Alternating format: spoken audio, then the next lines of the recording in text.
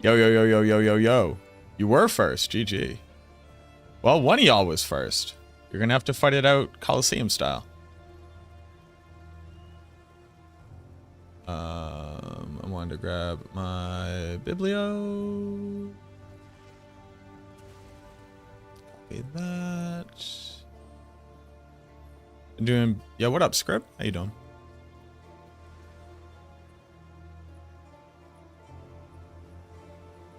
Agni Kai. Very good. Agni Kai. Very good. Oh, no one likes that. Endgame Infernalist build. People be asking.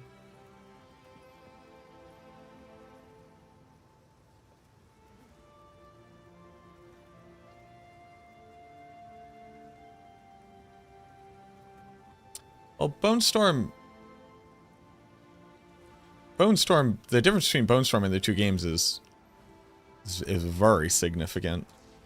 I wouldn't even really call them, I wouldn't even compare them, really. One is a localized AoE on top of the target. One of them is a projectile.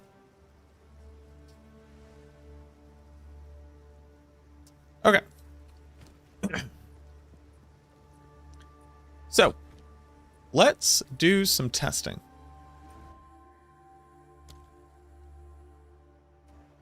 You don't like Bone Spear in Diablo?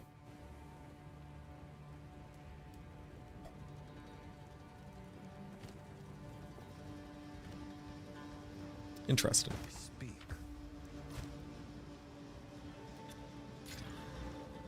Wow, this is a really good low-level scepter. That is an insane low-level scepter. What the fuck? I accidentally went back to normal Act 1. Damn.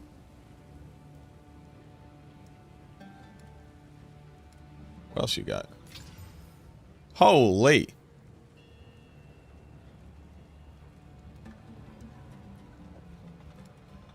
Well, add that to the pile.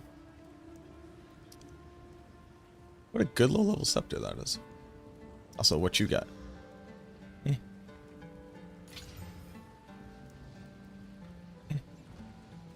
Hello. And I picked up that scepter and god damn. So god damn, what are we doing here? Game. Hello.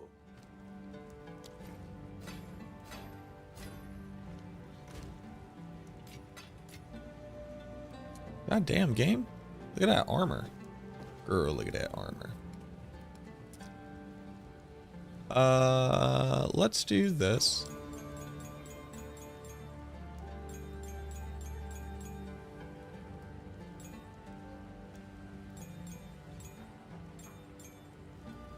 Holding on to all of these is basically useless. Support gems are fine. Greetings.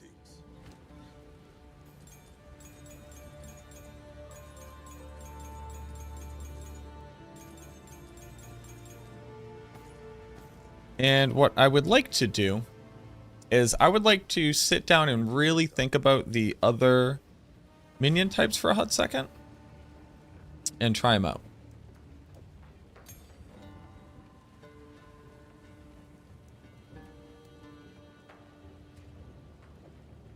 Just really give them a shot. And to do that,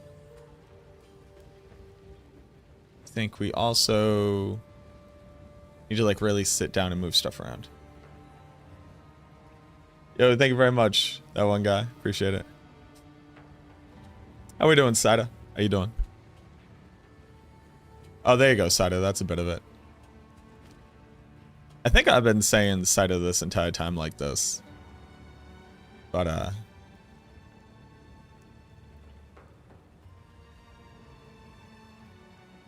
used to have a great thing that I would say to show off my accent, and then I realized it docks me a little bit, so let me modify it. How you doing? My name is Mako. I'm from the North Shore of Boston. A little place like just north of Boston. Used to be able to like throw a rock at it. I could basically see the Tobin from my window. But if I would just stay around my hometown and just talk to the other guys around there. I actually went to one of my buddies' weddings, and they're all from the same area. They're all from the North Shore. And for a while, I thought that I was kind of doing a caricature of my own accent because I like went off to college. Nobody had the Boston accent, and nobody would talk like me. And I always thought that was weird. But I eventually lost it so I could articulate better. You know, I would have to do presentations as well, especially trying to be in a research field. You would have to quite literally like give a dissertation on something. I went to my buddy's wedding, and one of the kids there, his nickname was Jello. Jello gets out of his car, and he sees me. He's like, "What the fuck's going on, kid?" And I was like, "Fucking Jello." And I was like, "Oh shit, no, that is what I sound like. That's crazy." So yeah, there you go.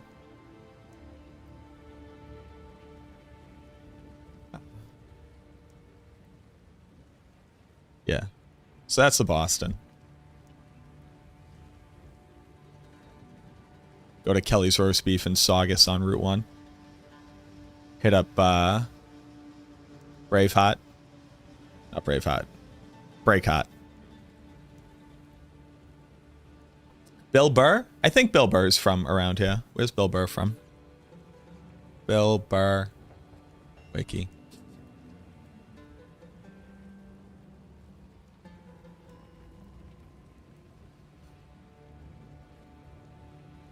He was born in Canton. Canton is actually in the South Shore of Boston. It's a little bit more like blue collar. Canton.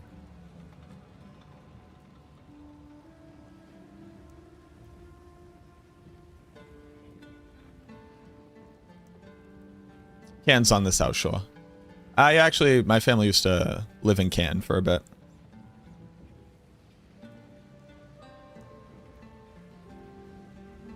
Yeah, but that's Bill Burr. Canton. My wife. She says to me, she says, "Why are you always being like that?" Here's the problem with Bill Burr. Y'all want to hear the problem with Bill Burr? Bill Burr is actually, like, as far as your typical just, like, average cishet white dude, he's actually, like, fairly progressive and like very understanding of the fact that like other people are just living their lives and he wouldn't want people to, you know, mess with him either. So it's all about just kind of like respecting people, and it's all fine. And then it's like every third joke he says is like, you know how you want to hit your wife? You don't do it, but you know how you want to? And I'm like, nah, see, that's the disconnect, boss. I think what you're saying is that you have issues regulating your anger and you don't have appropriate outlets or abilities to communicate it. Not everybody wants to hurt their spouse physically. You almost had me until the third joke. First two jokes, fucking hilarious. Amazingly insightful. Fucking love it. And then the third one's like, and that's when I really wanted to hit them with a car. And I'm like, don't worry, bud. We'll wait for you. I'm waiting for you, Bill. So, before we go straight up to Reva's, he's like astoundingly funny. He was on, you know, he's on Joe Rogan or whatever. And Joe Rogan is like, do you really think the masks did anything? Because Joe Rogan's just such a fucking, just a dude on Wikipedia. And Bill Burr is like, shut the fuck up, Joe. Let's not sit here and pretend like either one of us is a doctor. And I'm like, that's, yes, exactly. Yes, good job. And like 2 seconds later, he's like, but nah, I never wore a fucking mask. Or whatever. I don't actually know what his, even if he has a position on that. But it's like, you're fucking so close. So close, boss. We were just there. We were just in. We were in for all the marbles.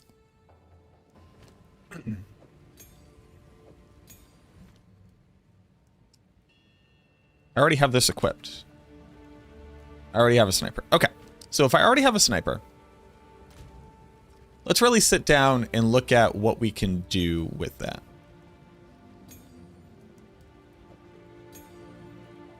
Pure Gaming, what did it do? Yeah, he's on the same bus. And like, I'm not walking around being like, no, fuck these people for being imperfect. I'm imperfect too, you know, right? Like I'm nowhere near perfect. It's just when you know, there's a lot of things out there where too often, I don't know why the fuck I'm deciding to talk about this while I'm trying to think about Path of Exile. You know, I think in general, because, at least here in the United States, because conversation points have become so dire, like conversation points have gone to the extreme where everything is incredibly dire. Because there's the very real impact of being ignorant to the, being ignorant to the impact of how we normalize things is very, very dangerous. And it continues to, historically, time and time again, lead to friction, where that friction is sometimes people's lives. So by becoming incredibly aware of these things, we are seeking to minimize that harm, hopefully, you know, as a society. You know, we learn, we grow, we come to appreciate different things about different people. You know, when the Irish were the immigrants, we stopped hating the Irish. And then the Irish turned around and hated the Italians. When the Italians were the immigrants, they were now the Irish. And then eventually that got assimilated too. The issue being that that same approach is not being applied to everybody equally. Now, going to the other extreme where you can't really have a conversation without it being, so you are against me, so you are for my death, sucks. But it's because that is the very real impact. Just because we don't see it often doesn't mean that that's not true. So when you have an example like Bill Burr, where it's like, well, I can't enjoy their stuff because they have said out loud that part of their internal monologue is they want to commit physical harm on their loved one.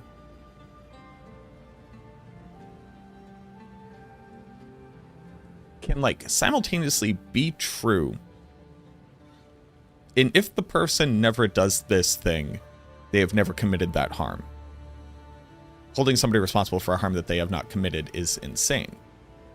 But it is in making light of it that other people, rather than go, oh, maybe it's weird that I would want to commit harm on my partner, maybe I should look into that, instead go, oh, thank God somebody else gets it. So it is very important to continue to be like, hey, that actually sucks. It sucks that we're even making light of it in that way. You know, is there a way for that joke to land without it normalizing to somebody else who hears it? Hey, you're right, I do want to hit my wife, and I choose not to, and that makes me a good person. Can we get to that punchline differently?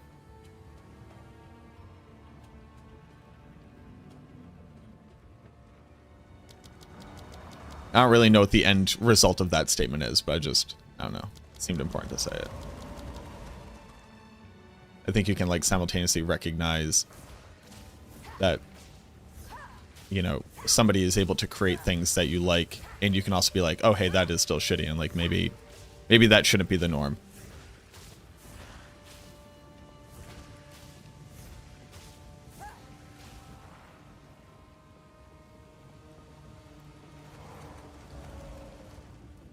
Wait a second.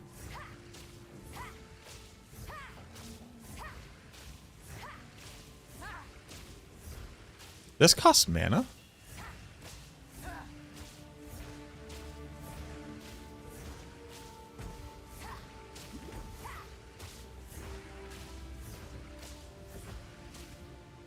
Commanding them costs mana?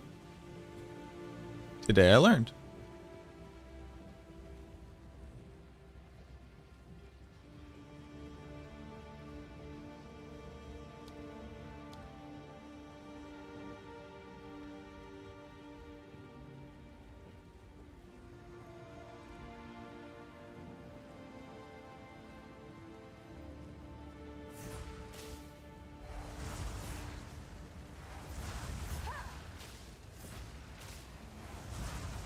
So there is a weird delay in cast where like you can actually I've found, depending on like how you swap between them, you can actually sit there and like permanently interrupt your spell cast with another input. Yeah.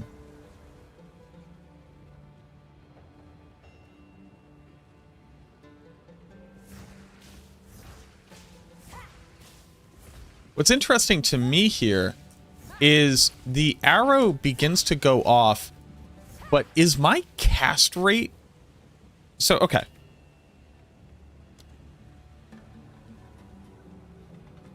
The attack speed is how fast they do the effect.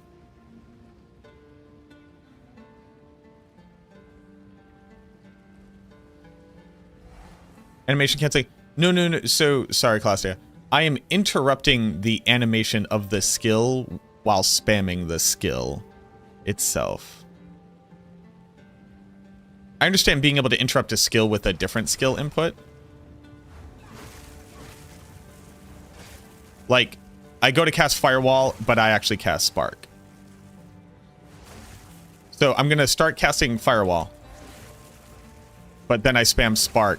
And rather than buffering these inputs, it goes to the next one. See how I've yet to cast... There we go. I just cast Firewall because my other one was on. But it's like, oh, Firewall, Spark. I actually don't cast Firewall.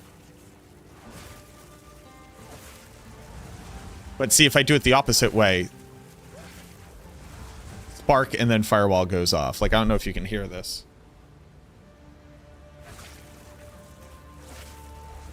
Right? And then, hold on. Maybe I have to take off my, hold on. Because the issue is that the animation canceling is inconsistent. And I think it depends on the cast speed of the spell and how deep into the animation the flag for cancellation is. What is it called? What is the thing that I use? The X lock.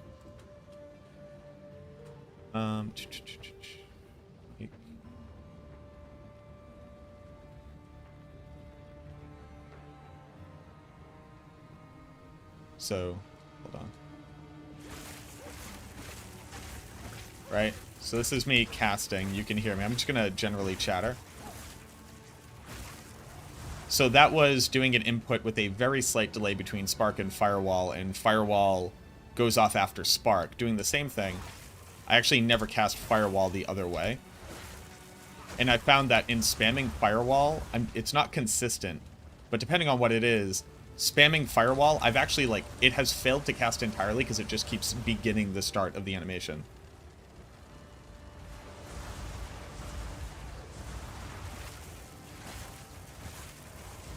But see how it works that way, but it doesn't work in reverse? See how I'm not casting Flame Wall at all, even though I'm doing the same buffer rotation here? Like, how late into this do I have to do for it to properly... That's basically not buffered at all, but I am pressing that before the other animation is done. But it's just like... Flame Walls... Animation speed... But it's cast time 1 second. Like, these other ones aren't...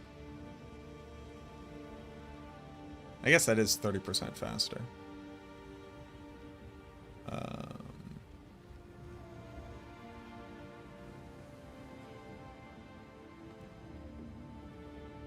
This doesn't even show a cast speed. Use, oh, 0.6 seconds. Okay, so it's... Man, I really wish everything was just always there. That would be cool. So if I didn't have this, I could actually have another one of these.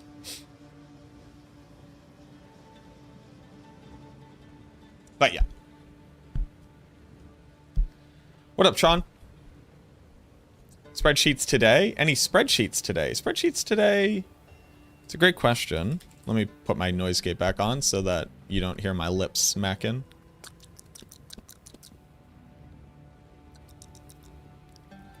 Y'all don't want to hear that. I don't want to hear that.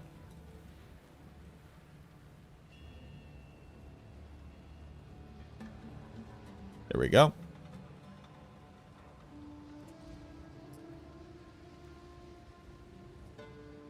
It's just straight up. It's a 60% increase to damage instead of a 30% increase to the maximum damage, and then everything else works like you would expect it to.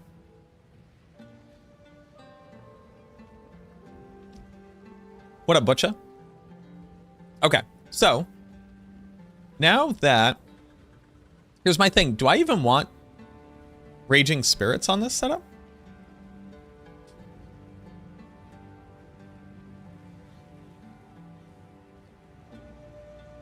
Oh, they could be like my main applicators. Fork, I don't believe modifies this. It does not. Does Scatter Shot modify this? It does. I assume these each carry their own explosion then.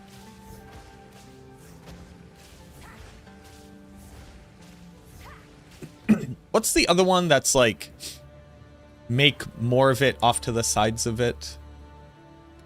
You know that one?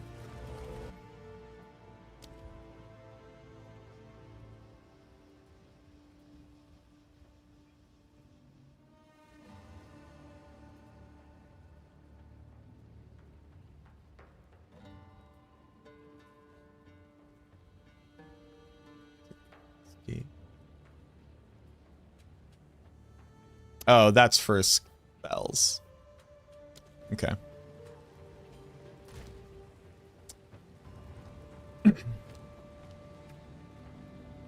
Then is the gas arrow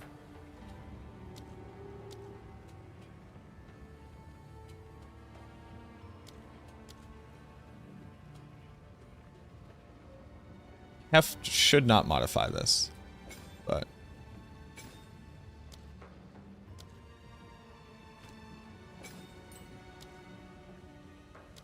it does. So this is a percentage. So this is a conversion percentage of damage.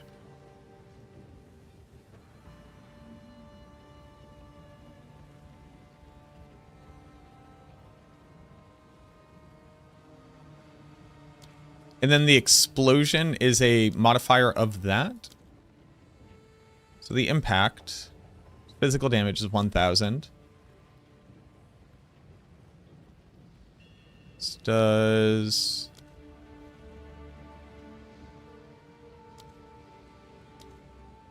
Does the explosion have to succeed a hit check?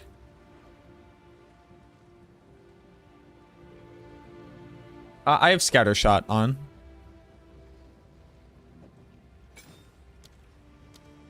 It says it increases it, so I'm just going to assume that it does. The explosion is not an attack. Gas does not. Arrow does. So the arrow, when it lands, deals physical damage.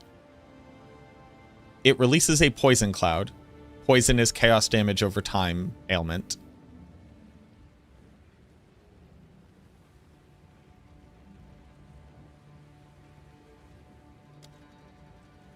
And the explosion. We can also take the...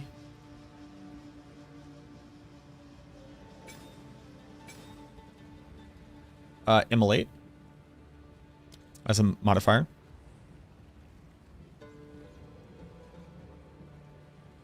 Magnified effect. My issue is, does magnified effect modify how quickly it expands?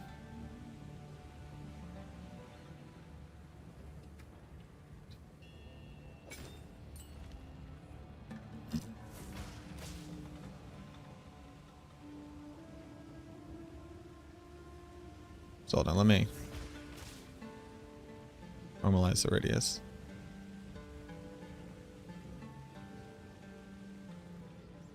Immolate will stop the explosion from igniting? How?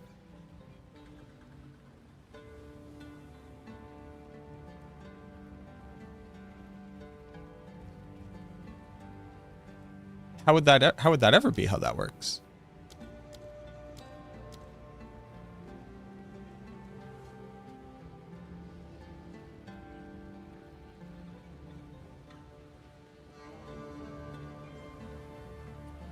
But ignite is a means by which you apply the ailment ignite to a target.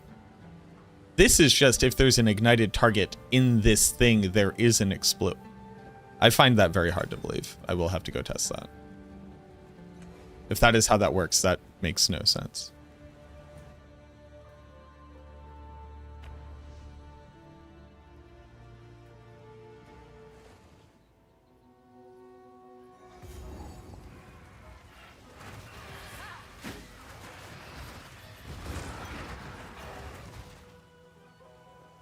Hold on. Also, everything is just dying.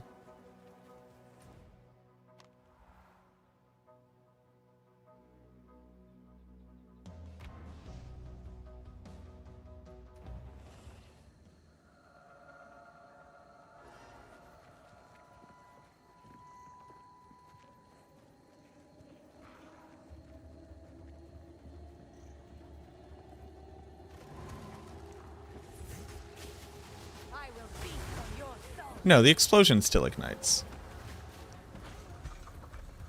Sergeant Circe, thank you very much for the raid. Welcome in, everybody. Hello, hello. Hi.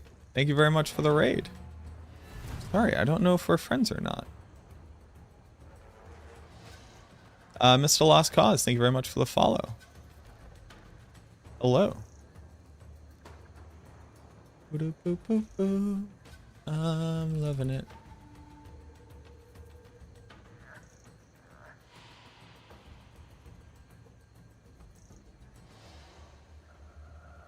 Thank you very much. For those that are interested, I'm a father to and a husband to Jaybird. What up, Jaybird? Our kids are younger and at time require my immediate attention, so be prepared for some interruptions. Active duty military squeezing. Game time. Never able to enjoy the content and drop a follow to support me. Pretty sick. My mom is prior military. Shouts to the military. What were we playing today?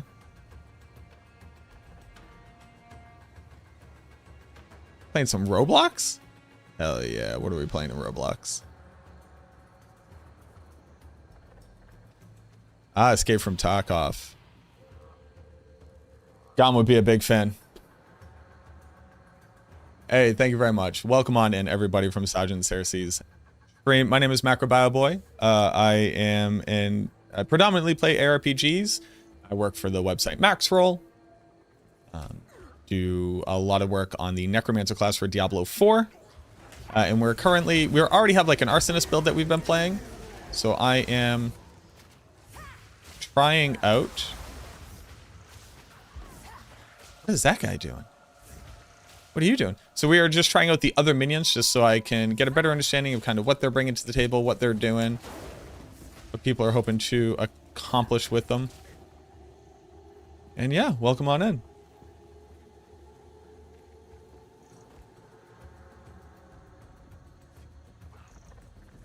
Welcome on in. Playing how to make cast on ignite work for the bone shields. Mine charges so slow. They nerfed cast on ignite. So it does, it is very hard to trigger it. That is by design. And basically, you don't want to use it and you don't need to worry about it.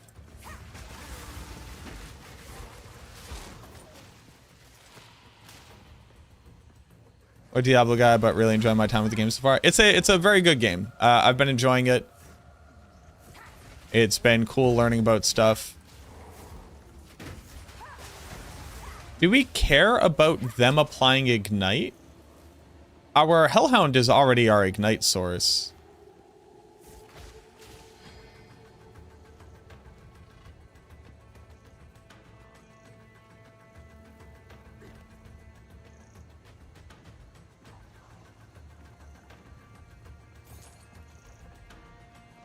And he already applies, depends on if the gas ignite. Well, the issue with the gas ignite is that I assume that the gas ignite has to actually successfully apply.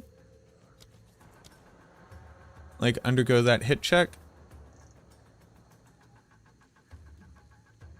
It does 5 to 15,000. Doggo is doing...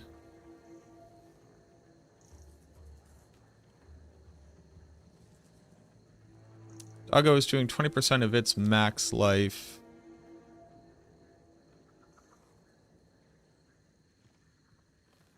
Is 2.5.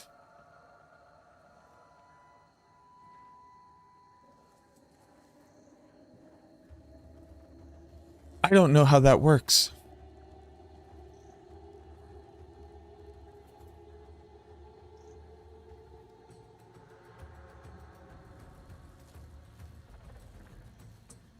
Yo, be good. Enjoy your dinner.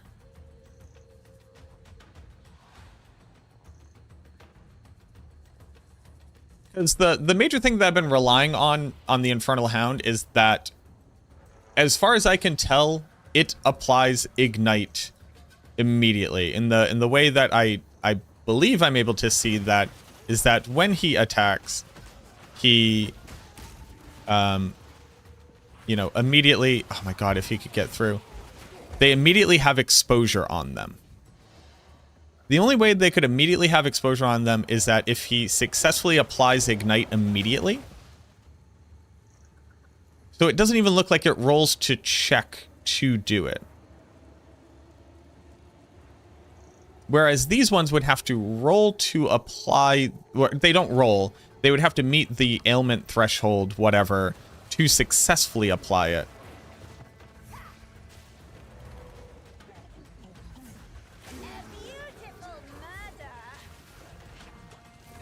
And having 2 Ignite sources makes absolutely no sense.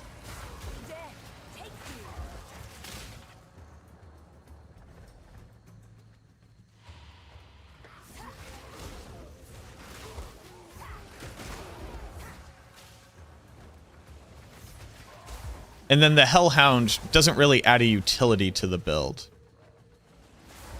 Also, if they're just one-shotting everything, now that like I'm looking at the damage clear on it, it was just kind of like immediate.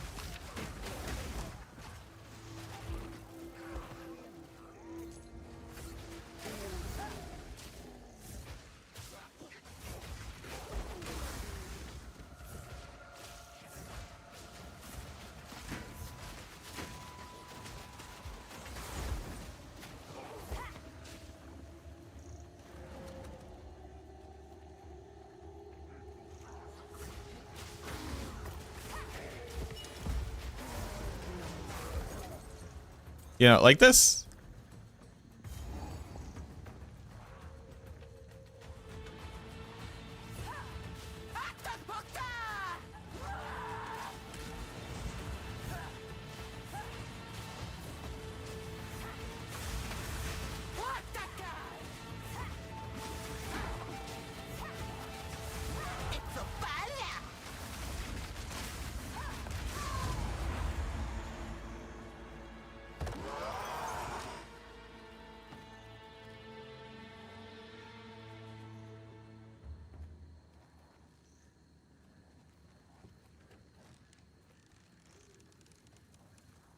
Are there other things that, like, is it that the explosion is a conversion from the poison glass cloud, which is a conversion from the physical damage? Is there, does anybody know that info? Where would I even find that information? Is this how it worked in PoE 1? And is PoE 1 already, like, detailed? I'll need to test. It's hard.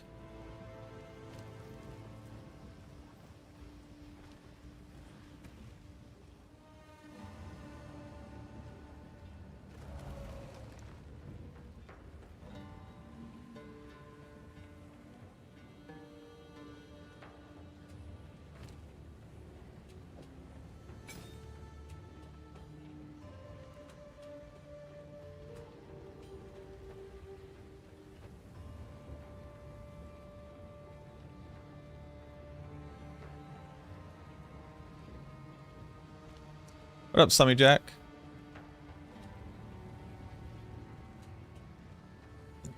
It doesn't tell me whether or not it's a conversion.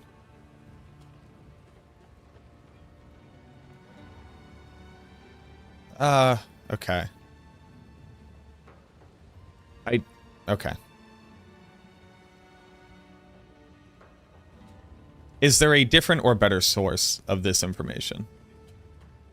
I'm not being a hater, but I need mechanics, not an aggregate of information.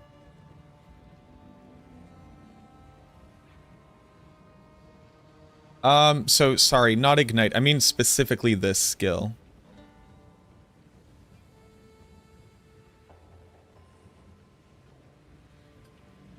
I guess I could try to do the math to figure it out.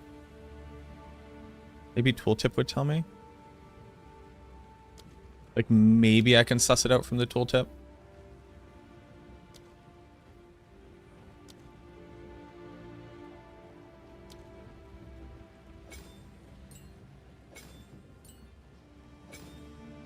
Okay. So.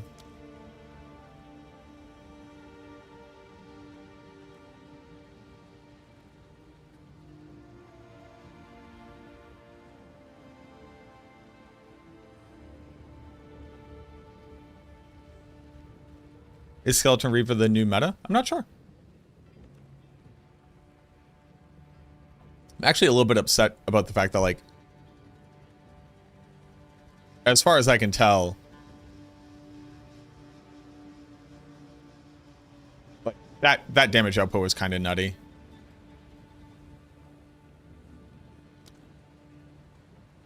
A bit because heft is too strong here. So impact damage of the attack. Let me bust out a spreadsheet. Let me bust out a spreadsheet real quick. Let me go ahead and bust out a spreadsheet real quick.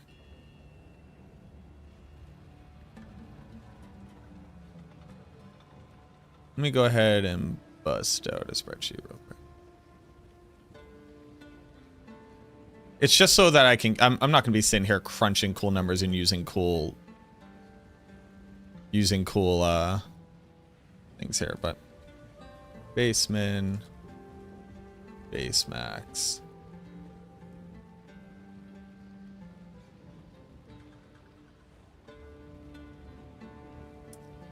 I'm not using cool functions here. I just need to catalog this information. Okay. So base min is 7. What? What? You what? 7121314.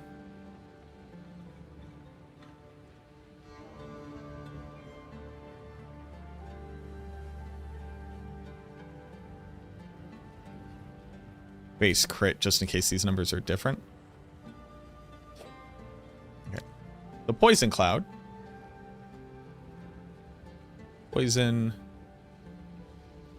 We're not going to be able to see.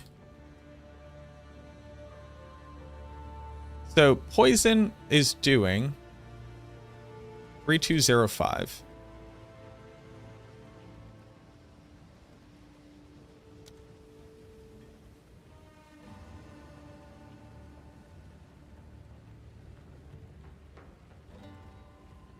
Wow, it really fucking like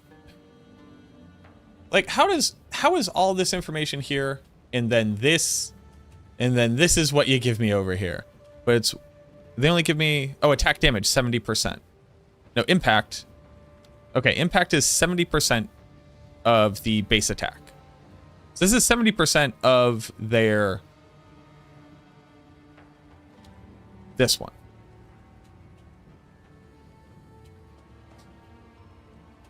So then let's go. This is base. This is impact. Right.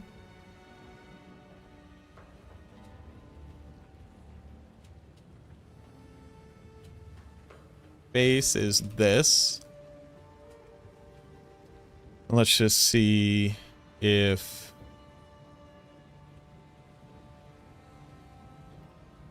It is. Okay, so the sheet is showing proper 70% damage. Okay.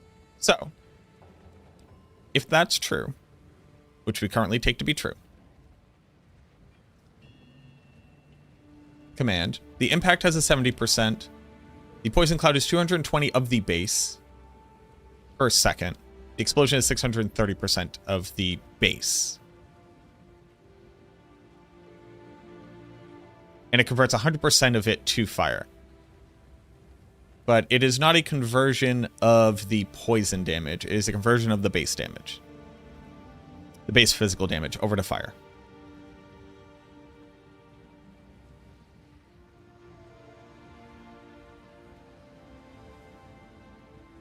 So if this is 220 and this is 630, let me do that math. So this should be equal to this multiplied by 2.2. And then average here. Well, I could just do average.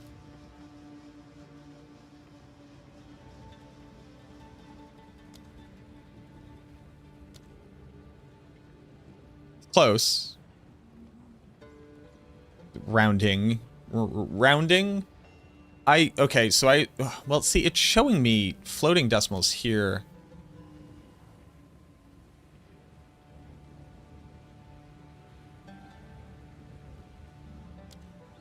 Oh, but this is showing me damage per second. So this is taking into account the... It's very slightly off, but I think it's because of how it is comparing against the damage per second here. 1020 point whatever. Multiplied by 2.2. No. Multiplied by... Wait.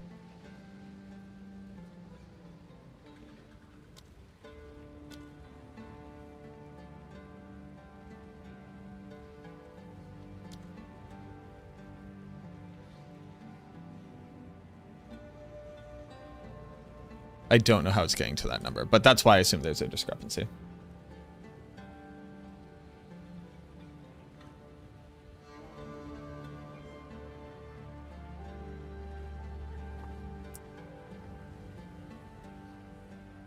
This becomes explosion. Explosion is, according to what this said, 630% of the base converted to fire. So it should be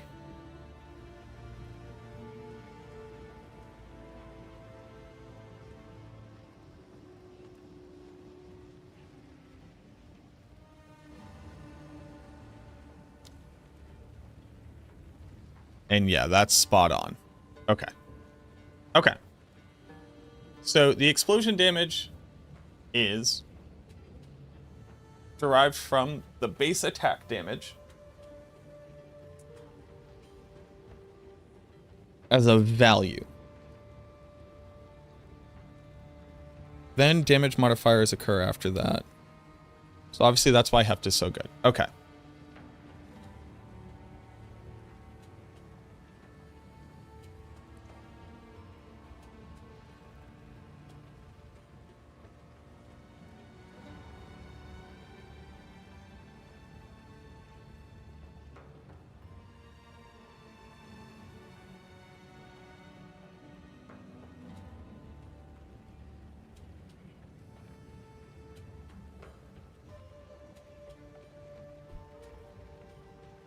So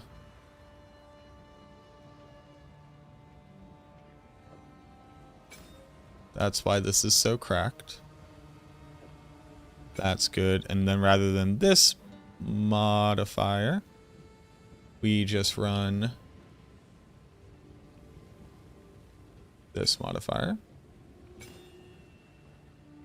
And then let's go see Ignagduk again, but letting that actually ignite.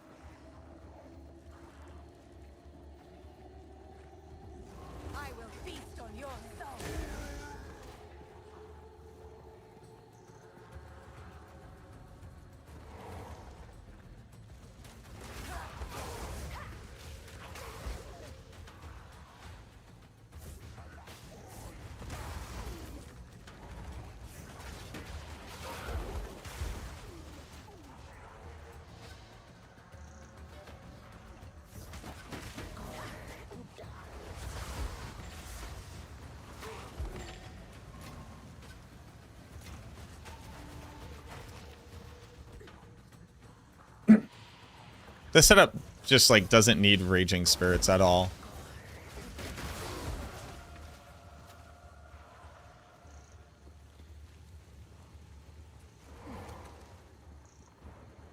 I think that means I can just fit in Blink very easily for mobility. Oh, Ignogdu. Donde estás?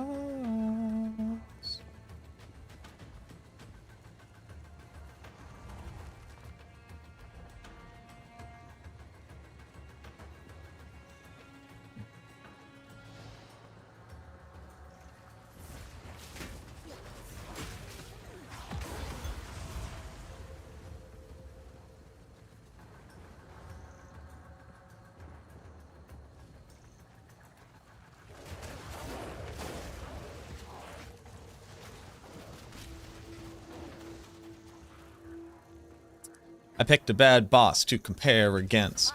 Picked a bad boss to compare against. I picked a bad boss to compare against, and I don't like that I did that.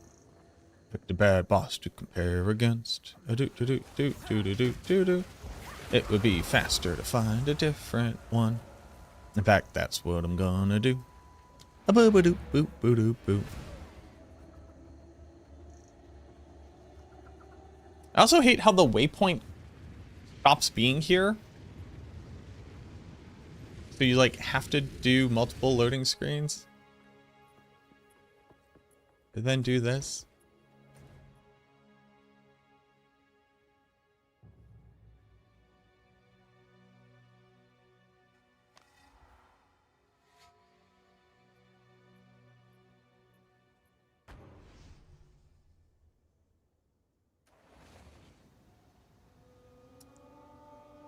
Alright, so first let's compare. They can't ignite.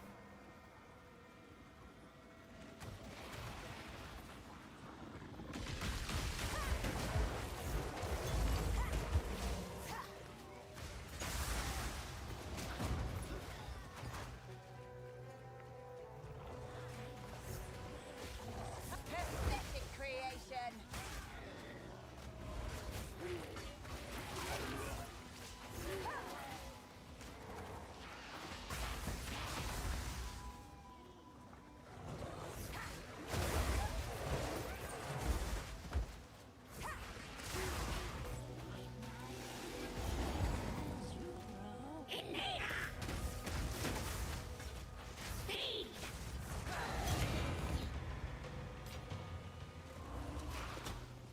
Yeah.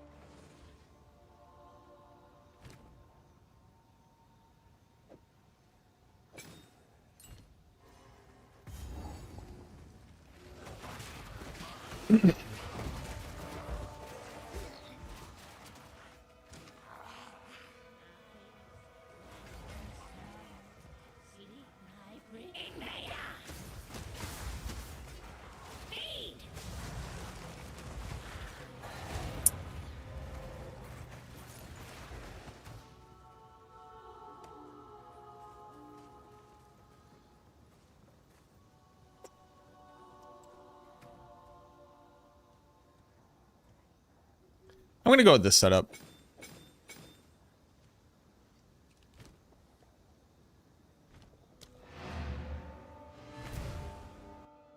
Hold on. What did I just decide? I decided that I don't think that their ignite matters so much. That's what I decided.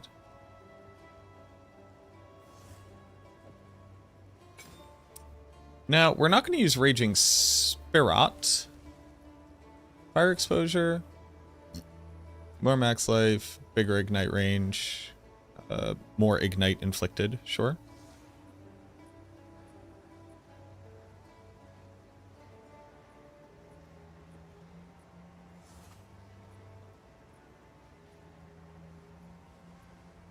Or I could put this on them, and it would probably be pretty good.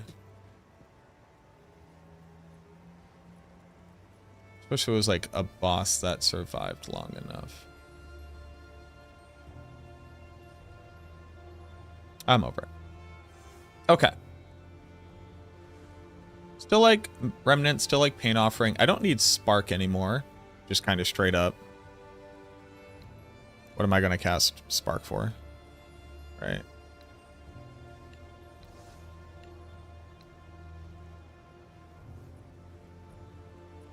What else do I do to support them?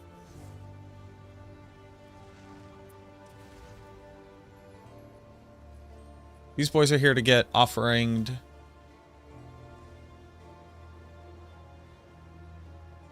This boy is here as my ignite source, my exposure source. I can manually explode with Flame Wall as well. Flammability, because flammability.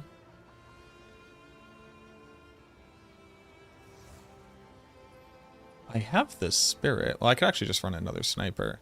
Does running another sniper do anything? Because I can run Raging Spirits and actually just have them apply a bunch of modifiers to the targets. Like armor breaking and shit. Because I'm getting them for free. Basically. That could be good.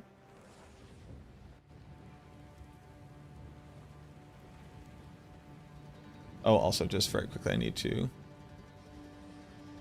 update this.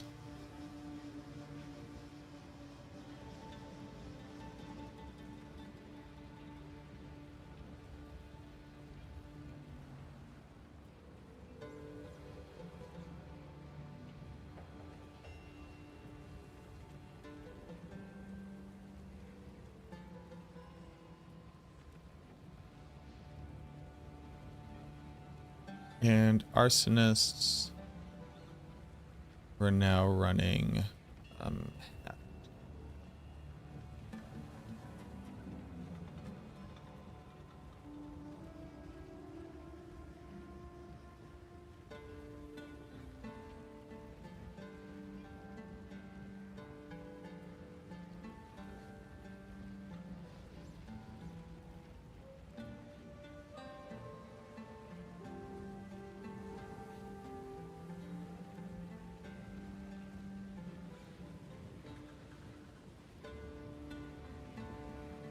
Lachlan in the graveyard.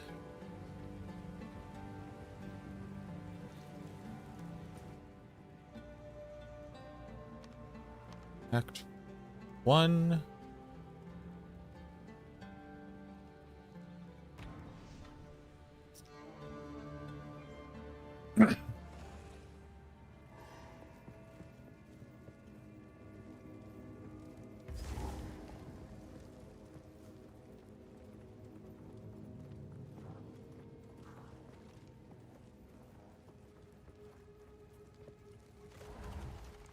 Homeboy ain't here.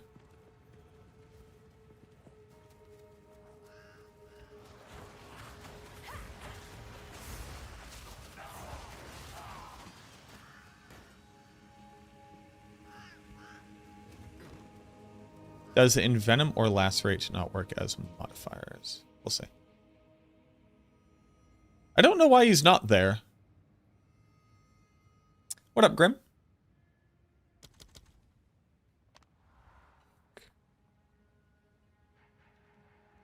I hate this.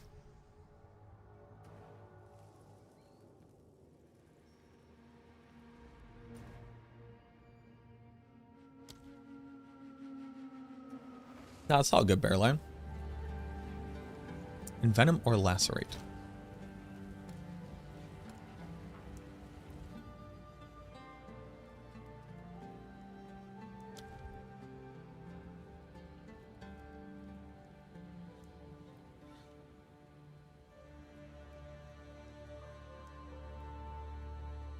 You can't apply poison via shock because shock does not apply physical or chaos damage.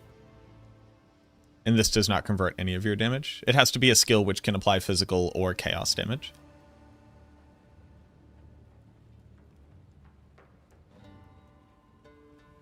Use flammability and then you use contagion when the mom dies. It spreads flammability. Use flammability and contagion. I did not know that. I thought I heard people saying that. Contagion.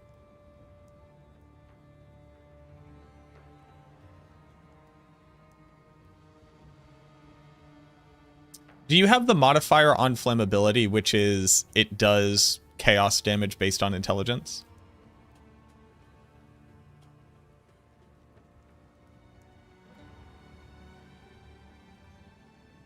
Because that's the only way that contagion could carry flammability with it.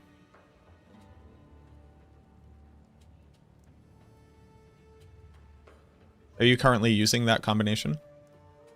Because somebody else said that to me, and I was like, well, that is physically impossible.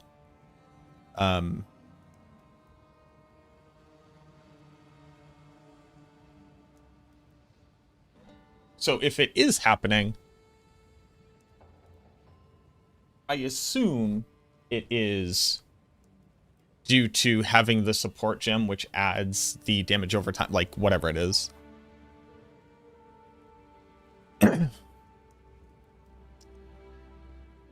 But, okay. So, now that we have these, we can look at other on hit.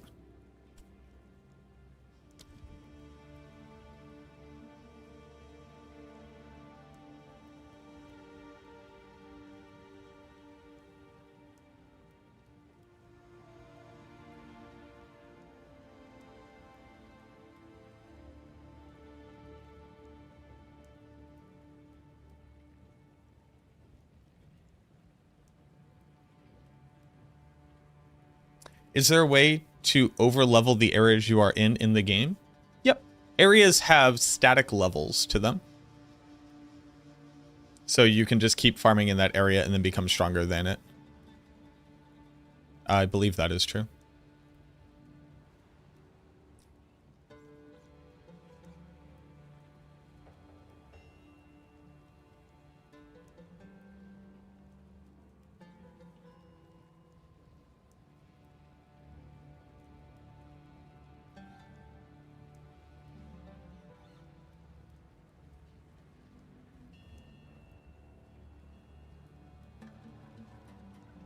Yeah, let me know what you find out.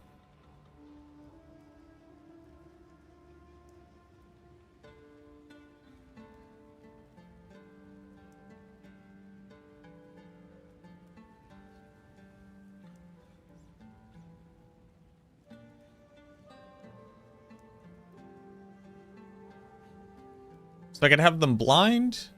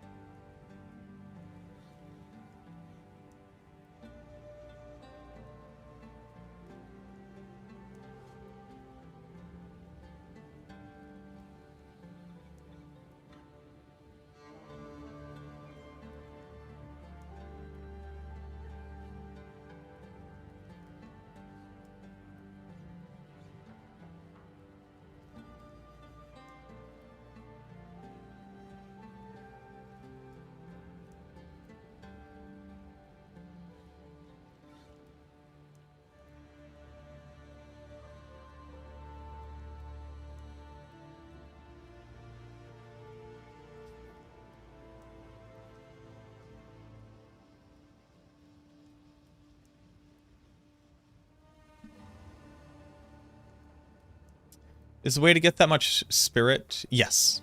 Yep. It's the only way. Like, there are in-game ways of granting spirit, but the vast majority of your spirit comes from on items.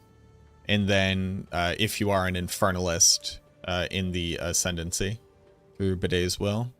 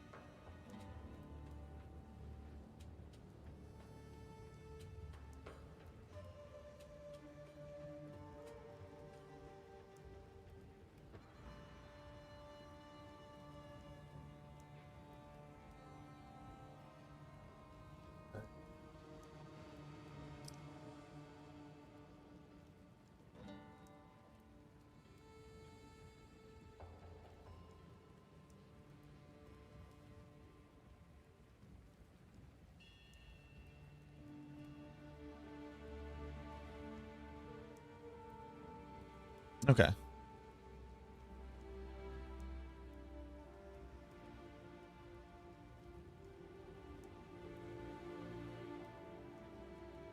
I haven't really tested it yet, Bearline. The initial damage that they do is like obviously very big. Now I'm trying to figure out how to support them. Because it's not just swap them in, it's also change how you're using the rest of your skills to support. So the only things that I really saw here that were of interest were Maim and what was the other one? Blind? Blind. So blind.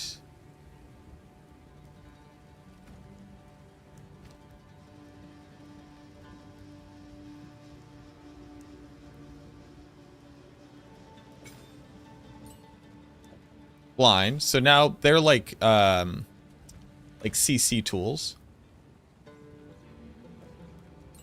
Let's put away the ones I was actually using. Right, pen was in there somewhere. Fork was not one I was actually using. So then that's what they're doing. Flame Wall is there, so I can trigger Ignite, and also I can summon my Raging Spirits so that they can do some crowd work for me. I could also have them like do I could have them do no damage at all, and instead do knockback for me. That'd be kind of cool.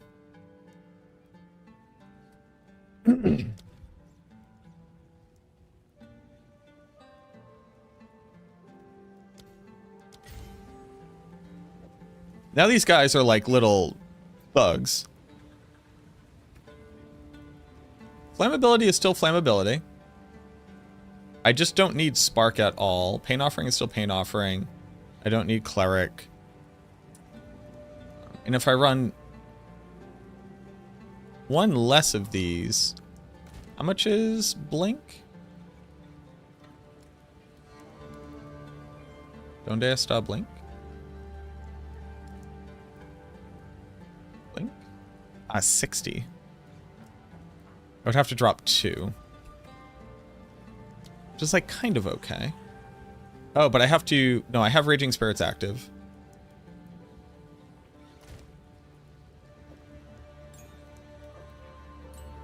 So if I'm actually able to like clear fast enough... And here, let's take out Arsonist for a hot second. All of a sudden I can like... Oh, I would need dexterity.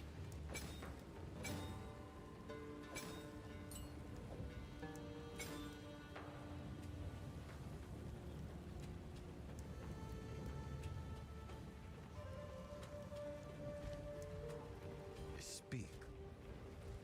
What is it? Enough.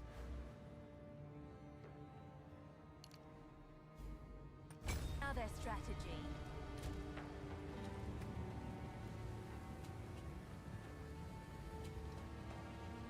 What is it? Time to change plans.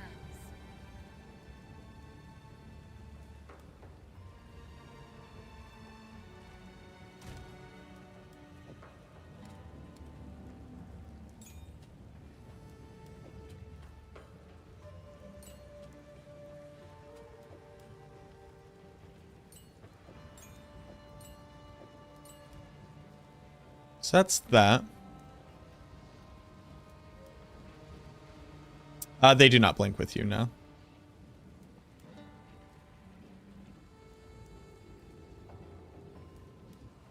Is there anything else I would change about this? Probably not, right?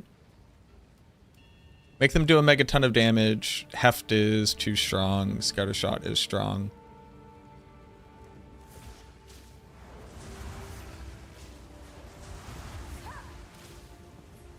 Keep my boys going.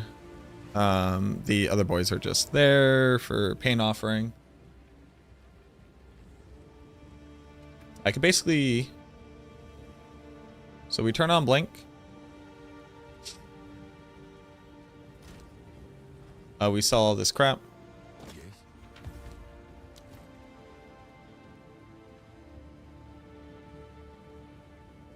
Actually not bad. But I don't care.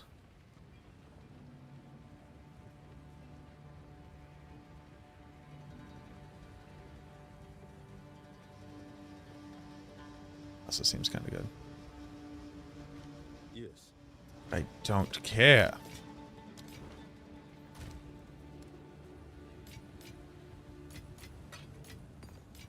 What does quality do to you? The radius, the impact. That's kind of nothing.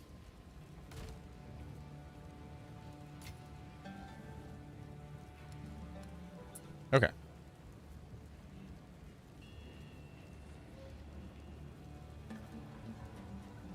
Let's take a random tier 11.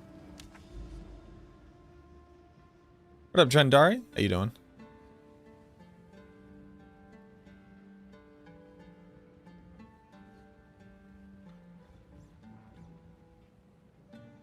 And I was building out towards towers.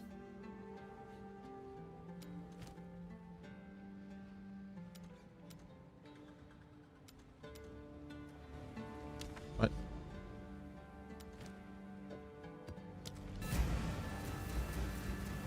Okay. I hate to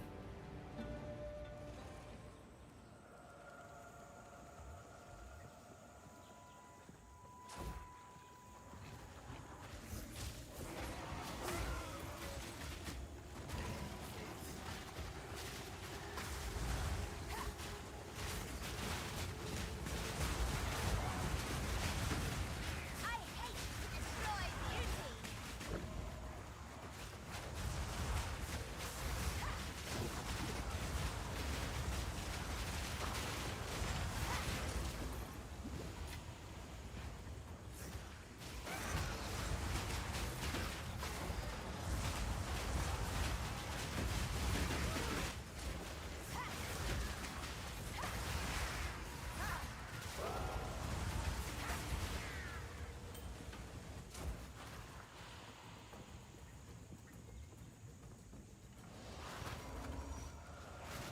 Hmm.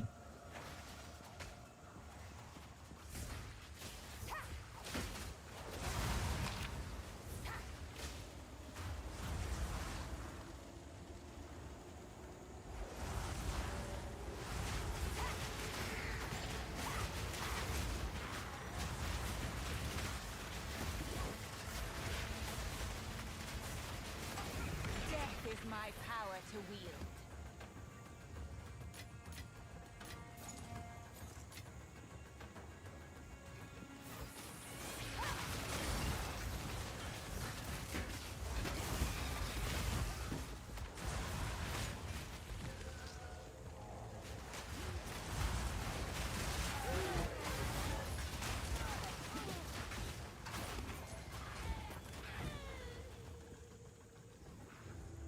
Return to nothing.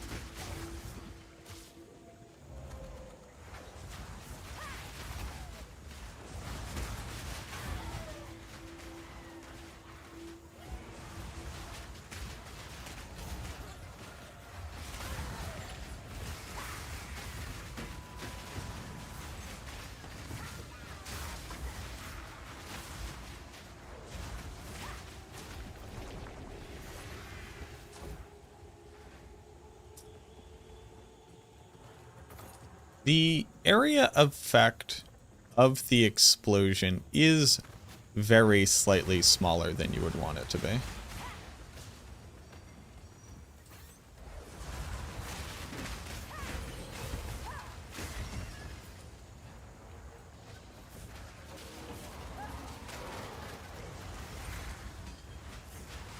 But it's because they get exploded very quickly. So they don't have time to spread out. Because the explosion appears to occur over the entirety of the area. But they don't spread out very quickly. And the dog is just kind of igniting them the whole time. So then it's like, don't even use the Hellhound. And use Raging Spirits to ignite instead. Actually, just use Flame Wall to ignite. Well, the Raging Spirits are just kind of free.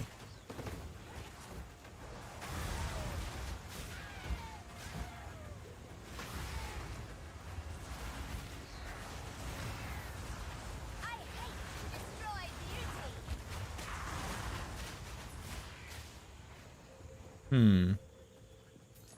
How do you make that more efficient? It's like the damage is very nice, obviously.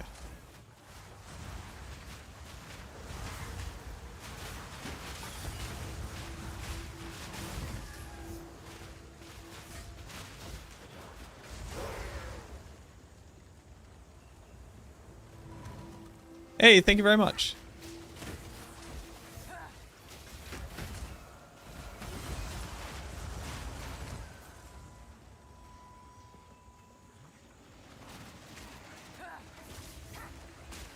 Well, I basically I want to be able to deploy the explosive arrows faster and hold off on igniting.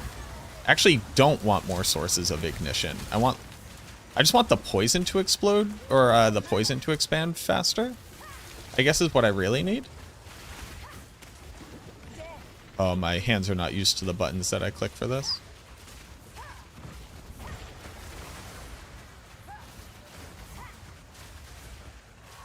It just takes a very, very long time for it to actually happen.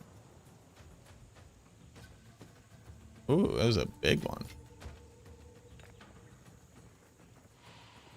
Not currently using Arsonist, no. I'm looking into,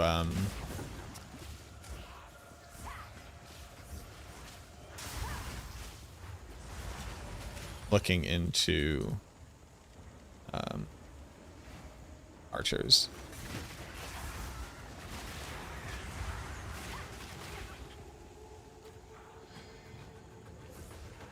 And this is after they nerfed the arrow, right?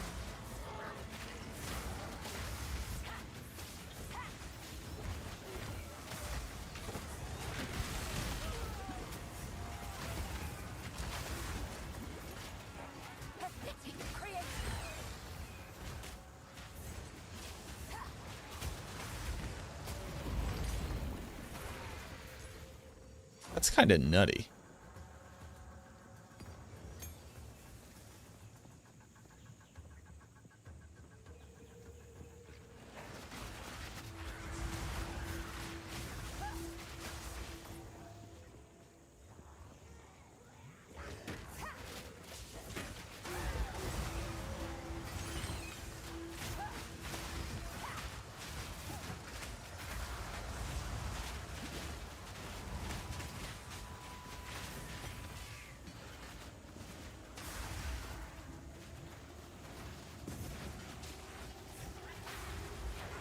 Well, I wouldn't want to stop Ignite on the dog. Like, I just wouldn't use the dog at all.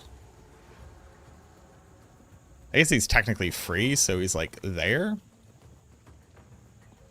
But anything I would want my dog to do... He's nice for automating the Ignite. He also manages exposure for us.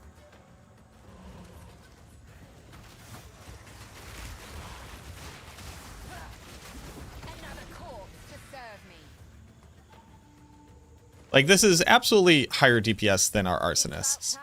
I feel like you gotta click more buttons, but...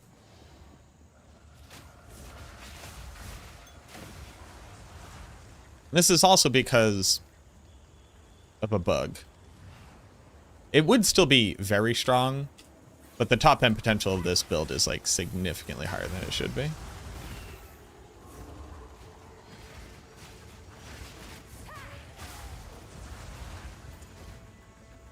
And it's weird, like, you don't really care. I feel like you kind of want them to be able to do damage with their actual arrows. We also kind of don't care about that. And I feel like the economy is I just spam the Arsonist now, so I actually don't have time to do other stuff efficiently.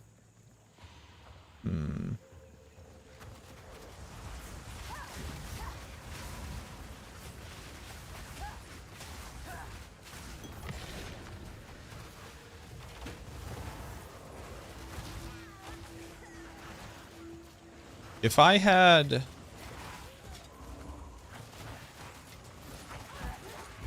Sorry.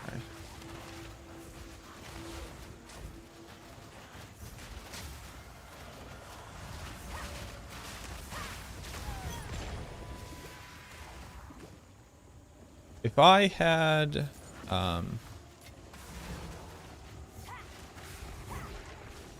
And all the elites were just right here. But if I could get better at cast rate, this wouldn't feel as bad. Oh yeah, just absolutely igniting this, like, methane gas-infected swamp area with explosives ad nauseum.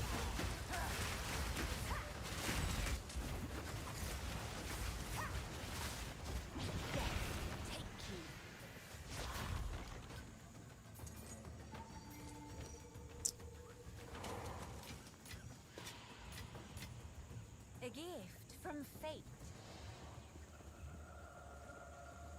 Yeah, this is, like, significantly higher boss DPS. Or, just DPS in general. It's just, it kind of feels bad. I think other people won't feel as bad about it, but I really dislike how slow it is. Like, how physically slow the animation is.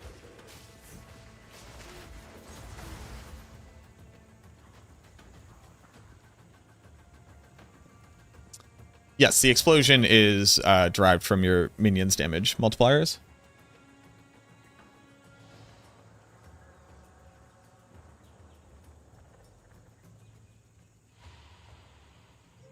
Any advice for which on controller where aiming gas isn't as easy? I think that Arsonist is a really good way to play.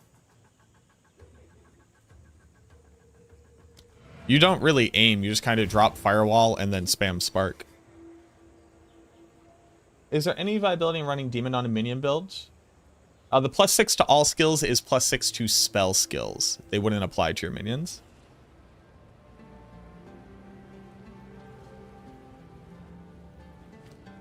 It doesn't really synergize with a minion build altogether. I don't hate that. Mana rarity, reduced strength.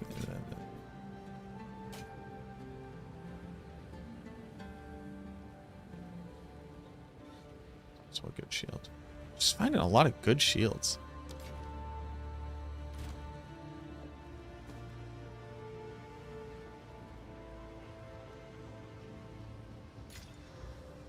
Chaos.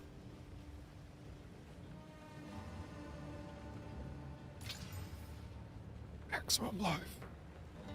It's not a lot of maximum life, but it is maximum life.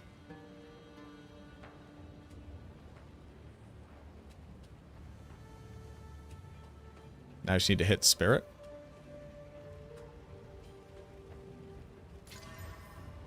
That's not it. I rolled maximum life into Spirit. Hold on now. I would be losing 3 Spirit to gain 32.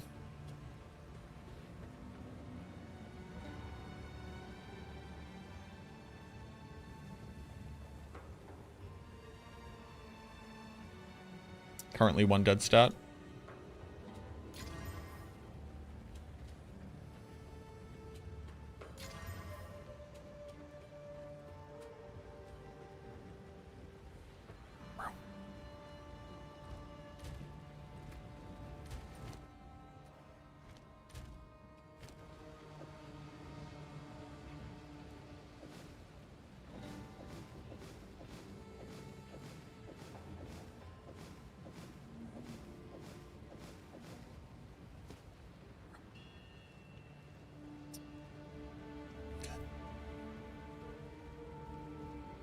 Does quality apply to implicit stats?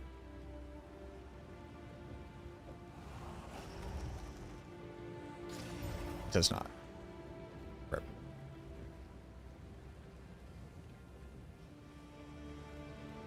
But I'll take it for sure. That's with drop.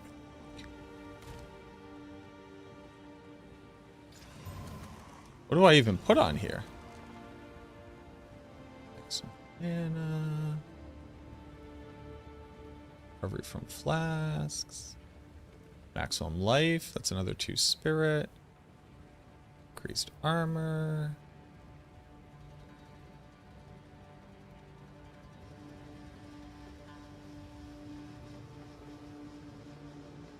Increased armor? Like, if I had Chaos Res, I could put it in here. I don't really need that, though. Maximum mana is probably less important than the maximum life. Maximum life would be 2 spirit. Wait. Yeah, 2 spirit. Mana regen would be nice. But 40% increased armor and res, because I don't have any percentage on this right now. That would be nearly 120 armor and 40 energy shield, which would be pretty good.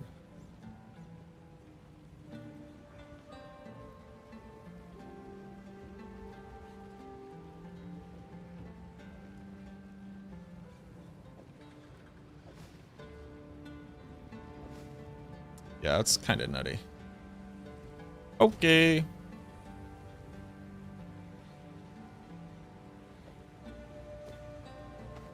So that was cool. This is just an insane shield. That's nothing. Okay, okay. Attribute modifier, that's pretty cool.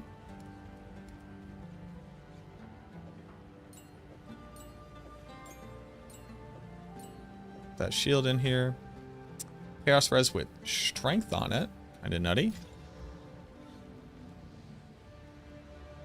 I no longer care about this ring, but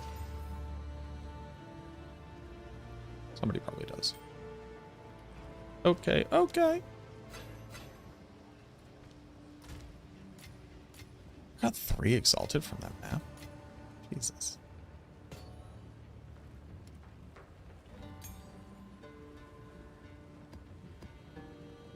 Oh, also, I found out this doesn't work when your minions kill something.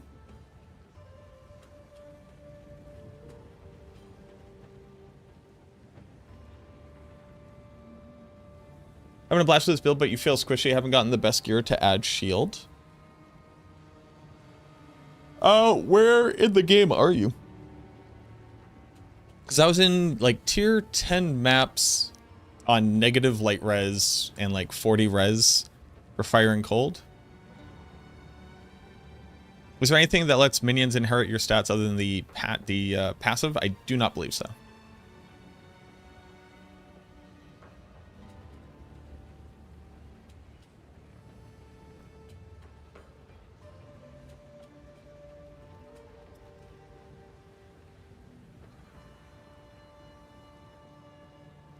This is a pretty good little piece of armor here.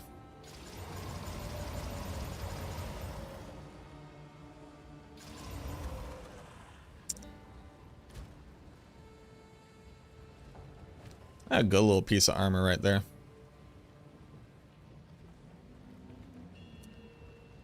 Nearly perfect on the spirit rolls. Chaos Res is obviously huge.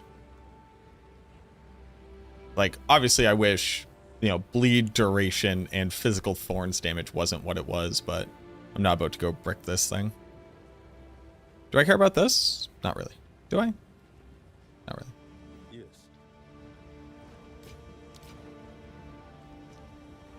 Now, is there any way to make this more effective?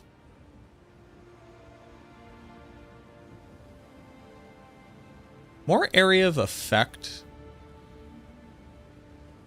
I think, is like approaching better than more damage.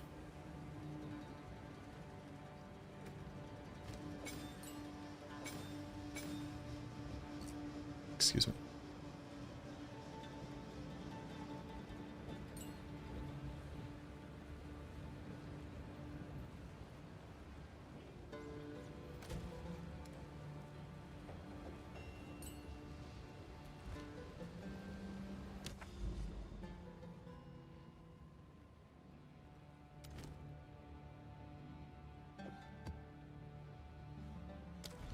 I also want to swap out my charm.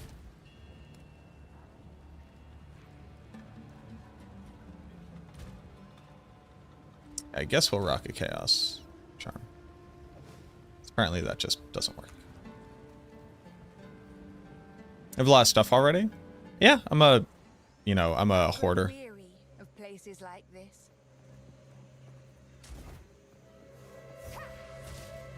What's going on over there?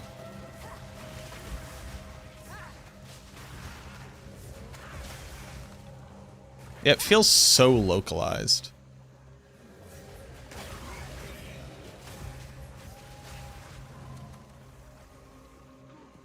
I will feast on your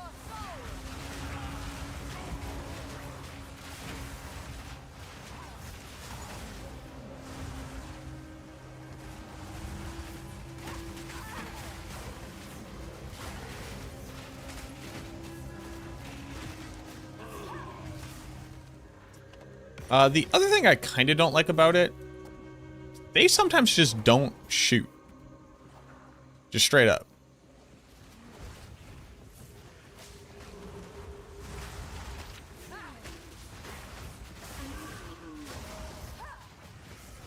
But the clear speed is undeniable. Gotta get used to it. Vile flower.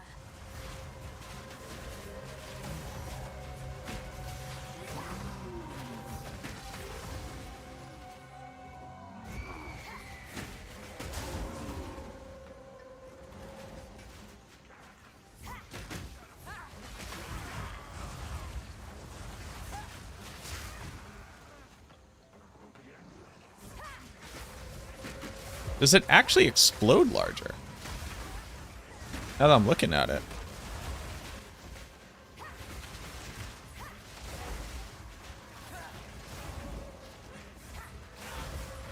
Death is my power to wield. I don't think it is.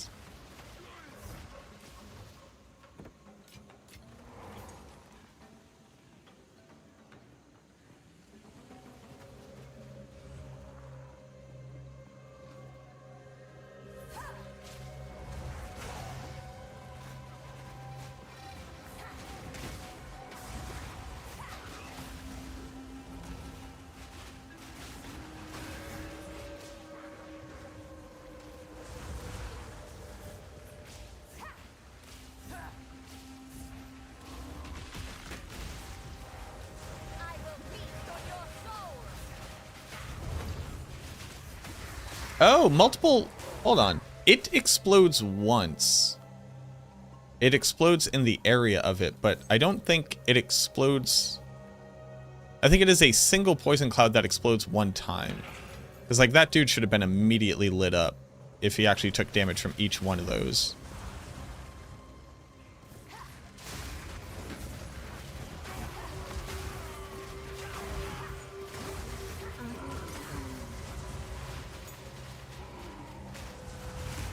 The knockback on this, on the SRS has got to be one of the cutest things I've ever seen. Watch these little guys knock back. These doofuses. Watch, here they are. Here, watch them knock them back. Get very slightly moved.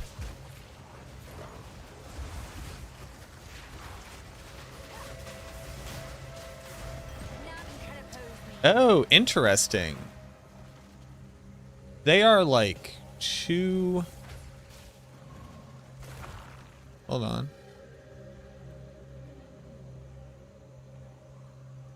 They're going to often be too far away. I don't think this is doing anything, by the way. Whereas...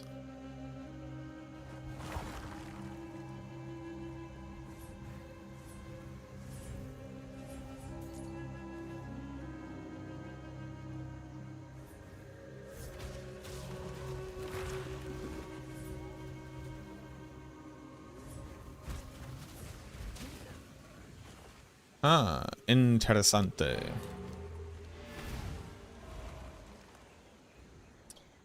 One, I think I just give them more damage.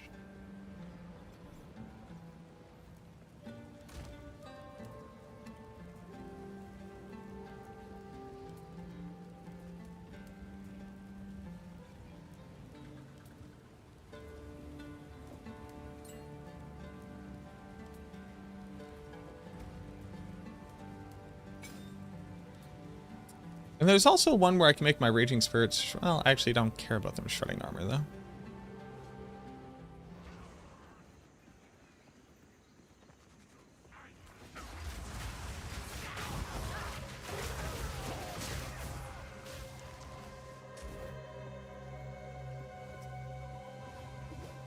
I almost had a thought, and then I realized it didn't matter.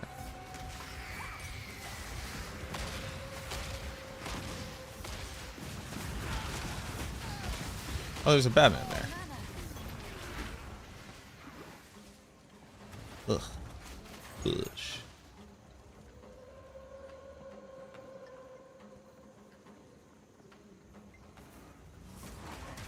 I can create better.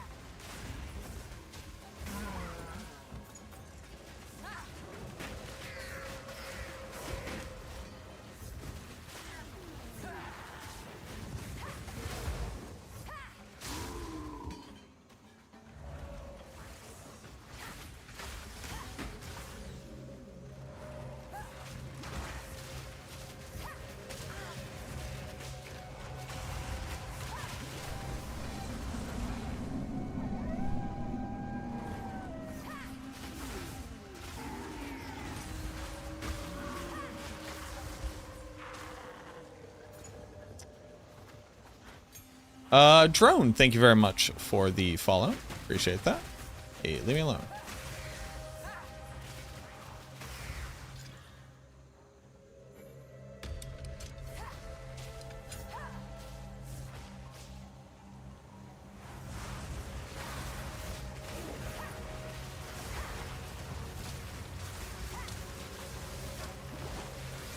None can oppose me.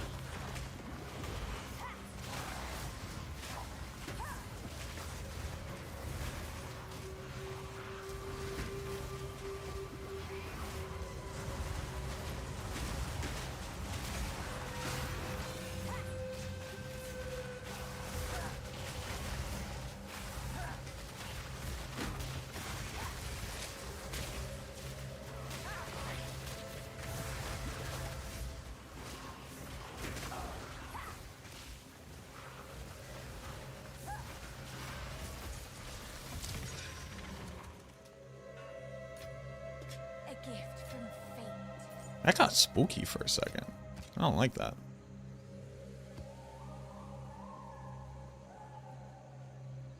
Okay, okay.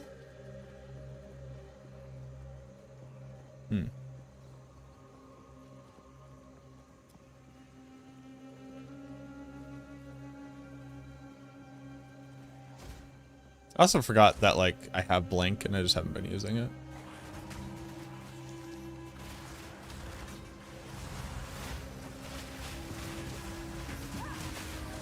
Too soon. I mean, like, 2 casts and killing an elite is pretty good. No. No. No, I say.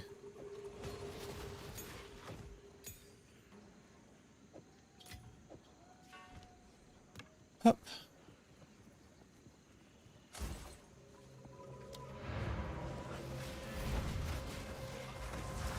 My main issue is, like, how dog shit their damage is.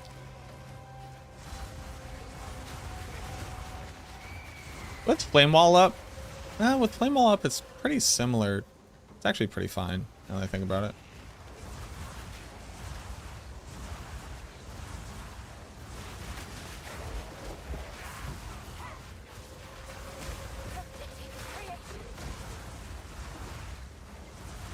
No. I think they're just strictly better than Arsonists in every way.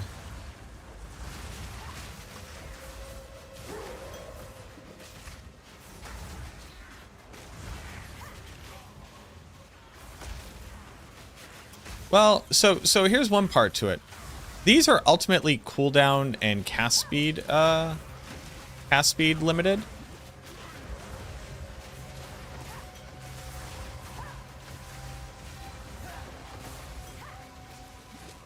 Because I don't think them attacking faster modifies how quickly I can use their ability. But the Arsonist attacking faster is a direct multiplier of their DPS.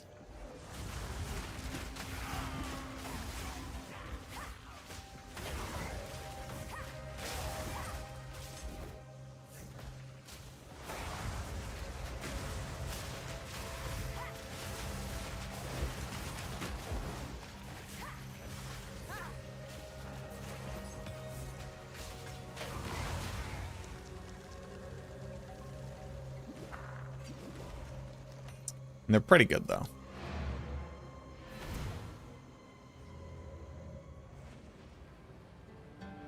Hmm. Yes. Indeed.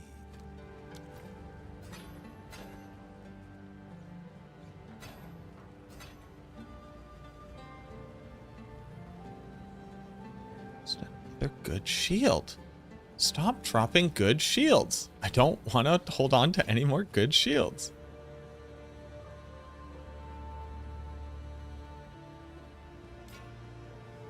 Physical spell levels. Well, goodbye thing that might have been cool. I'll be here, waiting.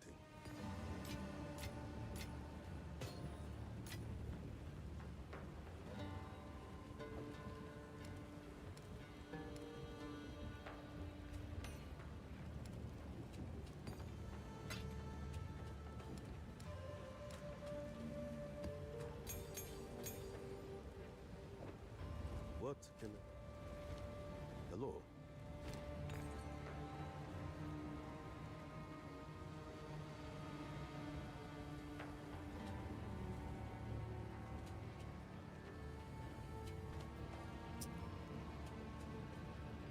What up?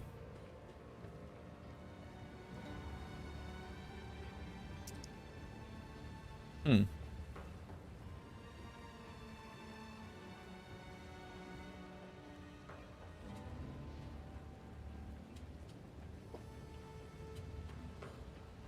Got Omega nerfed? It did not. That is inaccurate.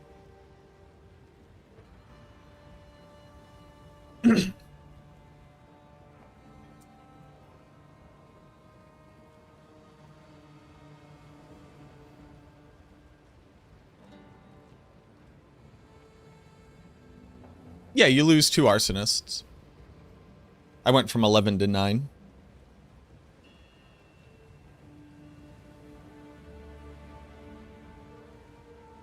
But it would be buck wild if I was not aware of that. That would be we'd be living in a timeline. Yo, what it do, Chalet?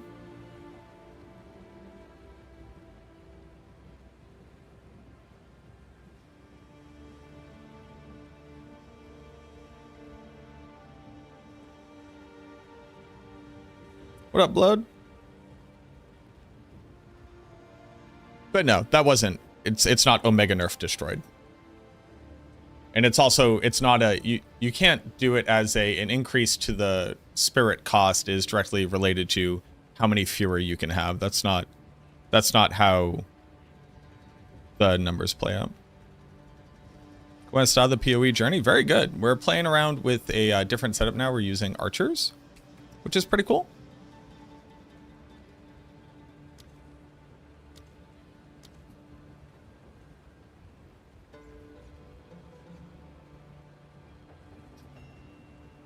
How much crit chance can you realistically get to on the build?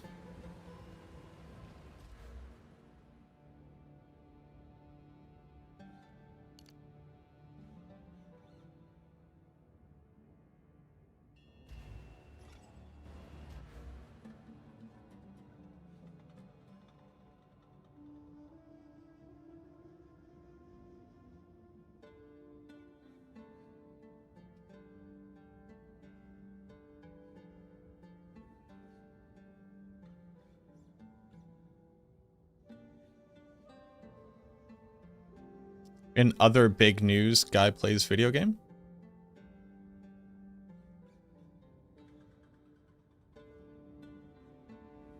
Marvel Rivals looks like it's very fun. 60%.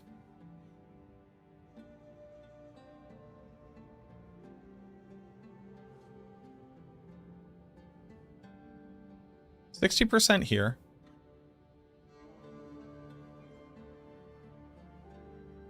Yeah, it's Marvel Overwatch.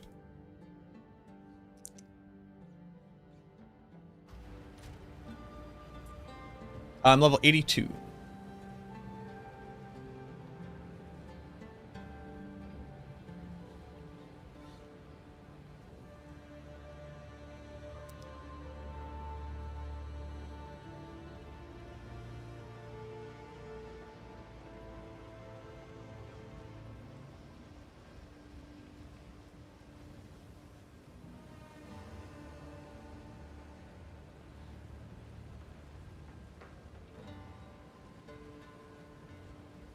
Streamers do not hold power in that way.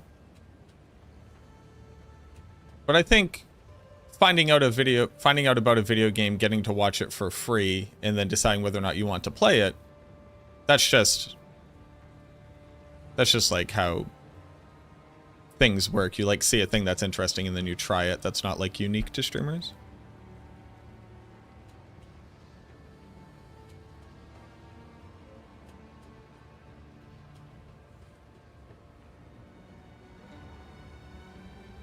10% crit chance is not equivalent to 1% crit. It's a modifier of the base crit chance.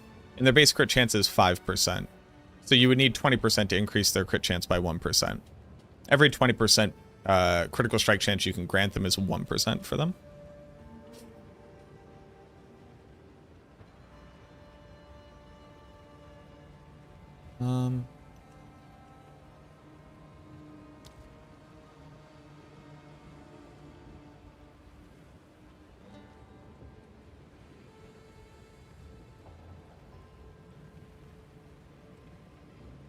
I don't think PoE 2 has beaten Marvel Rivals. I don't think comparing those two games would net particularly valuable insight into like the differences between them.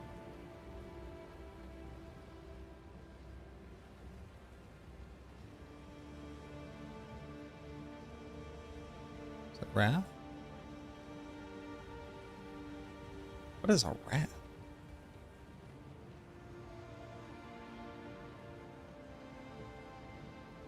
Omen? Malice. Malice.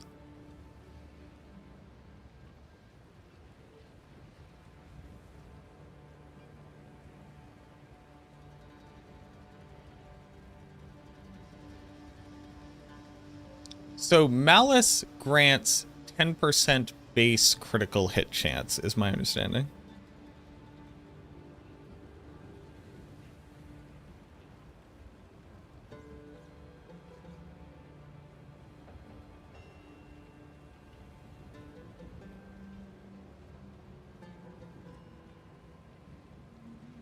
Check Steam. Are we just saying games have different amounts of concurrent players? It's just so I'm sorry. I'm sorry. Let me back up a whole bunch.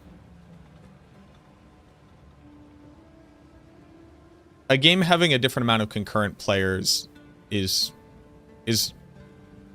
both an objectively true thing that can be said, but these things aren't beating each other. To be beaten, you have to be competing. To be competing, you have to be in the same market when we're talking about something that can be consumed, like a video game. And the various outposts, like the various genres of games, tend to have very little overlap with their player bases. So Rivals is not competing with Path of Exile. Just like neither of them are competing with online chess, just like none of them are competing with, you know, football or soccer. You can't beat something that you're not competing against.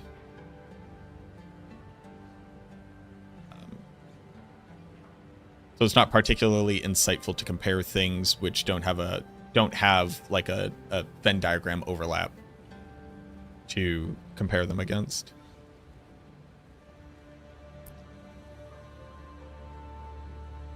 So the reason why we're using Malice is because it's increasing the base crit chance up to 15%. I have to assume that is true. If that is true, then how much critical strike chance?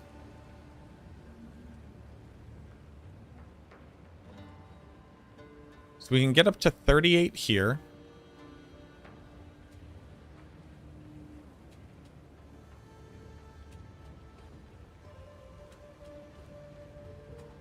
You could grant them critical hit chance through your amulet.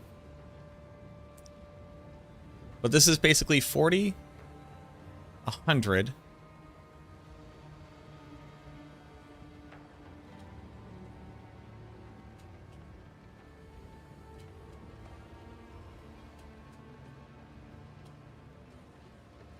So here's 60, so that's 100.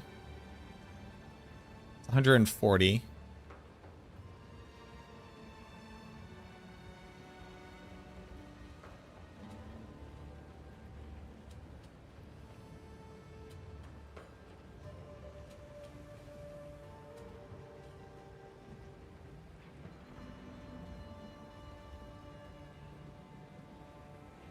$160.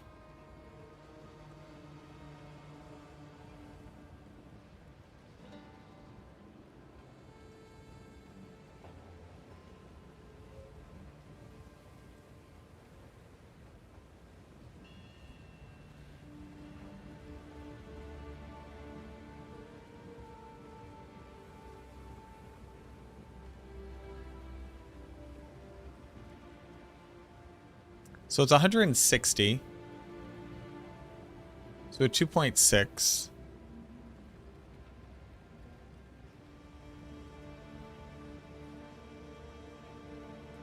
You can get them up to like a 40% crit chance?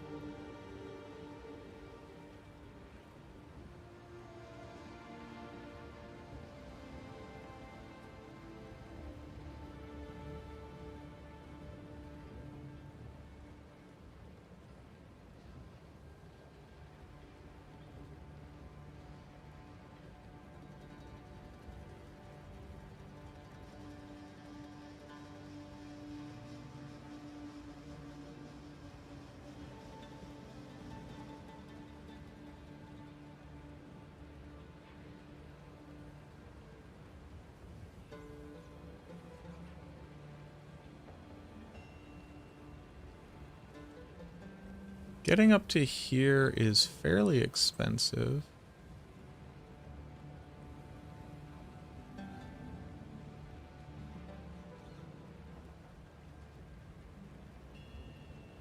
Are there support gems which increase the chance to crit?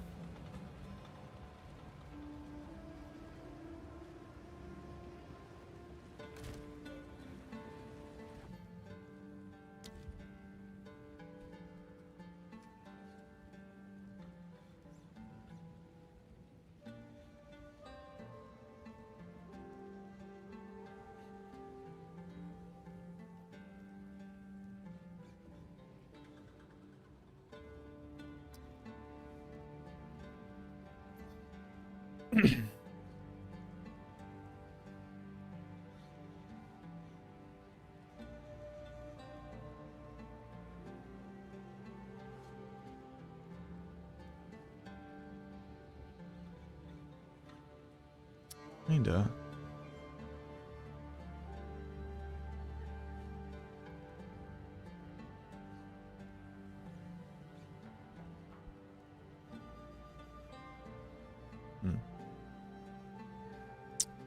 Curious on why you chose Arc as a spell. Arc generates like 12 plus projectiles, which move very fast. You can make them pierce and they ricochet. So they will continuously pass through your flame wall. They pick up the initial fire damage. They hit a target. They can then pierce them, turn around, and come back through. And they can do that like 3 or 4 times. So especially in a small enclosed area, it adds an incredible amount of like burst shotgunning damage.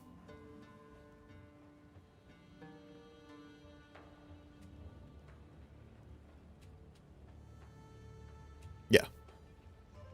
Spark. It's a very good skill. Also gave you like a proactive way of applying damage that wasn't minion based. It's a fairly large DPS increase for the build. You basically have downtime between flame wall casts.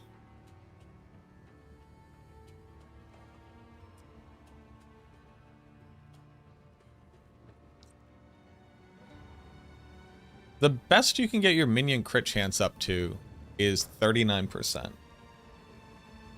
Technically speaking, you could get it up to 45% if you give them your amulet stats. That verse pain offering. It's not verse, you just use both of them.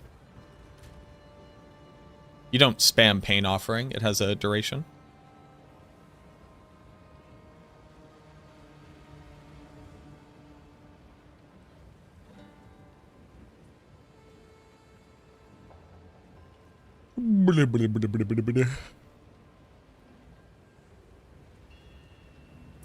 No, Slummy Jack.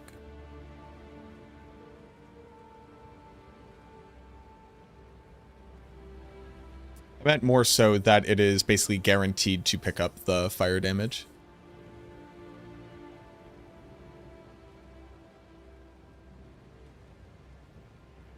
There's also the question that I have, which is if the projectile is modified by passing through the flame wall post piercing, but I don't know how to prove that or if it really matters.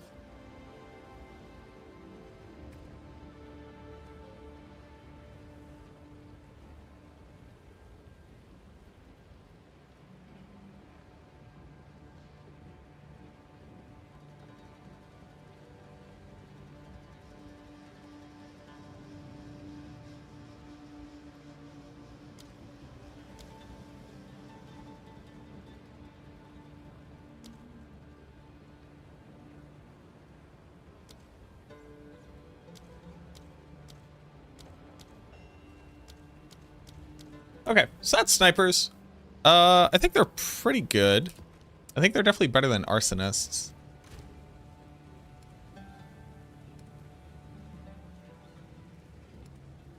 Which sucks.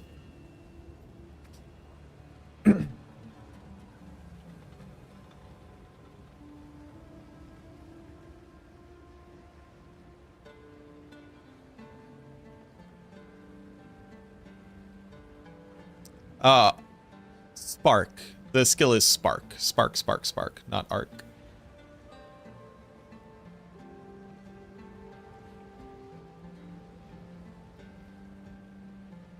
This one is still setting stuff on fire, but it's actually just exploding the poison cloud, because the poison cloud does fire damage when it explodes. Why are we not running Bones of Ulir? I have no idea what that thing is. Are we talking about a unique item? If the answer is why are we not using a unique item, it's because I don't have it.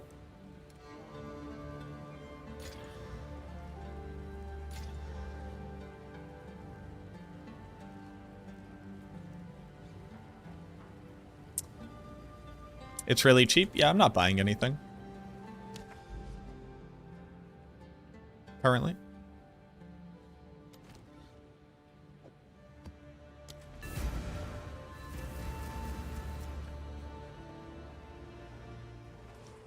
I'm not really solo self-found. I'm trying to learn the video game, and I think that by just buying a bunch of gear that may or may not be perfect, I will rob myself of the ability of learning how to play without those things. And then I won't be able to educate people on how to do it.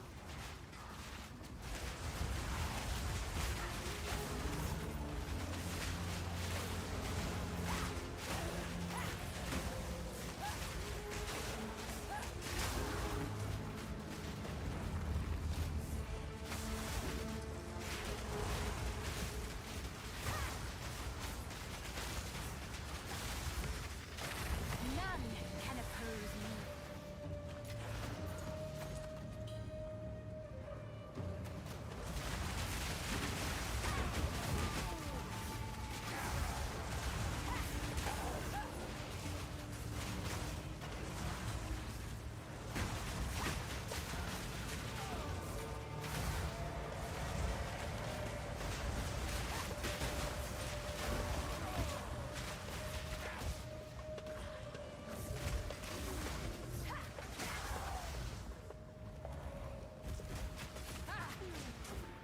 Yep.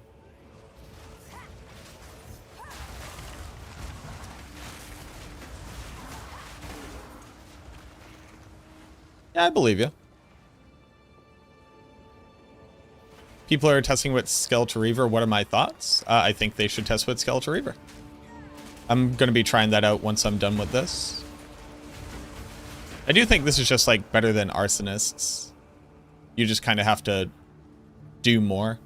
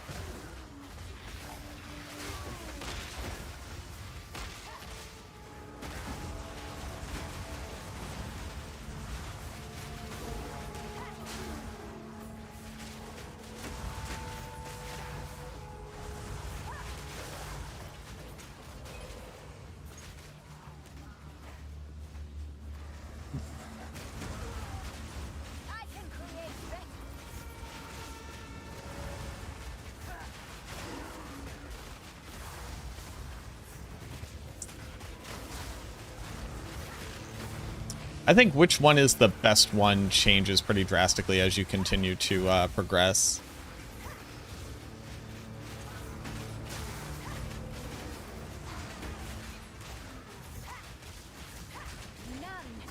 Like, I think having, like, 5 arsonists is better than having 5 skeletal archers, because ultimately this is, like, a cooldown-based skill. This is the way that it works. So if you are...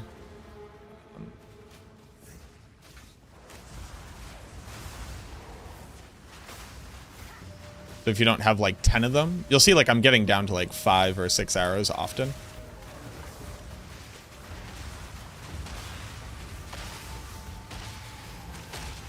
Especially, like, at the point where you would be if you were on, like, 3 to 5 arsonists.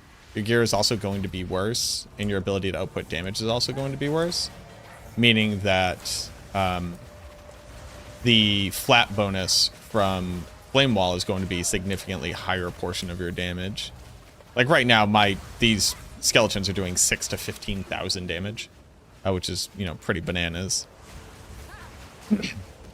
Also, due to a bug.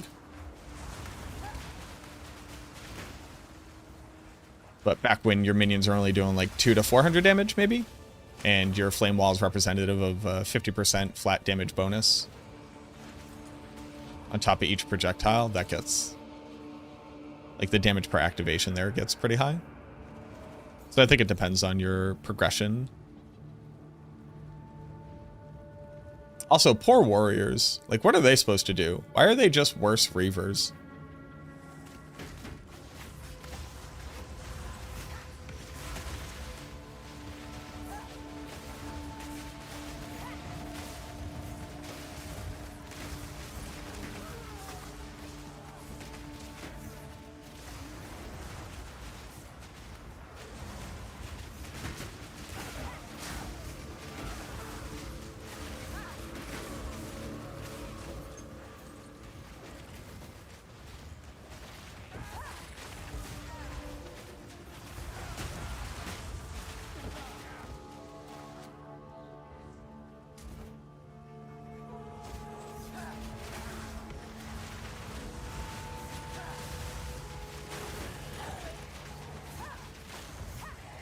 Waystone availability feels really bad.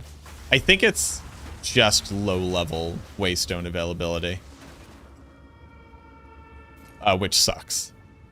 But basically, up until I could run tier 8s consistently, I just didn't have Waystones. Need to start working for a better deal for warriors, for sure.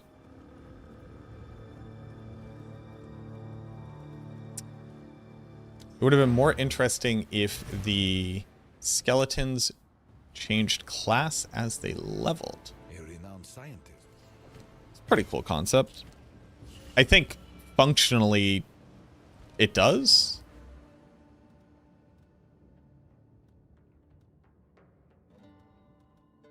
Where was I building to, by the way?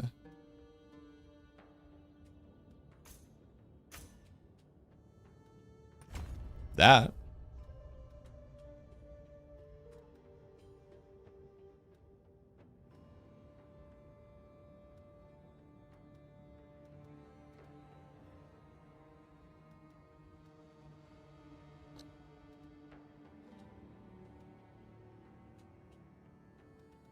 Why would I want this?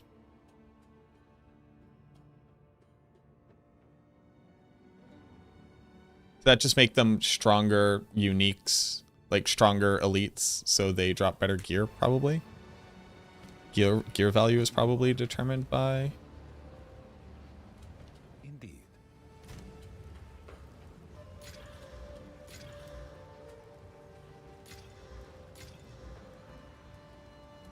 That's really good. We can't keep doing this. We can't keep doing this.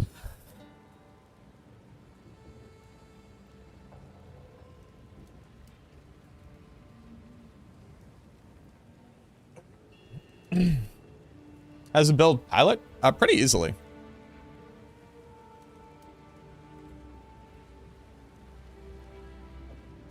You can't just keep upgrading this piece of gear. It's already so.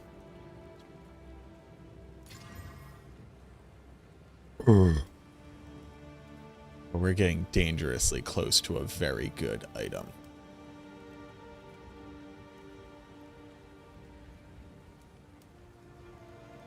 We're getting dangerously close to a very good item.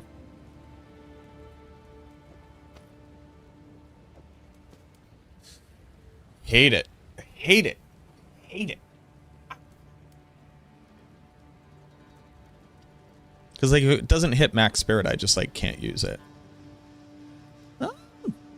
Actually, I totally can.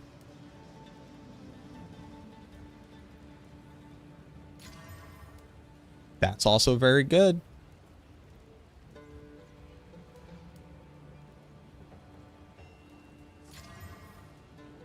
It's also very good. It doesn't have spirit on it, though. That currently doesn't mean anything for me. But it missed Chaos Res. That's like so much maximum life. What is that? 62?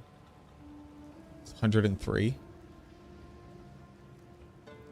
It's 4 spirit. It's also like nearly double the total armor. Like, this thing's insane. Can you change the rune that is slotted? I don't believe so. Here's the thing. It doesn't have Chaos Res, which is like a big downer.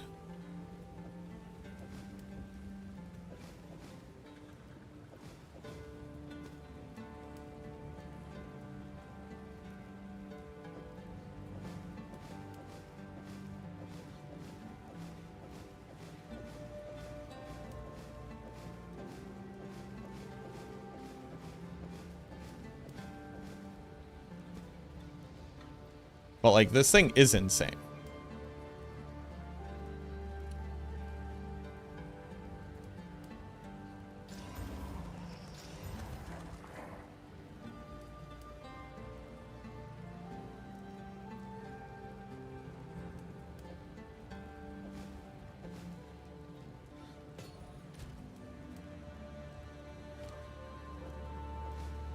It's 7 PDR. It's 190 energy shield.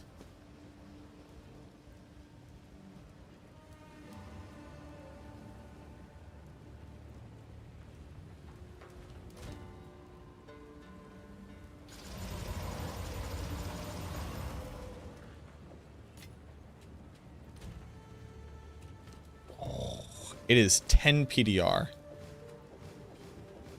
290 energy shield.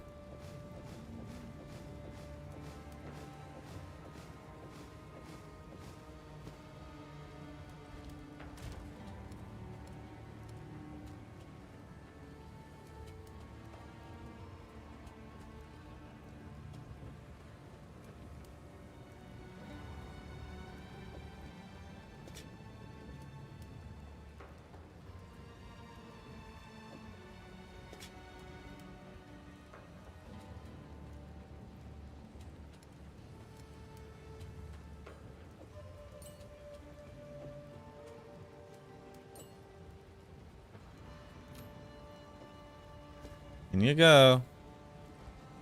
In you go. Get in there. Greetings. On with the work.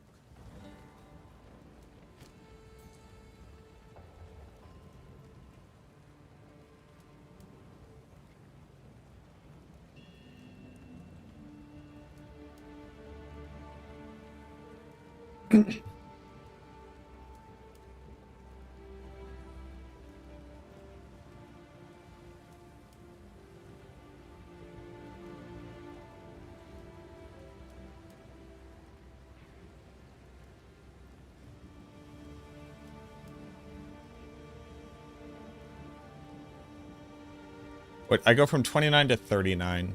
So basically go from 30 to 40. So I go from taking 70% damage to 60% damage.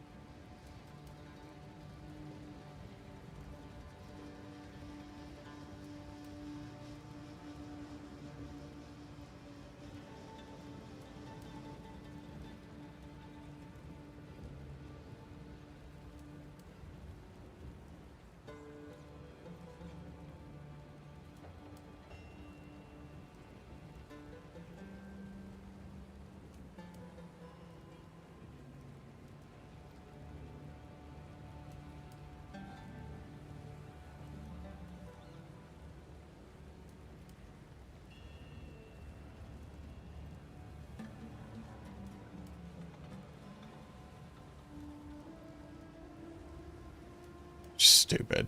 It's the only thing that's missing is that it doesn't have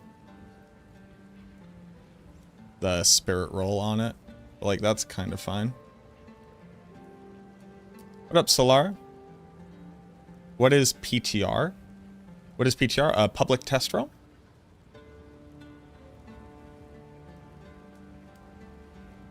Teo Masochist is now Teo Feels Rip Man. Changed his status to Macro Bio Boy.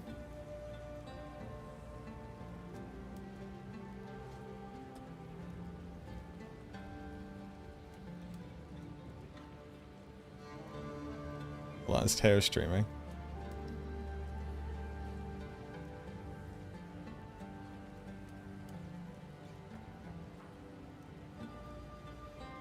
Teo, you're not streaming!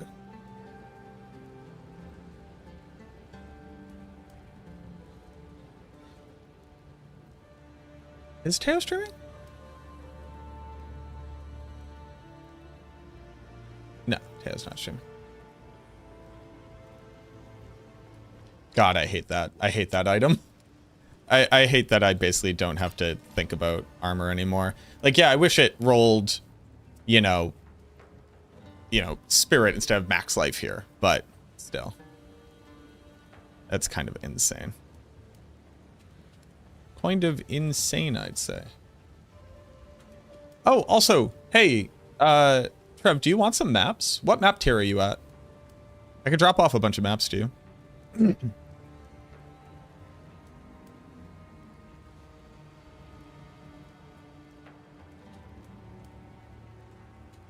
So you don't feel like you're scrounging. 8+? I got 8+. Oh, look at that. That's a good one for you.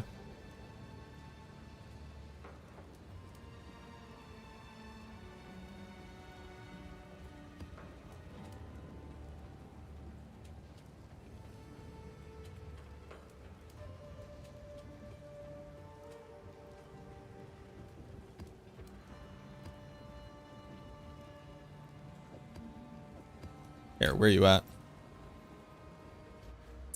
Can you reroll the stats? You can, it's just random.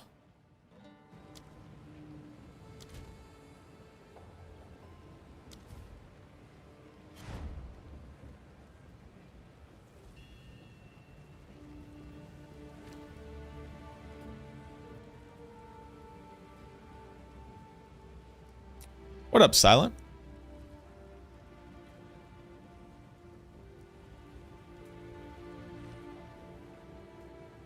Are you in a map right now? Is that what this means? What does this mean?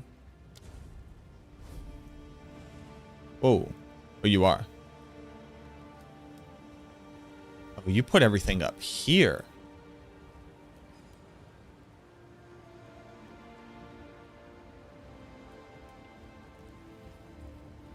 But it shows where I have mine. That's funny.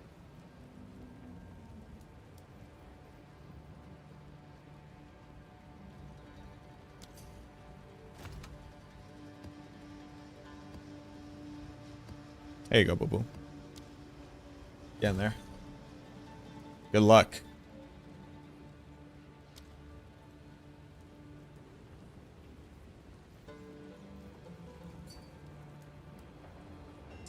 Yes, the stat rerolls would be random.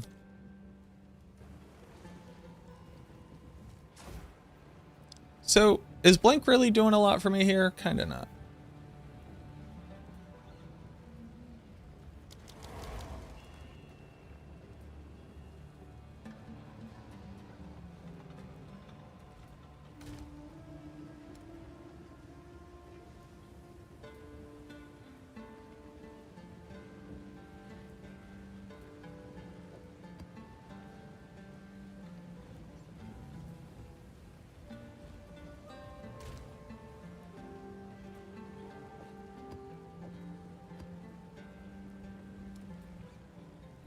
Alright, let's clear out.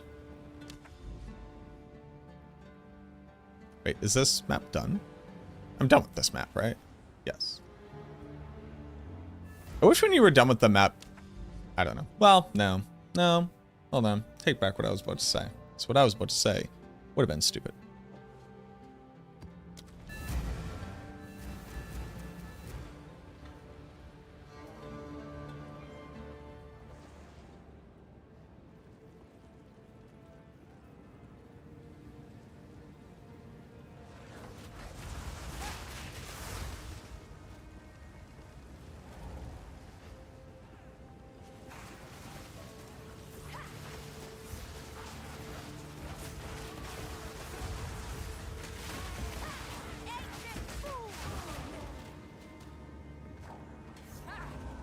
As long as you have orbs, you can infinitely reroll, yes. But so like, you know, I want to change one stat to one other stat. The likelihood of that happening is incredibly low.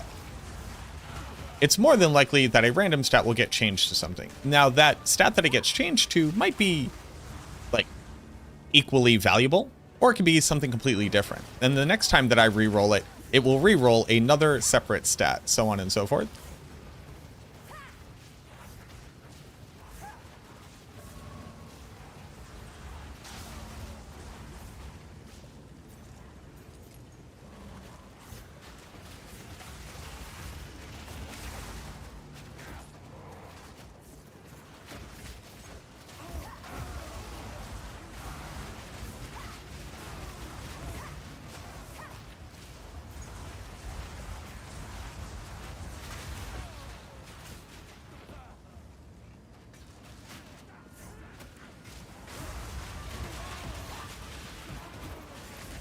You heard it's 40% in your build's favor. How would they determine what your build is? There's not even a way to, like, define a build realistically.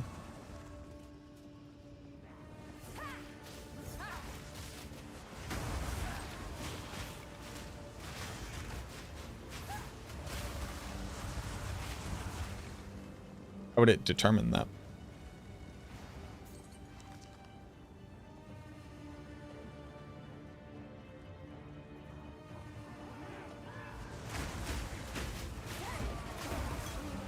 Am I sticking with Witch for a while? I'm going to stick with Witch until I'm done exploring the different build options for the Witch. For the Infernalist. And then I'll be trying out other ascendancies.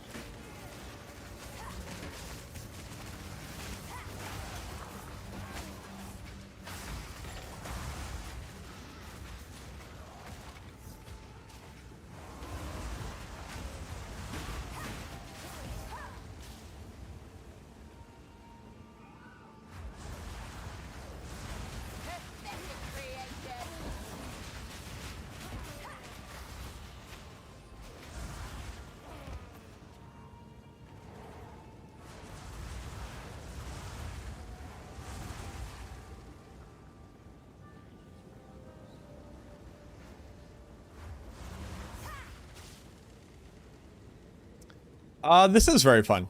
It's also got a lot more damage output than the Arsonist setup. You just have to do more, which is not necessarily a bad thing. But the Arsonist setup is definitely the much lazier version. You just kind of can just cast Flame Wall and then cast Flame Ability whenever there's an elite, and then cast Pain Offering whenever it's a boss.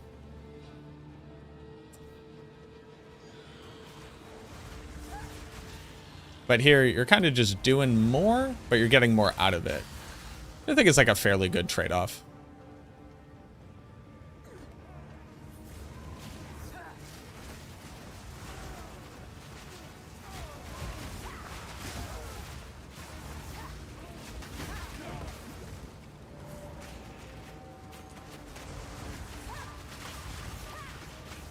I wish I could make the explosions larger.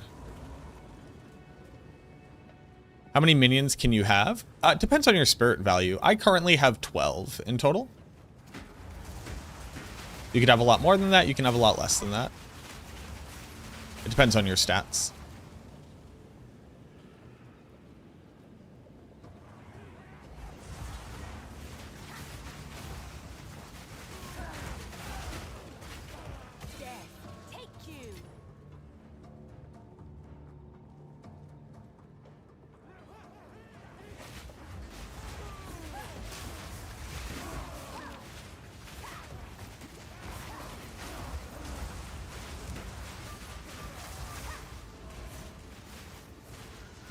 Dude, the Raging Spirits knocking monsters back is the best. I think we can all agree. That's hilariously adorable.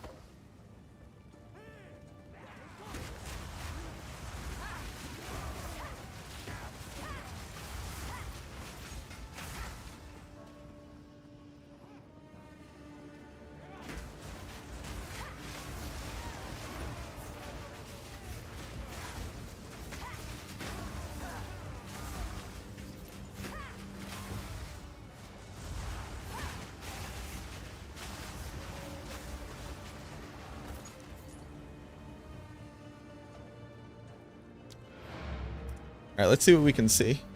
Whether you're using high strength armor versus dex versus intelligence. That just doesn't inform your build at all. That actually only informs the defensive stats that you have.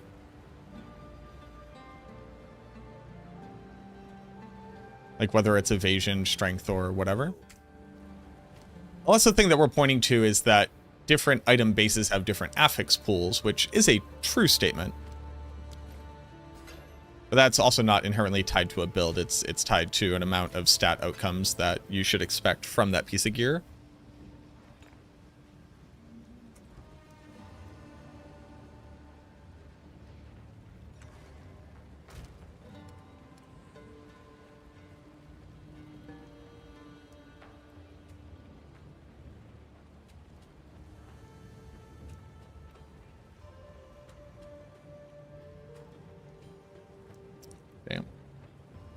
Damn, son. Where'd you find those?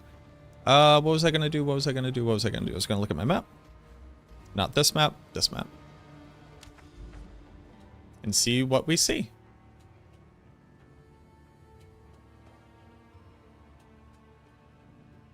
We see nothing. So we expand this way.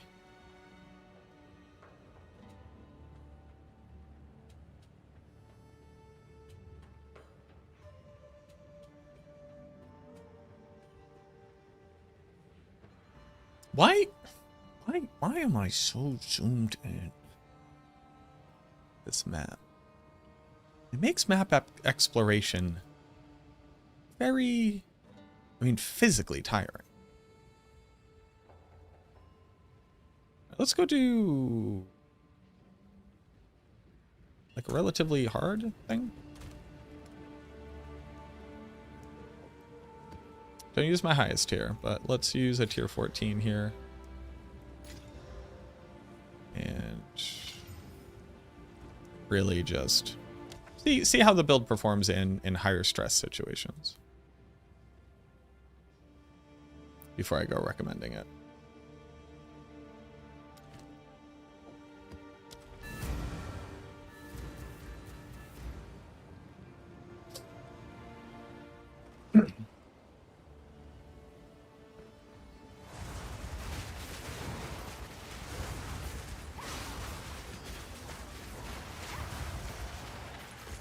Do I immediately go for broke?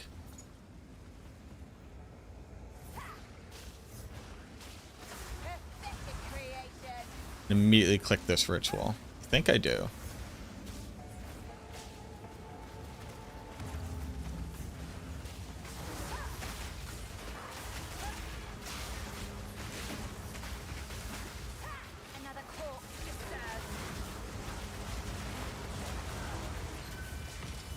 Oh. Well, nothing spawned, so that wasn't particularly interesting.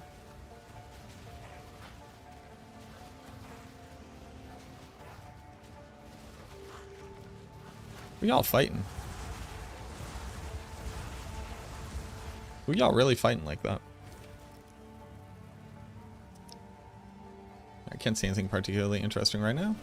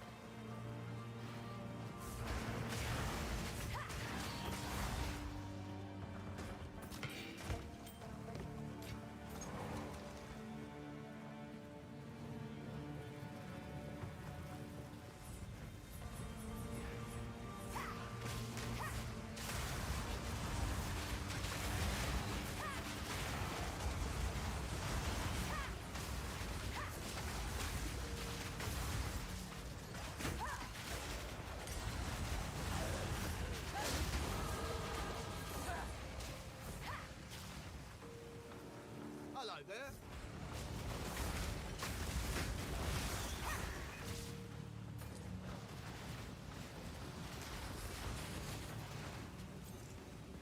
I am the apex.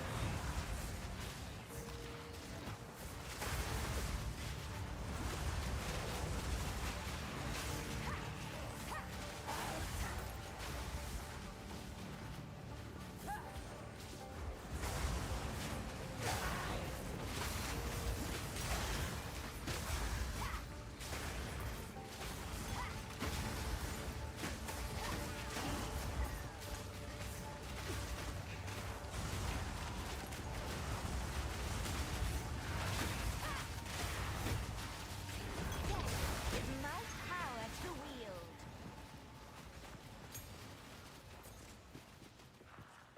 All right, let's go back and do the expedition. You haven't gotten any level 2 support gems. They drop in Act 3. Should be getting them by then. Into chaos damage, into physical damage. That's all okay. I will put you down.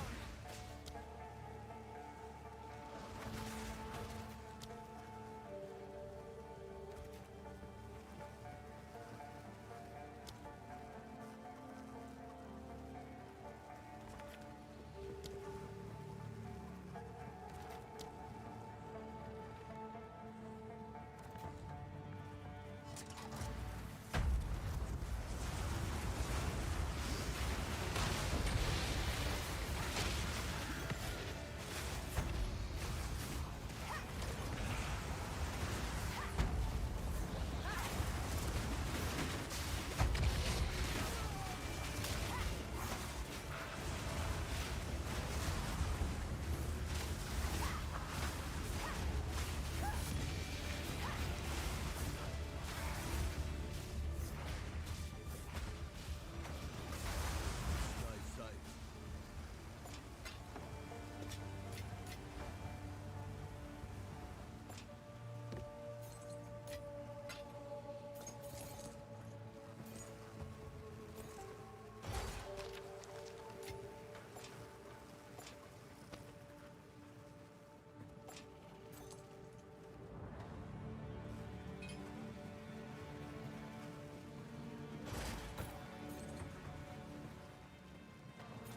I feel like I'm missing out on a bunch of, yeah, like a bunch of chests. Zoop, zoop, zoop.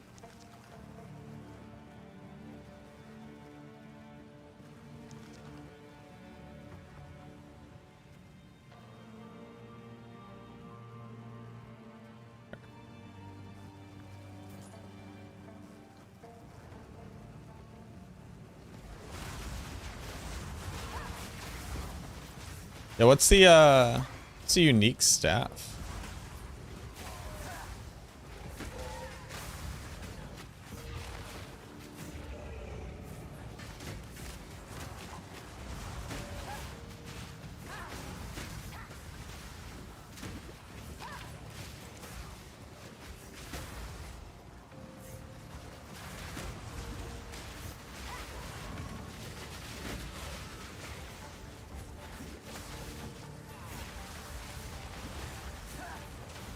None can oppose me.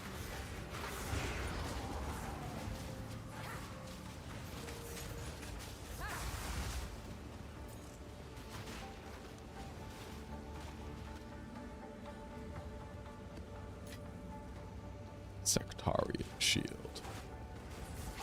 Oh, this will be a fun.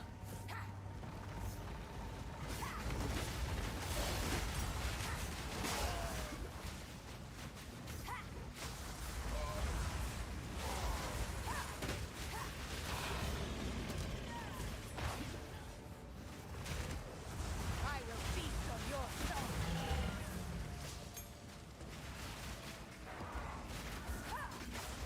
This will be a fun ritual to do.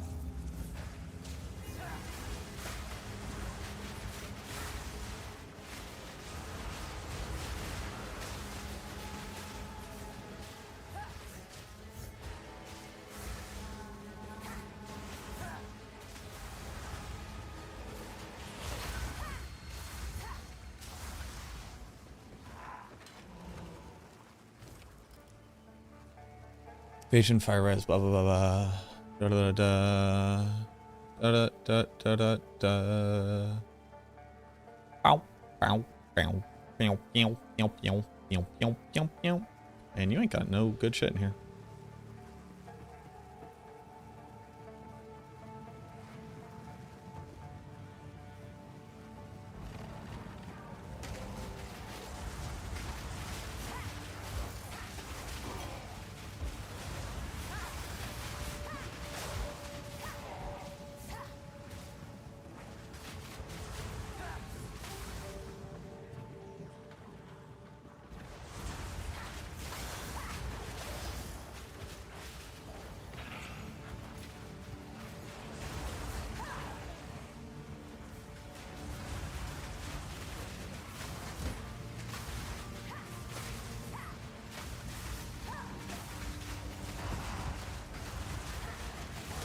Another corpse to serve me. Hold on. If this, hold on.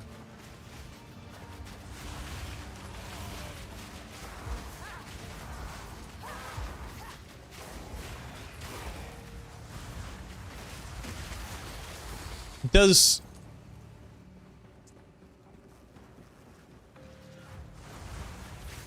scatter shot even increase the amount of explosions? I think it just increases the area, right?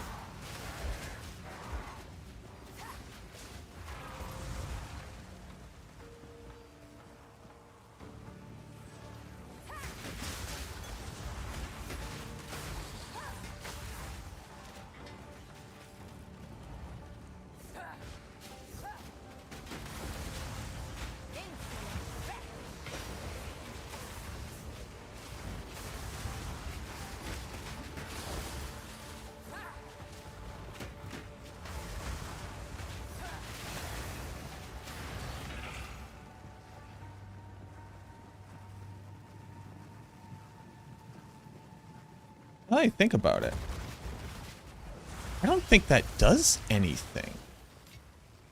In fact, it might actually just be reducing the damage. It's increasing the area. Noob Exodus, thank you for the fucking $50 super chat on YouTube. Noob Exodus says, great stream, happy holiday. Hey, thank you very much. I appreciate that. Thank you, thank you. That is an insanely generous gift.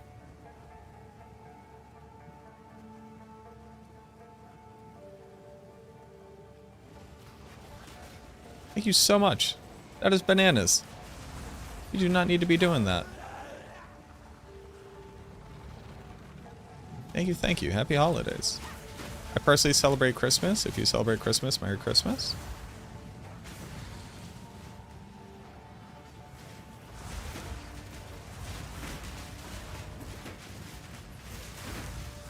Merry Yule? That's a lot of bananas. You know how many bananas I can buy with that? You know how many stash tabs I can buy with that? How's damage against a boss? Basically the same. It's just, it's stronger than arsonists.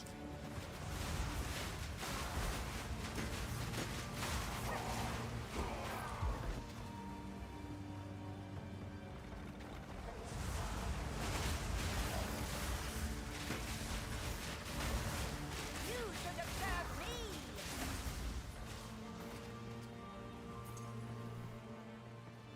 Thank you very much.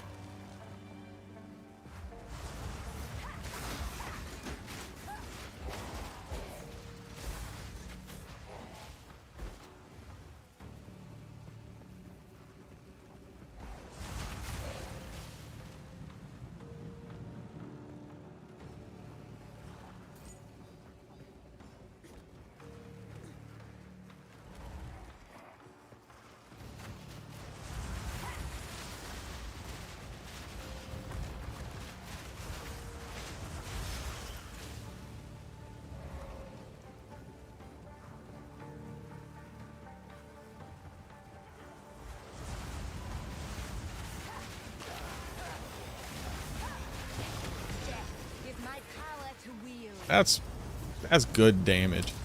Oh, fucking explosions. We didn't finish the ritual though. I think Scattershot is just increasing the radius, like the explosion range, without actually modifying the damage output. So now we need to go test that.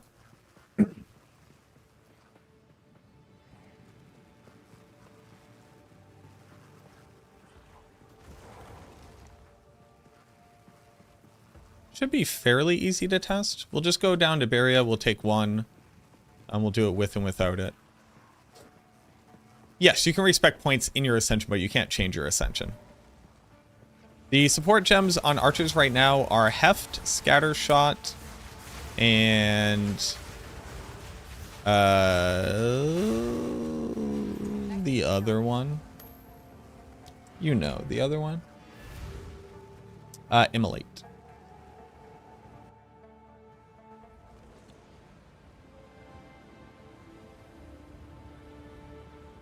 Speak. What can I do? Yes.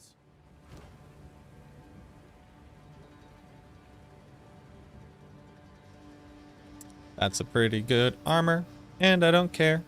Ba-da-da-da-da-da, and I don't care. Pretty good helmet, and I don't care. Ba-da-da-da-da-da. A second really good armor. That one I kinda care more about, I'll be honest with you, doodly-doo.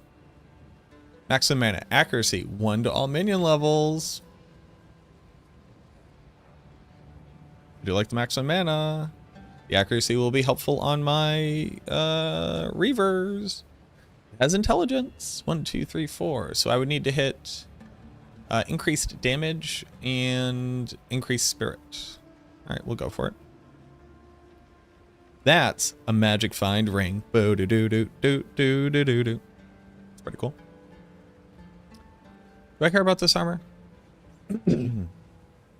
How do evasion builds like flat evasion, percentage evasion, max life, dual res that are 25 plus, with one more stat open and life gen on it? I don't think the life gen per second matters, but do evasion builds like that?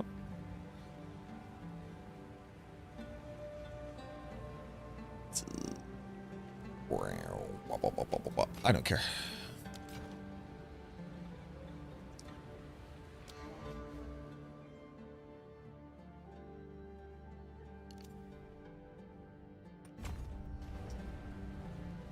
Low evasion? Sick. Now I don't have to worry about it. Well, that was fun. Reduced attribute ain't it. Maximum mana ain't it either. Yes. What's this say? Lightning damage, increased cast speed, increased mana regen, trigger spark on killing. Trigger spark, the spell, on killing a shocked enemy. Oh, and it grants spark and lightning bolt. That doesn't seem too good, but it's cool. So we'll keep it.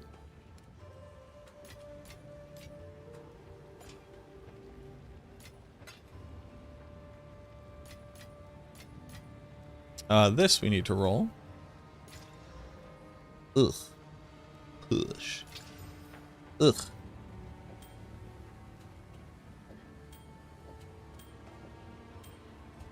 What can I do for you? Could have been cool. Skill gem. Ooh, ooh. 3, 2.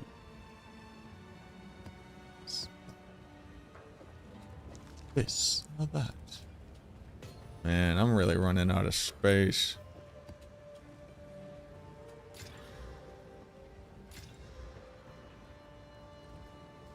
Is this game noob casual friendly? No, not at all.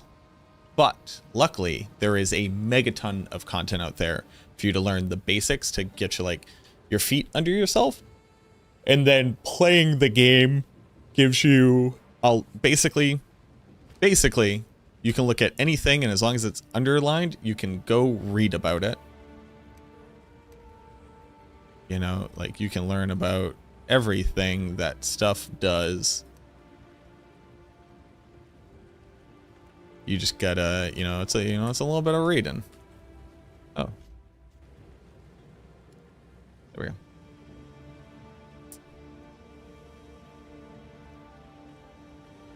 Am I liking it? I love it. Very good game. Let's turn off this. Let's turn off this. Let's bump this down to 1. And let's start measuring how much damage these effects are doing.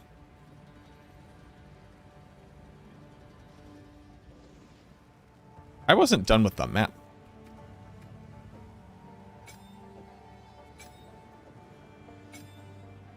Hold on.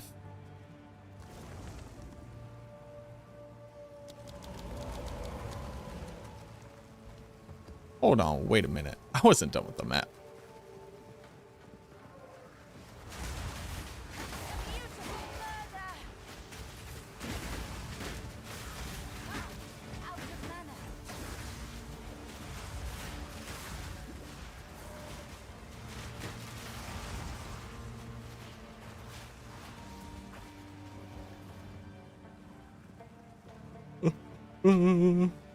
But it's a very, very good game.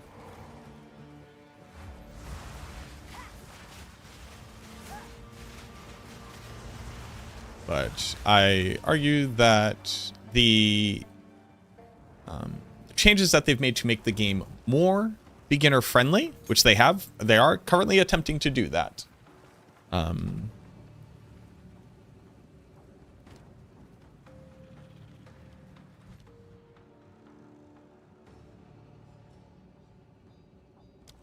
Skeletals Are helping, but the game is just so arcane that like the things that they're recommending to you are not going to be the things that anybody who's playing the game are going to recommend to you, and it can be confusing in that way. Yeah, so it's in early access. I mean, there's going to be a lot of balance changes that hit. But what early access right now just means is that you can't play all of the classes, and you can't play the entirety of the campaign.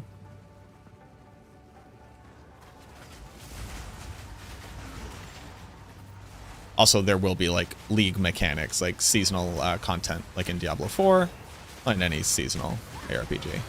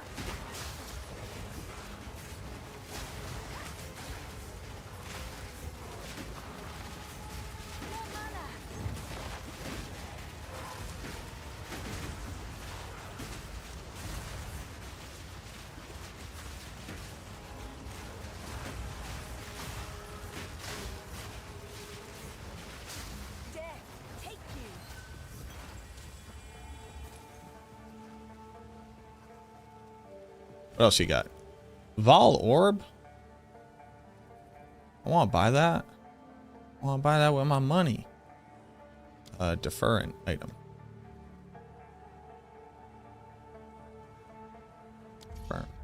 Defer that. What am I buying with this? 800 nothing. Give.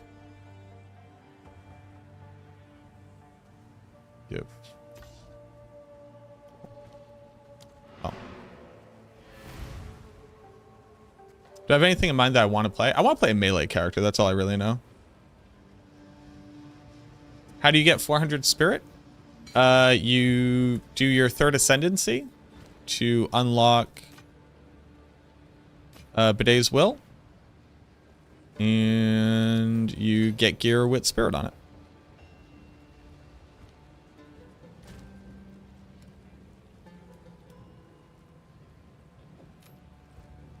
Monk is probably my least. Monk is probably the lowest on the list as far as like things I would be interested in trying.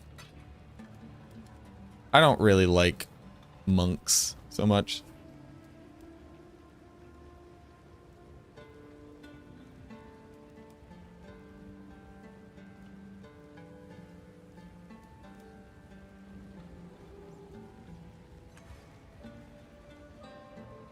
Okay, so let's go test.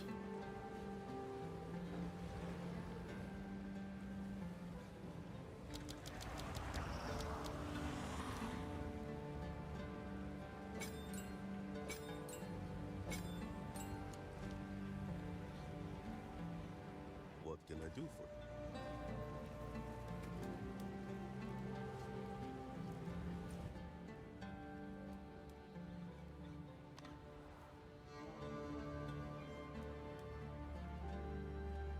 Monkey D. Luffy. Got him.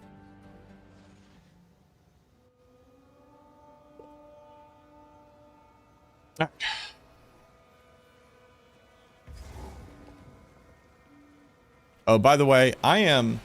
First off, sorry I started stream late. Just couldn't make my brain. Couldn't make my brain do the chemicals good. I will feast on your soul.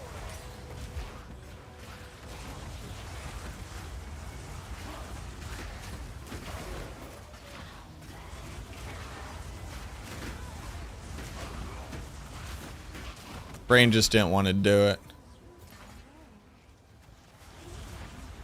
Okay, so need to wait for her to. Okay, so we're gonna get this. Boop.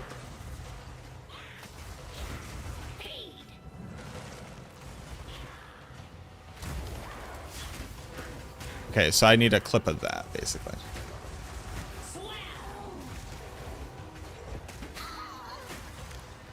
That little damage boost right there. Okay.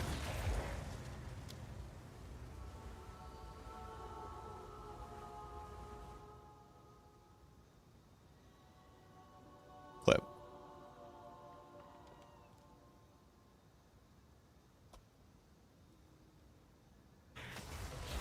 So let me see it. When does it happen?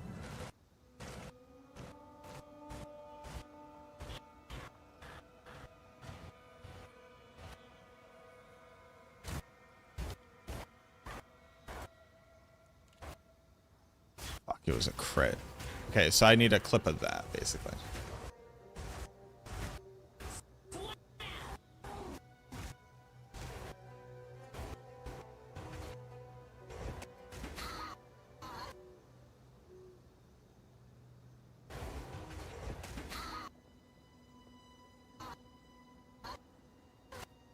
Okay, it did 14k without critting. 14k. The base damage. That little damage boost, right? 14k the base damage.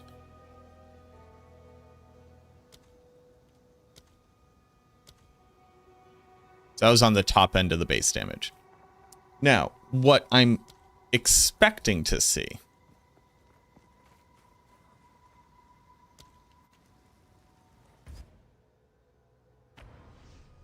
What I'm expecting to see is less than that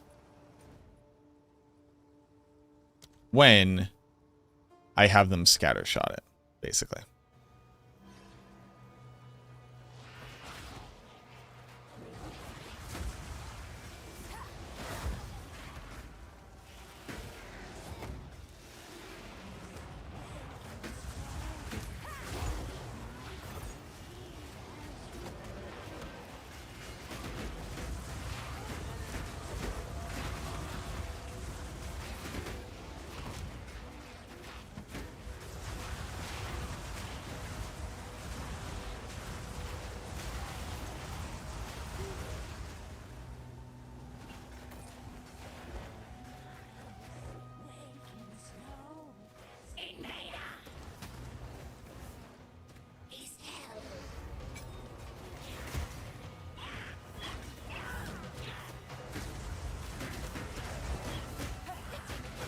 Get rid of these little guys.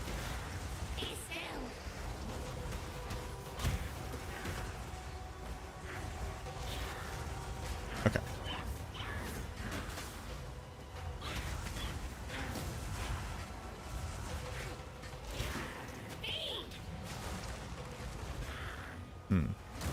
No, so it is exploding per projectile. So, and like obviously I can get a clip of that, but hey, thanks Streamlabs. What up, Jazz?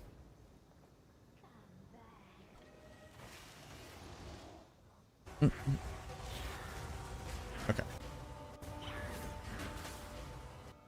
Oh.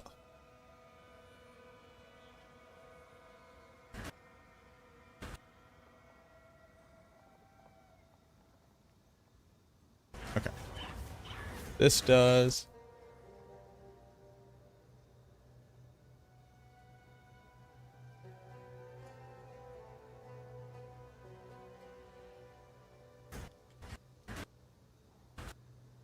$27,000.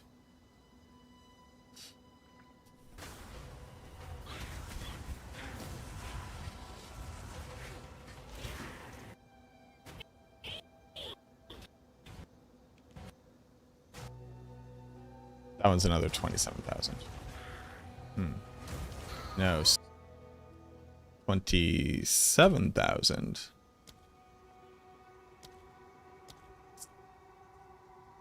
Is pretty much the average damage of 3 of these going off. Okay. So it is doing it per 3. We have one more test.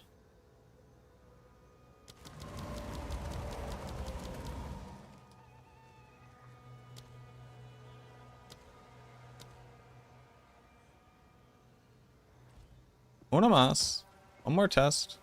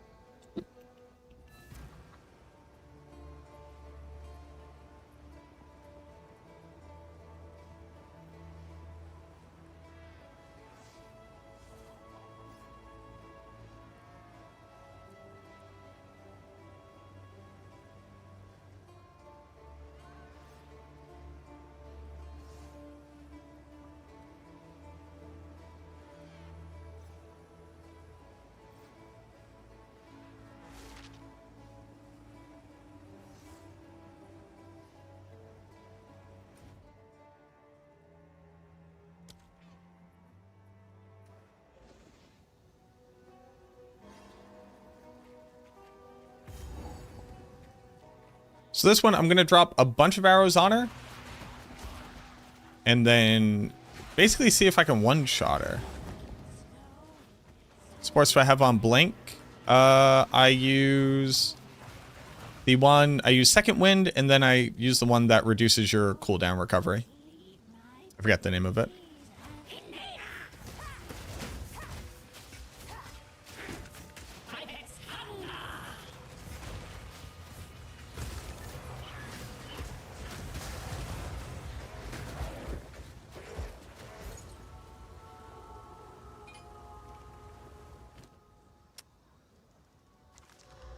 So they all do damage. What are these fucking... Where were these scepters when I was playing? Where were you? Where were you, Scepter? Where were you?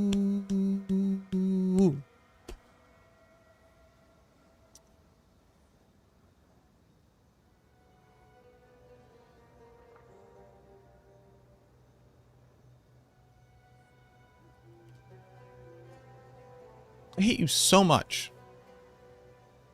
I hate you, item.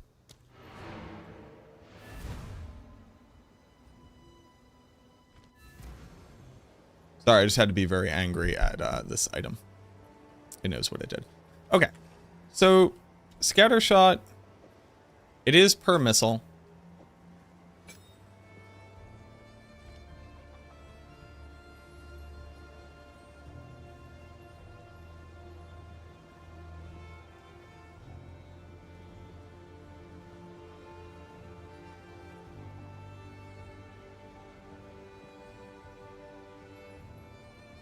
Is there anything else I need to, like, think about for the build? It feels a little bit like the Hellhound is straight up anti-synergistic. He just automates the explosions a bit. But if he wasn't there, then I could explode the whole screen, which would be better for things like ritual, but worse for just running and gunning.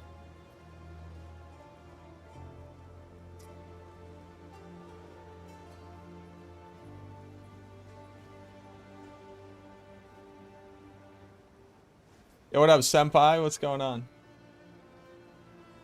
Well, that's basically, that's like quite literally the thing I'm thinking about right now.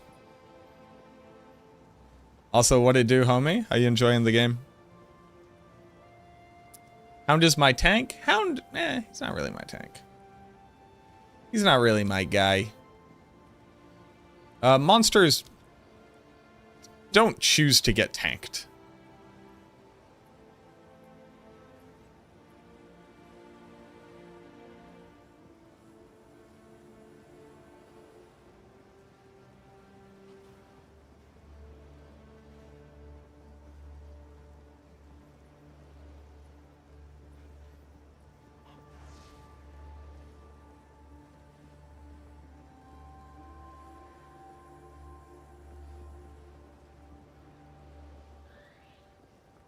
I would either use the Hound or not use the Hound. There's no reason to use the Hound unless I'm automating Ignite through him.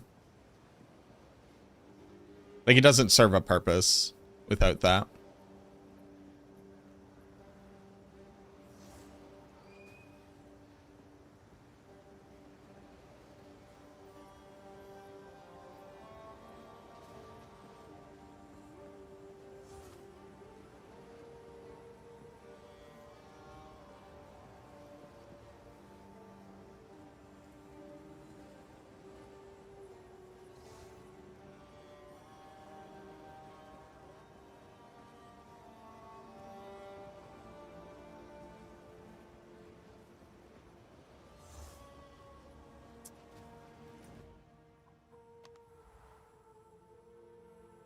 Like, this, so it's basically, you have to click more buttons, better damage arsonists.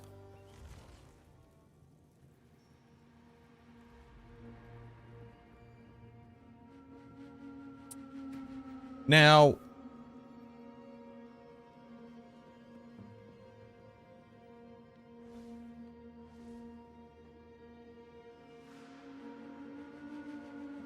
what I could do, since I don't need my Raging Spirits to really be doing damage right now, what I can do is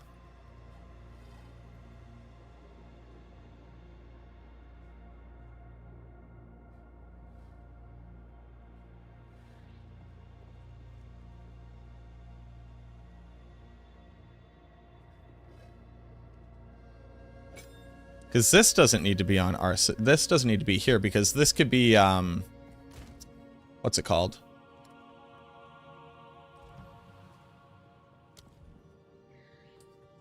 Not Fire Mastery.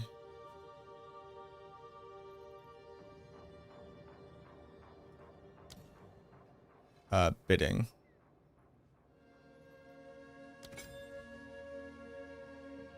So that's all we really care about for them. And I could drop them down to like 4.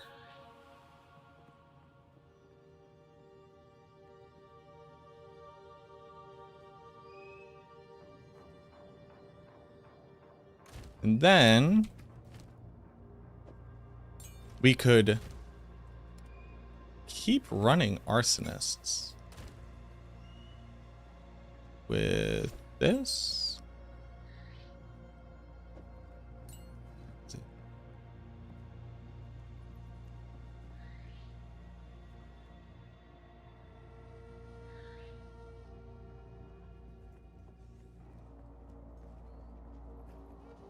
And what's the attack speed one, maybe? Can't do that here.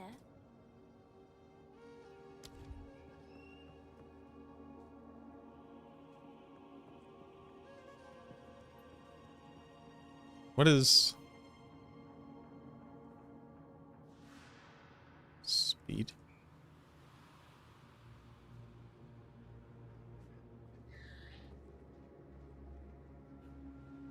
Is there... There's a support gem for attack speed, right?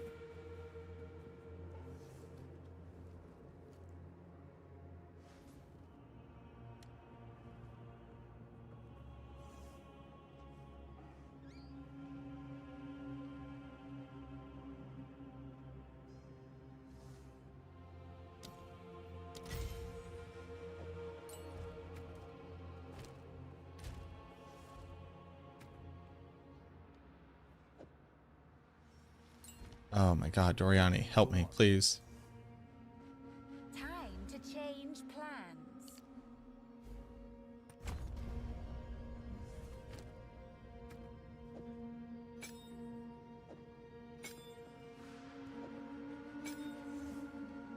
So here's the idea, right? Here's the concept of Rooney.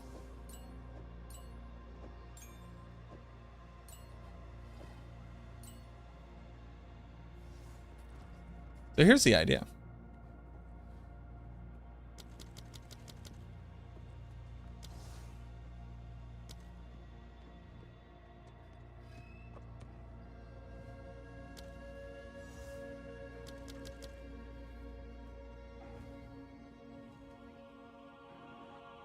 So here's the idea. Here's the concept. Here's what we do. Because having to like stop to do the gas arrow against like a single little pack of monsters sucks. And then on top of that, like the archers just kind of are bad. They're just like bad at seeing stuff. Here's the idea. You run a smaller squadron, because I don't need that many if I'm not spamming on every single thing. So here's what we do. We run a handful of arsonists. They attack real fast to offset the loss of the scatter shot. And they take a huge amount of damage bonuses here. Since this can be used, this is basically interchangeable with this, so this isn't losing any damage. They continue to run Heft for the huge amount of damage bonus that's granting right now. And then you basically just scatter shot on tanky mobs. And instead you can just do Flame Wall, which you can do faster and move. Flame Wall gives us the survivability, the arsonist gain the damage bonus from it. Hellhound continues to do what he does. Profit? What can I do for you? This feels like profit.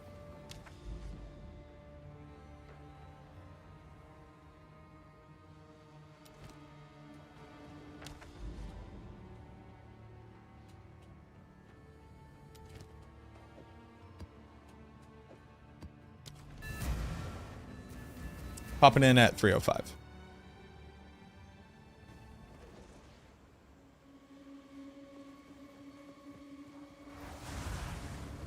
Oh. Oh, oh, oh, oh, oh. Oh, do, do, do, do. I'm loving it. Oh no, I do have Raging Spirits. Oh, it's already active. Huh. Weird. Popping in at 306. Got it.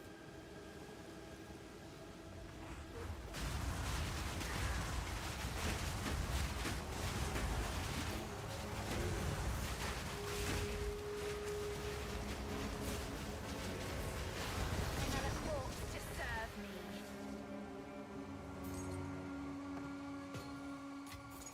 How useful. That's basically the concept.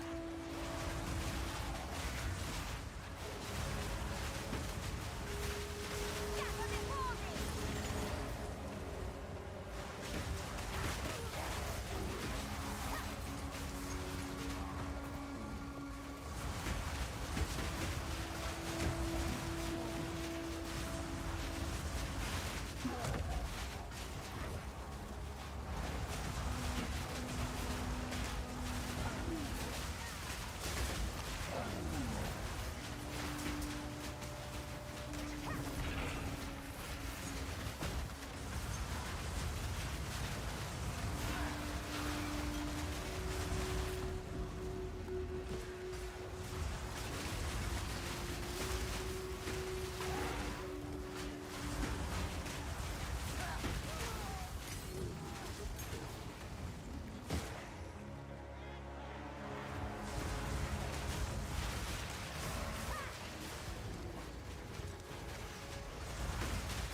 I do love using the raging spirits for this, by the way.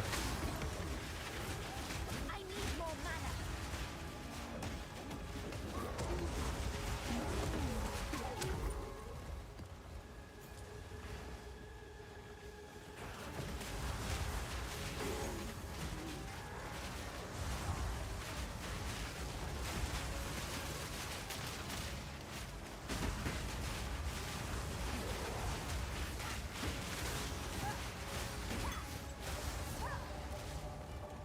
Hmm.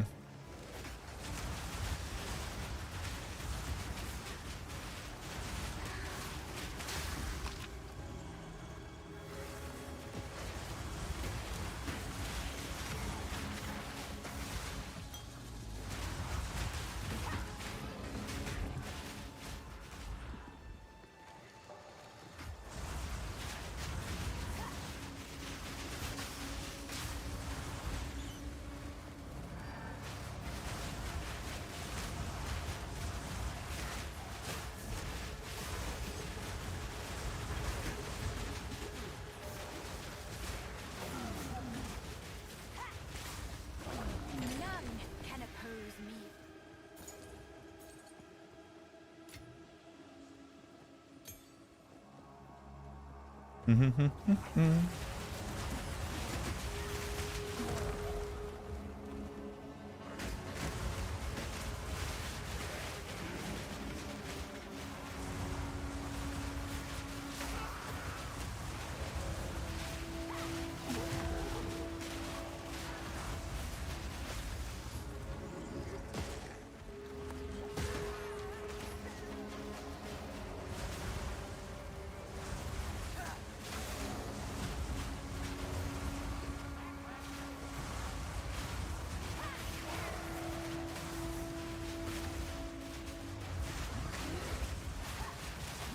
Out of mana. Hmm. We've done Third Ascendancy? I have, yes. It was honestly not that bad. I did it without... So I did the Trial of Sekima. Took me about 5 attempts, but I didn't have honor resistance urns.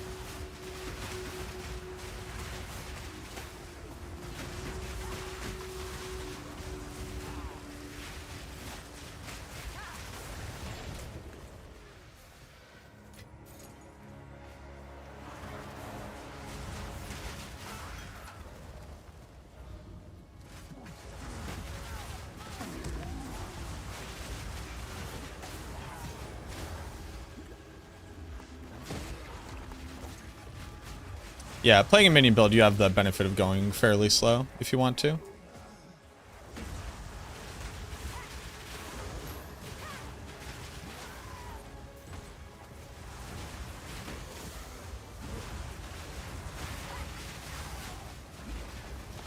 Just make sure to use Blink. It helps a ton with the traps. None can oppose me. Looks like that was a 5-minute map. So here's the thing I was noticing. They did do what I wanted them to do against pure trash monsters.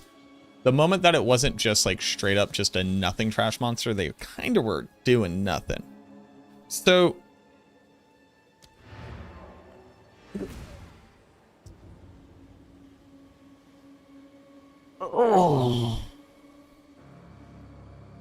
the question becomes, would Reavers be better at clearing out the pure trash monsters?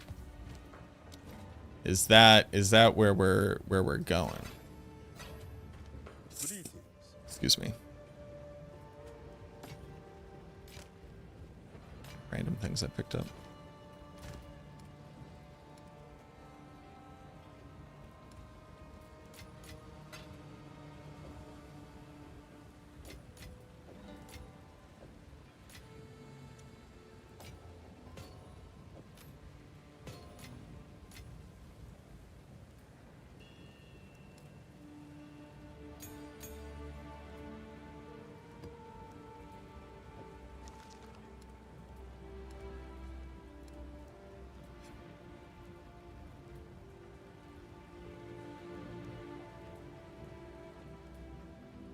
should also probably like make better gems for my character. I just don't really understand gems.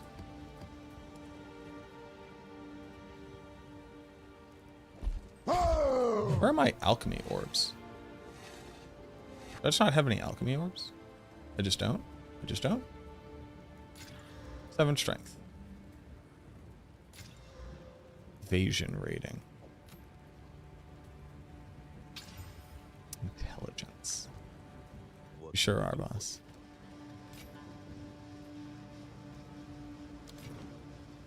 Mod, thank you very much for the follow. You are a random viewer looking to get passive tree questions answered. Well, I will do my best to attempt to answer your questions.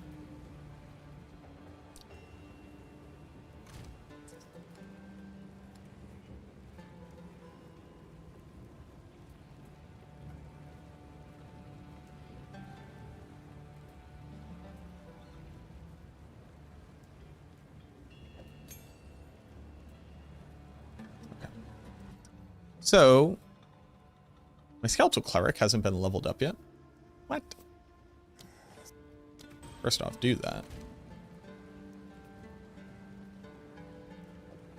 Back to what I was doing. Now, let's look at Reavers. Are aggressive skeletons that can become enraged. Command them to enrage, and they... Greatest defense.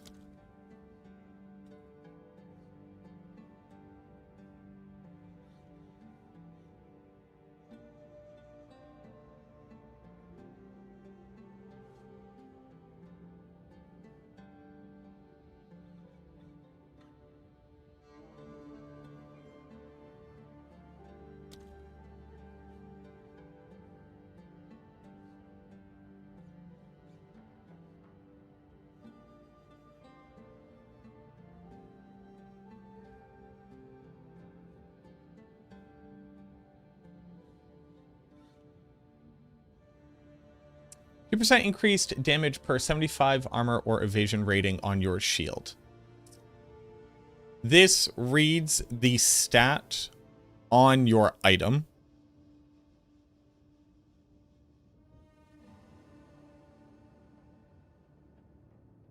And the question is, does the increased defense nodes next to it?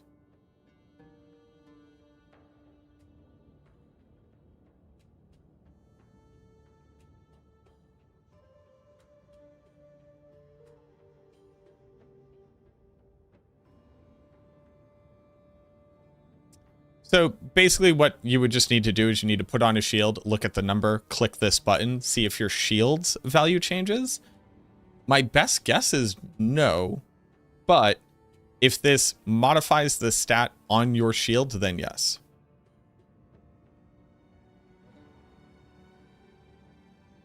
But this is on shield, so it should only be reading the integer value at the top on your shield. Have you tried building on the snipers? That's what you're currently looking at, Anthony. So yes. We already explored just fully snipers. Now we're trying to see how many snipers do you really need, and can you increase efficiency by running less than that amount differently.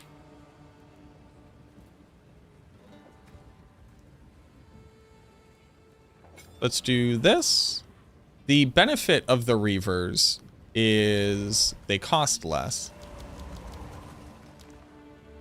So I can get another sniper and 7 of these bad boys. And now it's time to read these bad boys. Basic attack. Basic attack is kind of trash, but they don't have any gems on them right now. Enrage. Is there anything to know about their basic attack? Not so much. Maybe we can look to see if there's like a cleave effect in the game. Enrage. Enrage all skeletal reavers, causing them to lose life over time and gain rage on hit. Do more damage and gain increased attack speed based on their rage.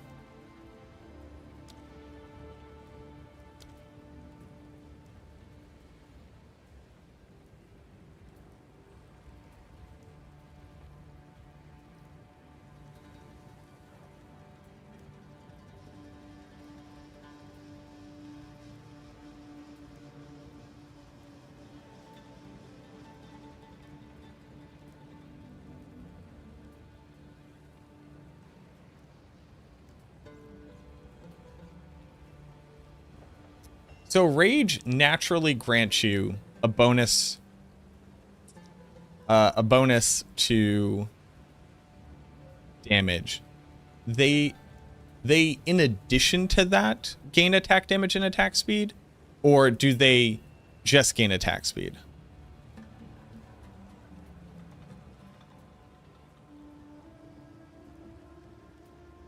That's an important question. It's in addition. Okay.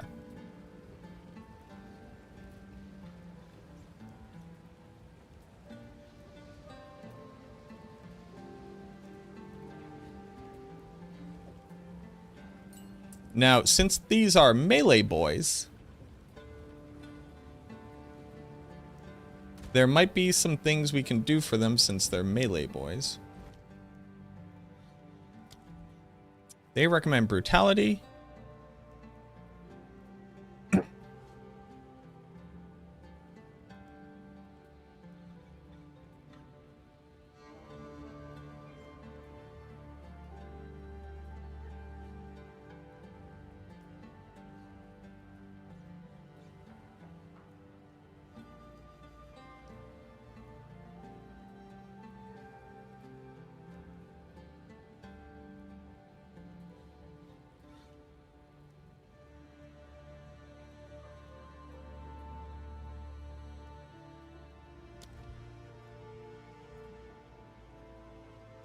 Now, okay.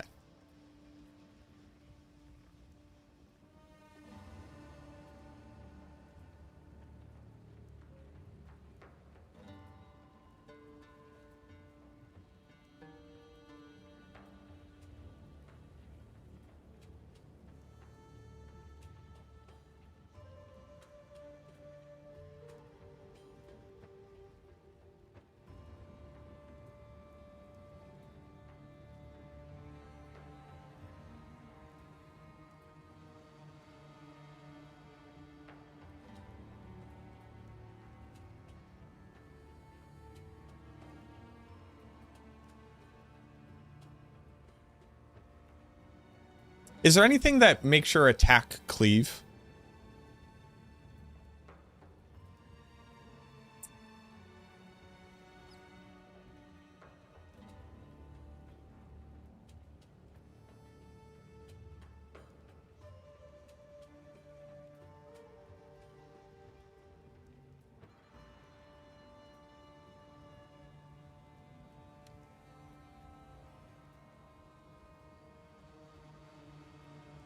Give them envenom.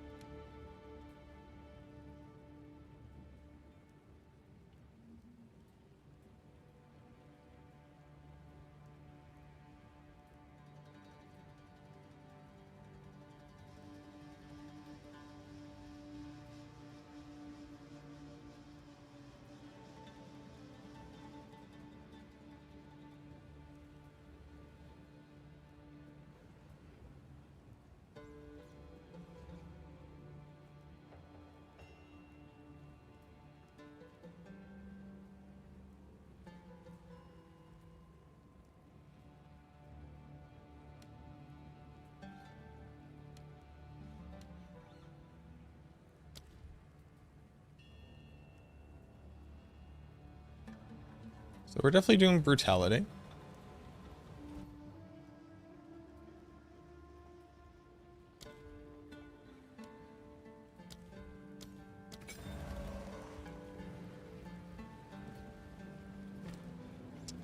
Partial tempo.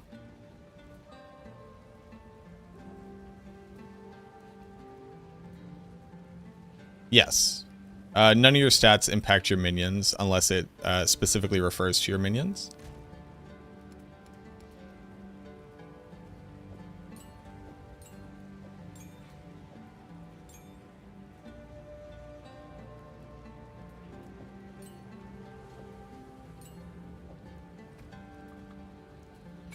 Okay, so we do Reavers. We have 5 Arsonists to clear out the trash.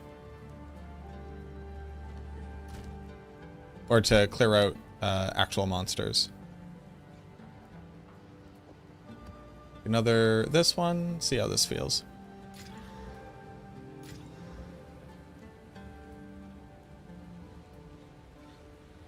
Sure. Get him up with one of these bad boys. Oh, we're about to do a tower.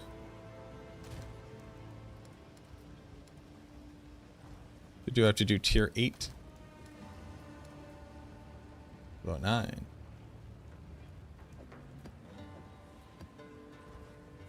Really should buy some stash tabs.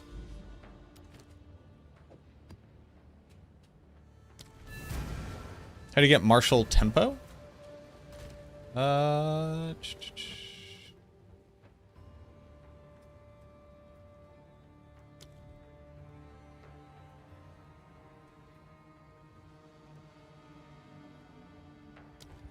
Martial tempo is a tier 1. You just have to look in all gems. You might just be looking at the recommended gems, which doesn't show you basically anything from the game. Really should buy a rum and coke. I honestly should. You're so right.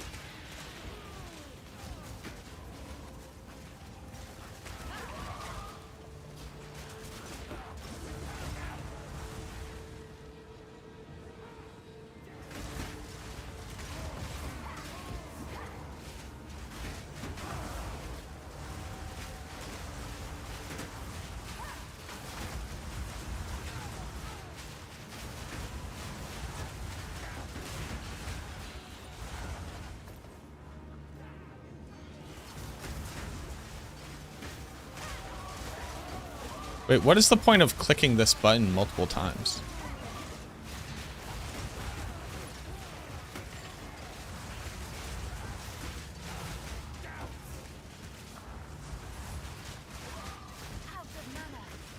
This just enrages all of them, right?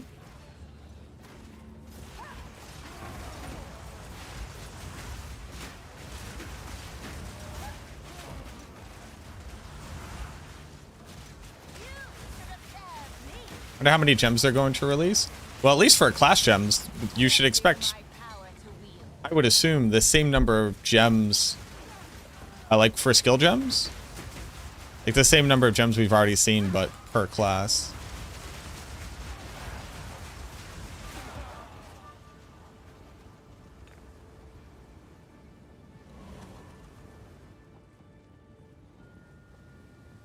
A refreshing beverage of choice. You all are so right. This is the kind of support I need.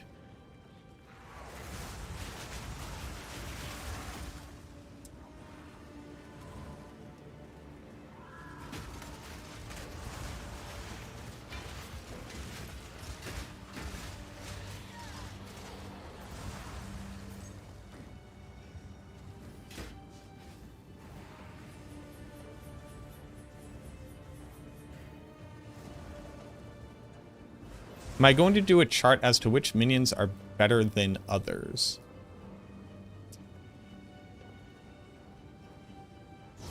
I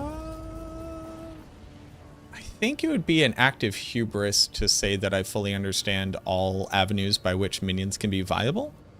So I don't think I will be doing that. But I will be sharing the outcomes of my testing.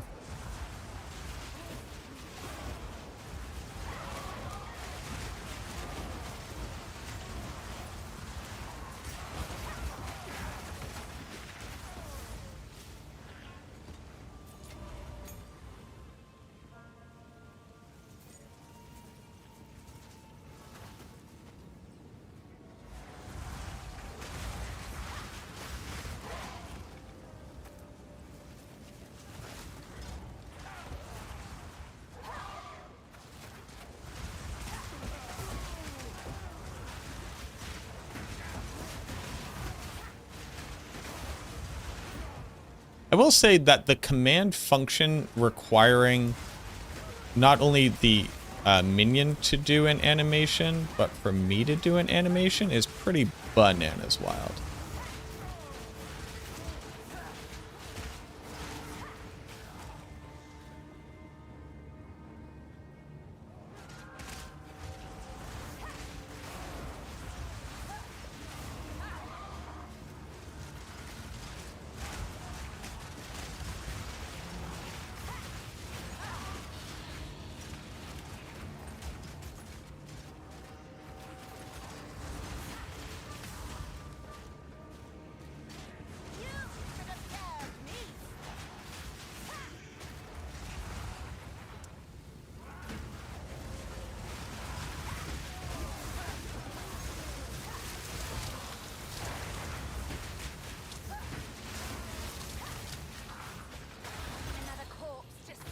Also, minions anywhere other than wide open areas feel very not great because of how they work mechanically. They get stuck, they respawn, they're not available when you initiate on the next room.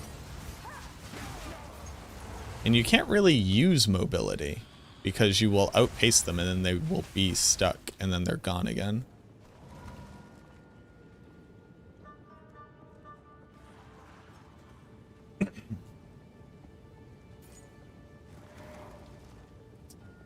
Is there a way to create a Diablo 1 style flame wall? Yeah, it's called the spell flame wall. Oh. Oh.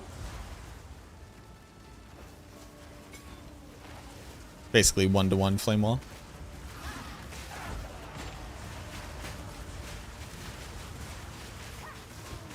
Wave, not wall?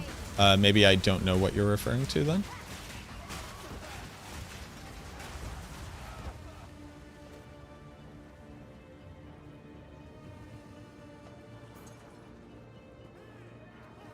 What is flame wave?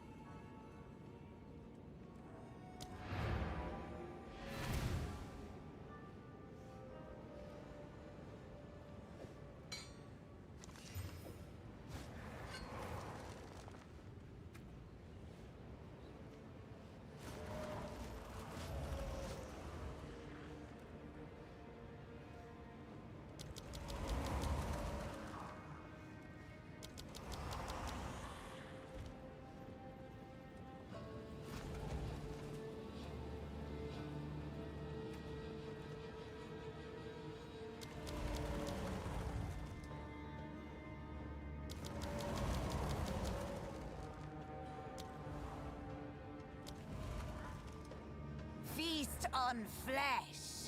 Why does that?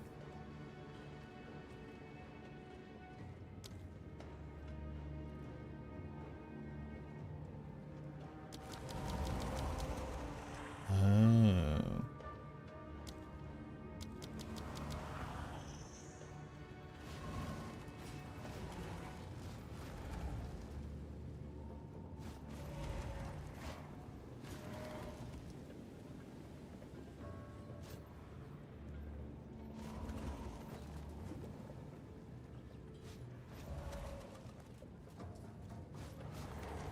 That kind of helps.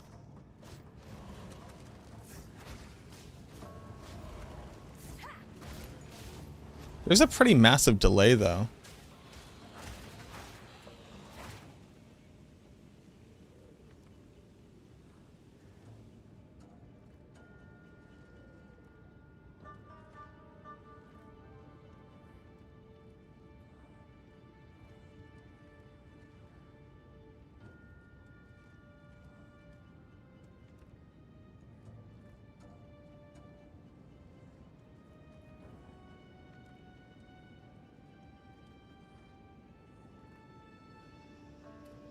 I do not believe so. Or no.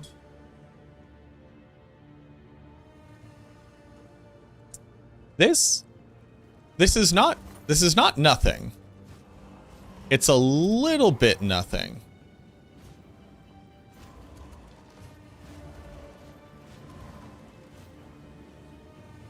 Well, you put on a good shield over here, you have your blink set up.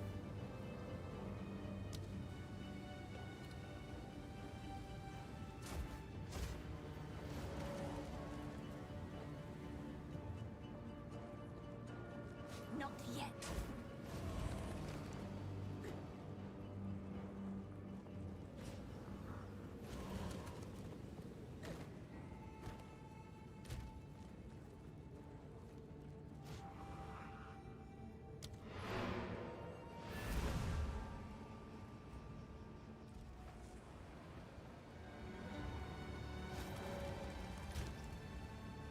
Yeah.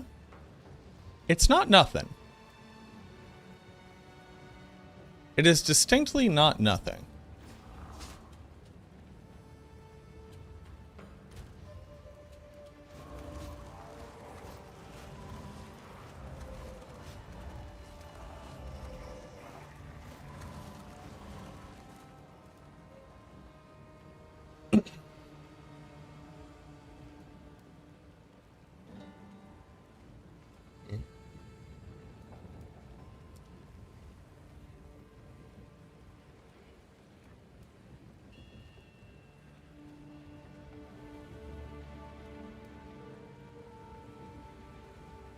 Weapon swap speed is a stat? To swap your weapon faster? Seems like this is immediately effective.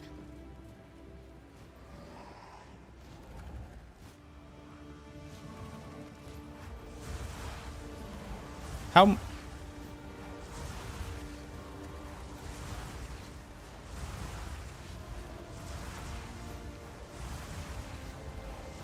Holy.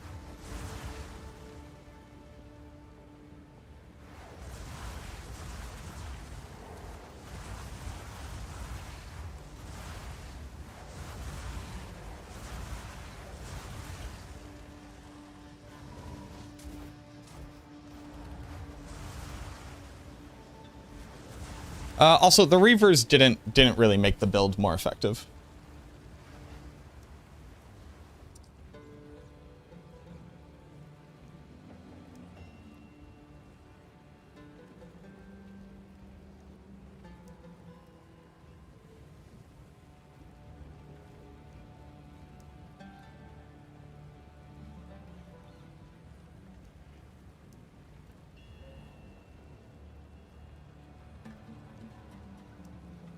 I mean, you can fill corridors with magic bad stuff. It's just not very specifically a wave of fire.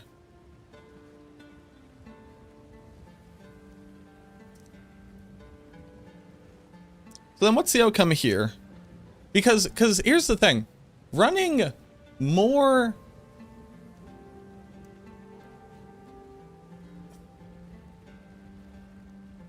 Running more snipers kind of wasn't doing anything.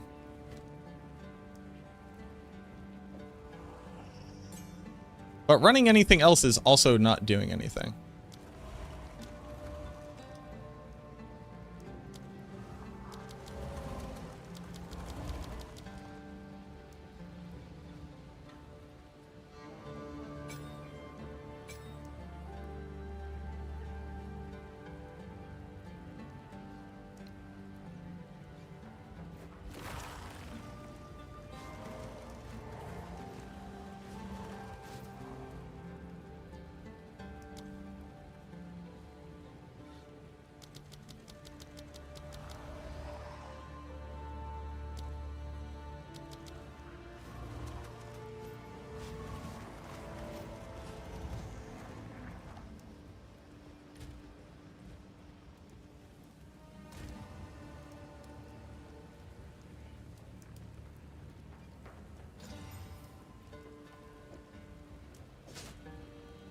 So I guess just having more of them is just better.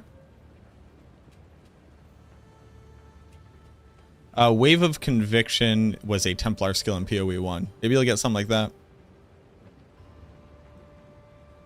You read Skeletal Cleric as Sexual Cleric? What does that say about you?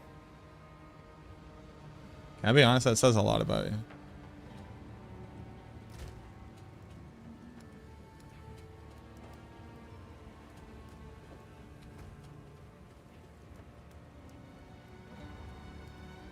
Wait, this can go on Cleric, but not on Sniper?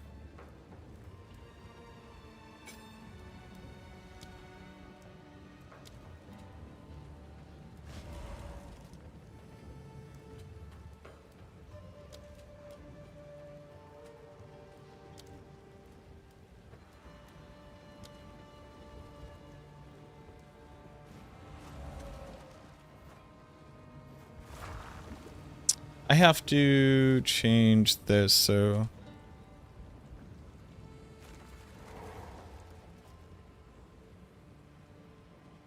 Razor Synapse.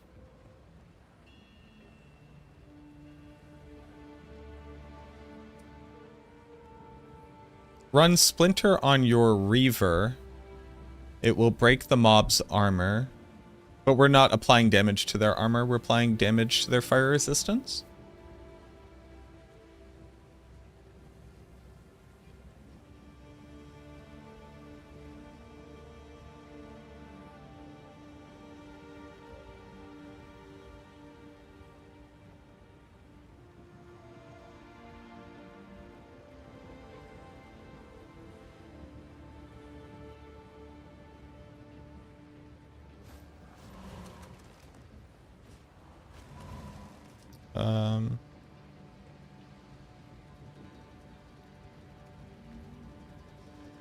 Actually want this one. Want what? Razor Synapse is updating. Sick. The explosion damage doesn't scale off of their armor in any meaningful way. It would increase the output of their base attack a bit, but it wouldn't modify the explosion damage.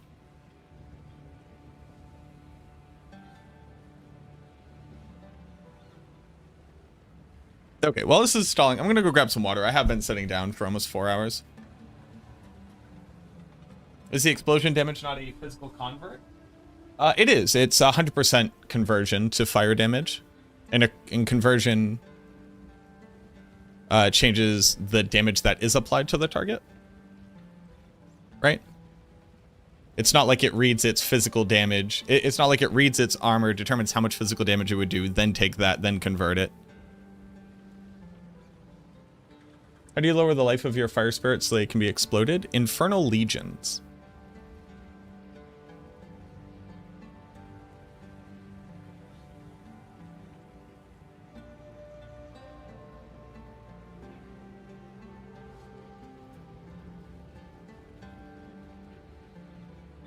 I'll run ads now. I'll be right back.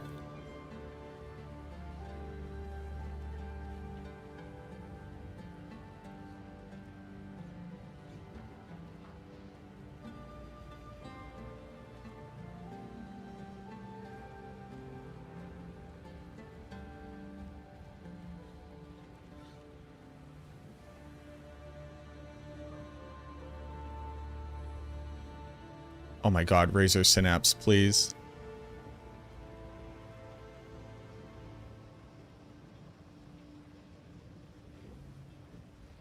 I will be back in just a few minutes. Hang tight. Also, two things. One, if you're watching on YouTube and you haven't already, click like on the video. It helps me out a ton.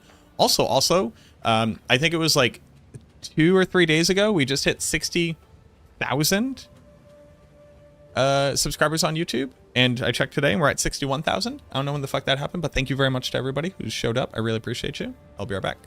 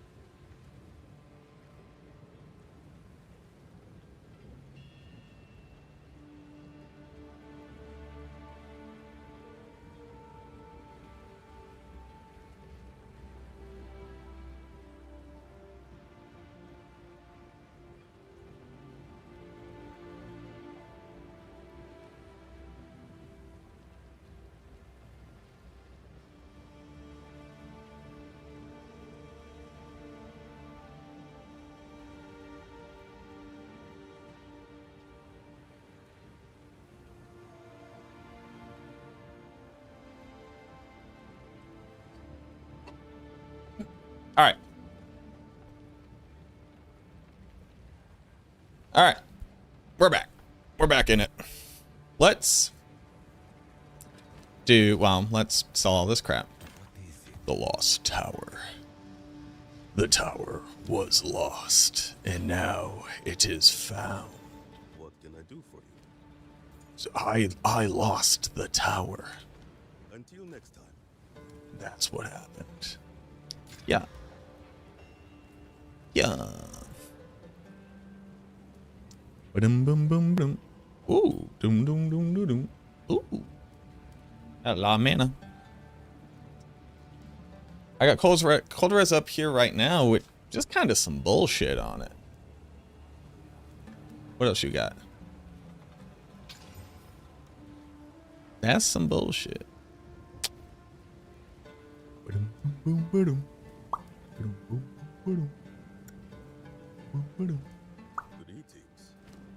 I'm almost at 1,000,000 gold. Huge.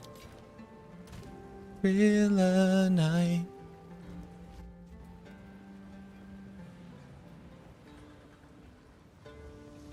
Wait, why isn't this working? Razor synapse. Also, is my sensitivity turned down? What's happening?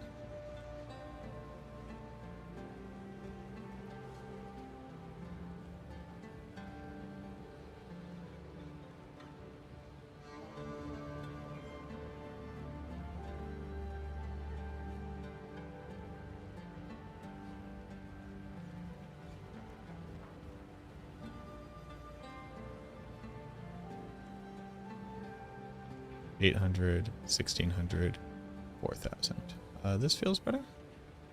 Yes, this will become X.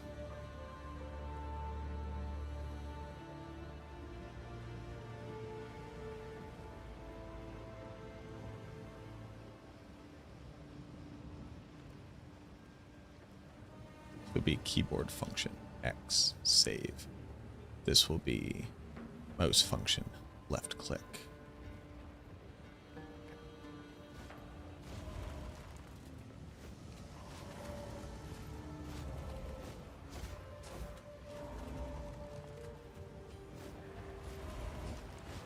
Okay, so there's that. Feels pretty good. Wow. Feels pretty good is a way to describe it for sure. Run this tier Levione. Hello. Wingardium Levione. On with the work. The Skull Slinger strides to the Dark Tower. All right, let's do. So we're here. We got a boss one here. We do a tier 11 boss, sure. Sure. All right. Get a sense of how this pilots, how this feels. Also, drop the skills. Let's go.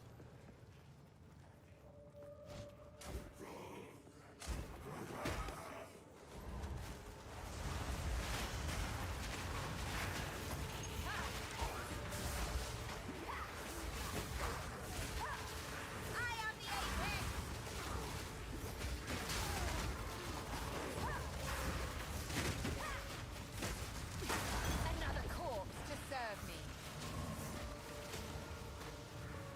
Okay.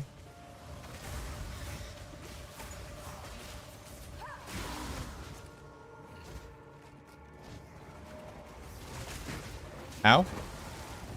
How that hurts? How that hurts? More mana. Drink the mana.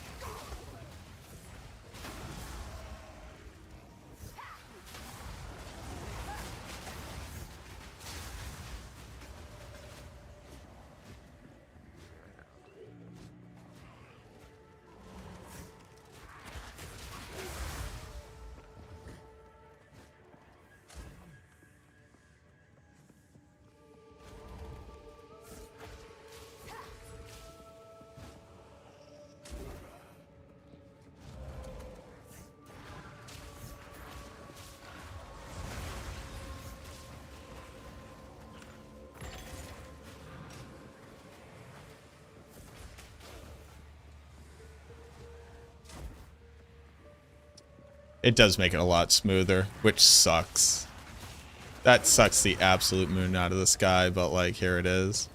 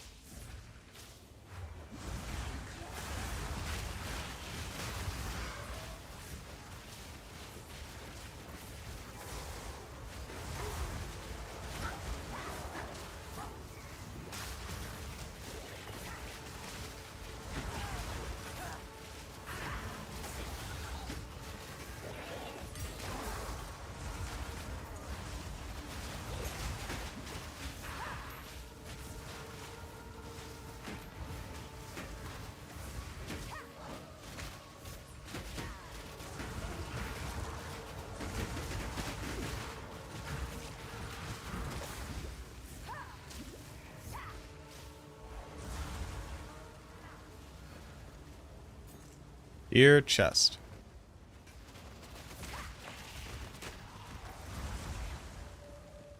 Wow, that chest sucked.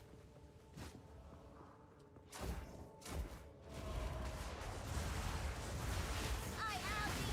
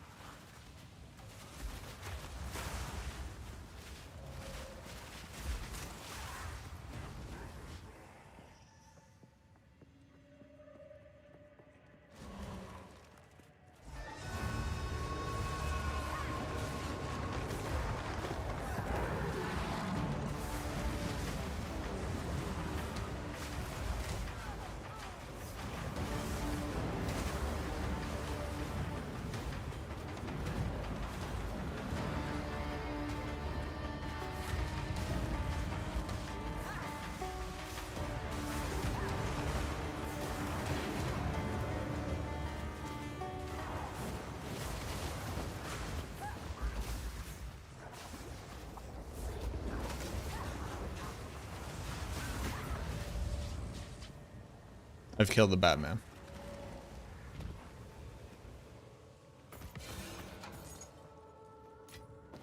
It's about time. Game have good controller support? I do not believe so. Other people have said that they have enjoyed playing on controller. I've had a very bad time on it. Mostly playing controller on PC, where I like to be able to play on the controller and then swap over to mouse and keyboard for like managing inventory and stuff. And you can't do that. You can't swap between them currently.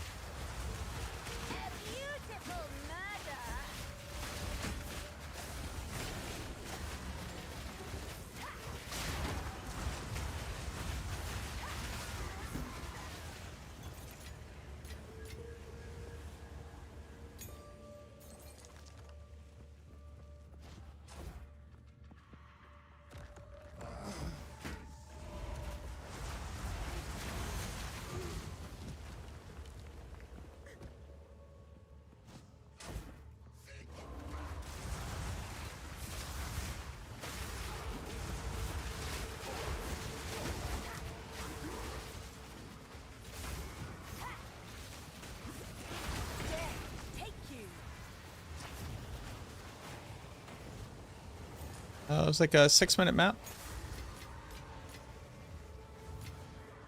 That's not bad.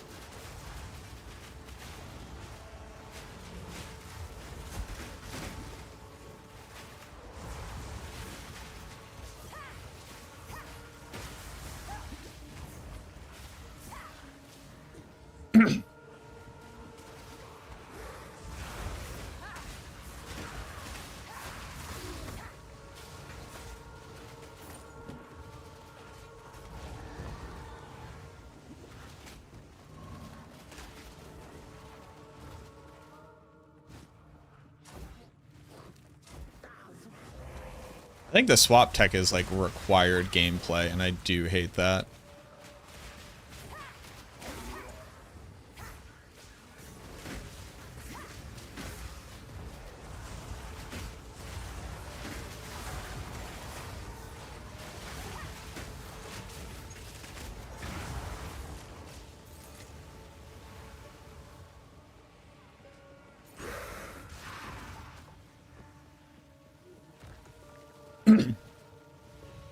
Okay.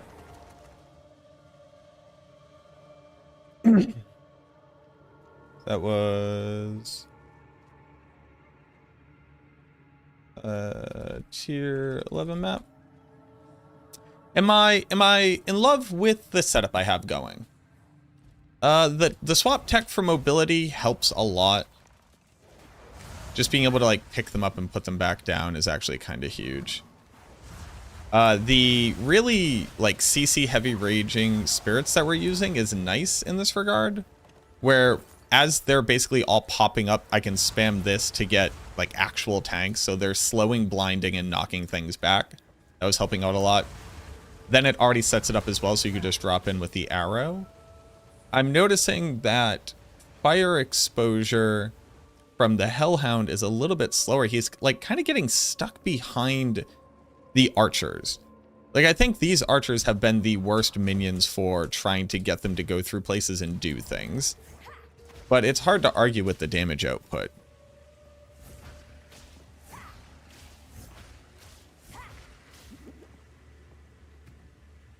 Now, before I go making any, like, grandiose statements, I'd like to take a look at the math.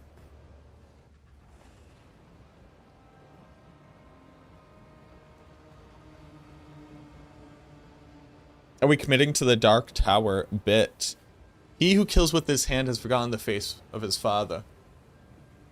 What does it end up being? You kill with your heart? Or you aim with your heart? What is it? I read the whole Dark Tower series. It's a very good series. Up until, I would say up until the end.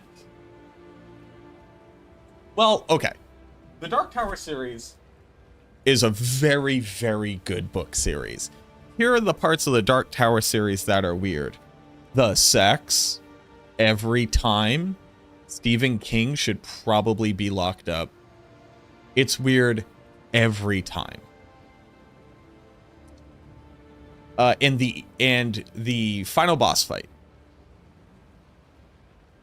The book, like, makes sense the whole way, and then he puts in God in the kid who can just unwrite reality, and then the final boss is like old King Cold from the claymation fucking Saint Nicholas movie, and he throws Harry Potter paraphernalia, and it sucks.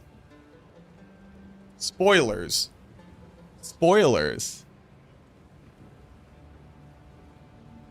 The Mad Red King sucks as an antagonist.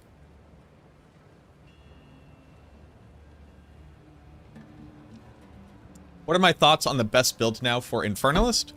Well, I think this is strictly stronger than Arsonists, but it feels a little bit endgame focused, where like they would be doing this much damage the whole time. I don't think you... Well, no. So, the relative strength of the Arsonists with Flame Wall has a tipping point where now the explosion does more damage.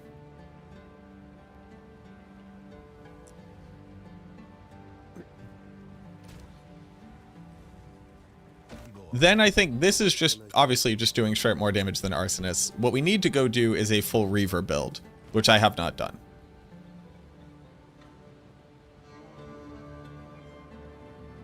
Evasion, max life, crit chance. That seems good.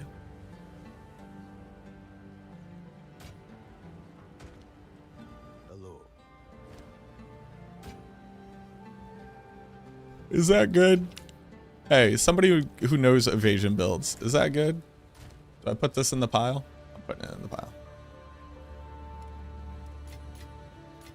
What? You might be asking, Mac, why are you putting all these things in the pile? Honestly, I don't know. Am I gonna go trade? Fucking no.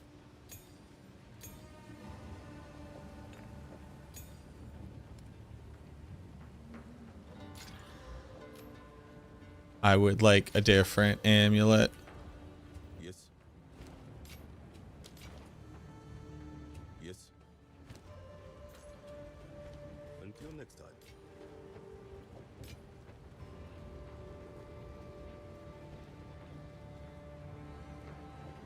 Okay, so the only other thing I want to do is I want to take a very quick look at the Arsonist, just to see what its damage numbers say. I forget which one of these I would use normally.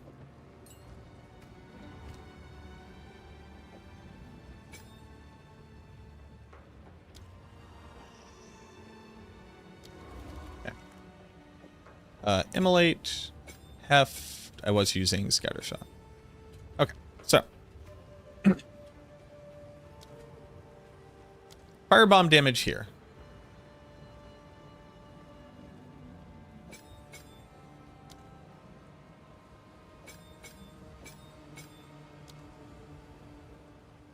Is about 1,000 damage, max end, top end.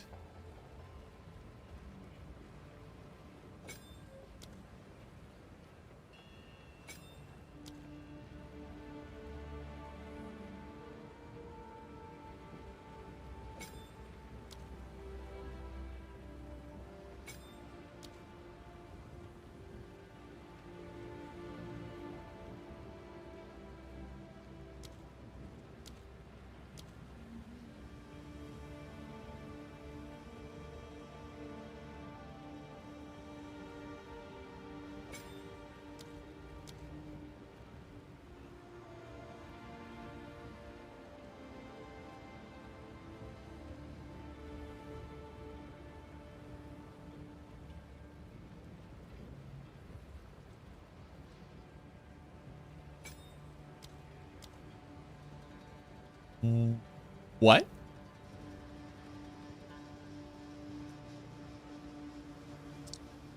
What do you mean? What does that mean?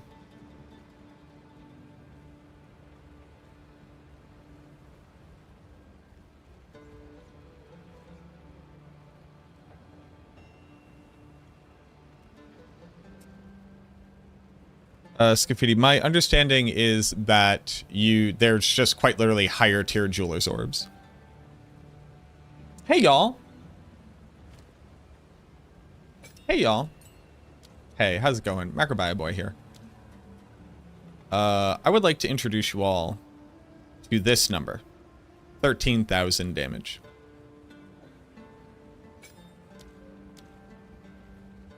And how this is 22,000 damage. Now, why?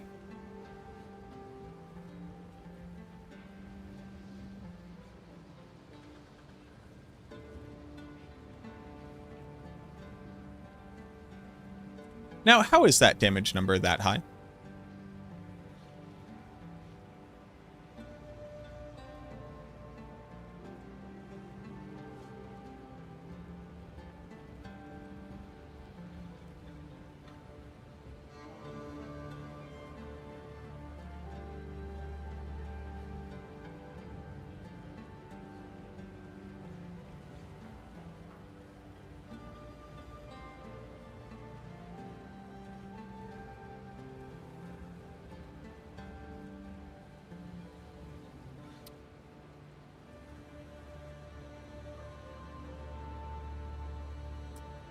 21989.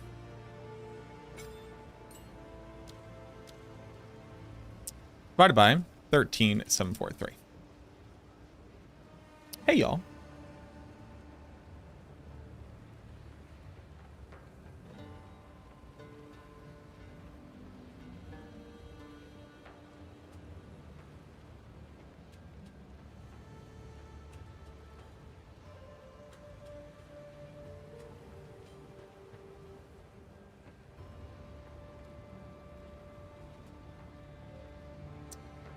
Hey, y'all. Hey, y'all. Why does bidding do this?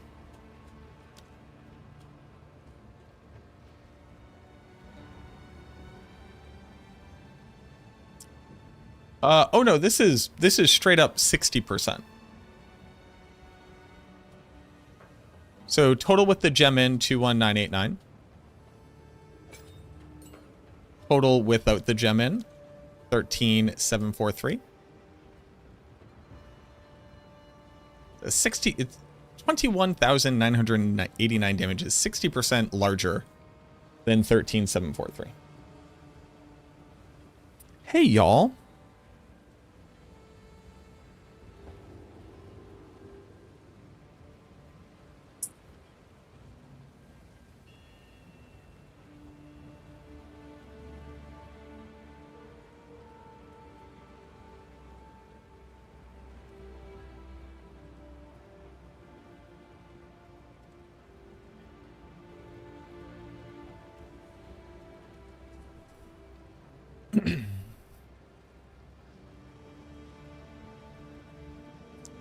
If it was double dip, if it was applying twice, it would be higher, is the issue.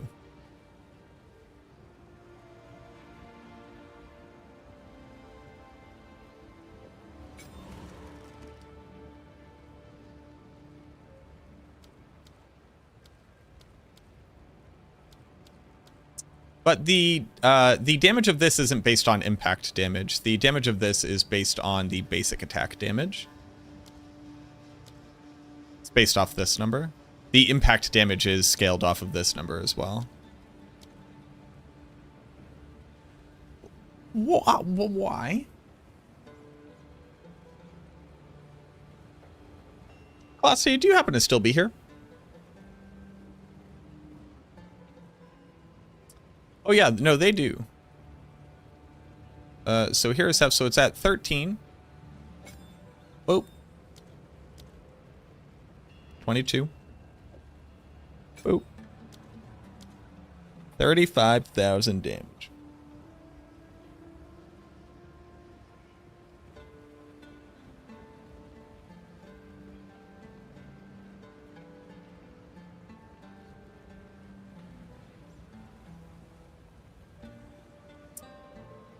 Does that mean things like...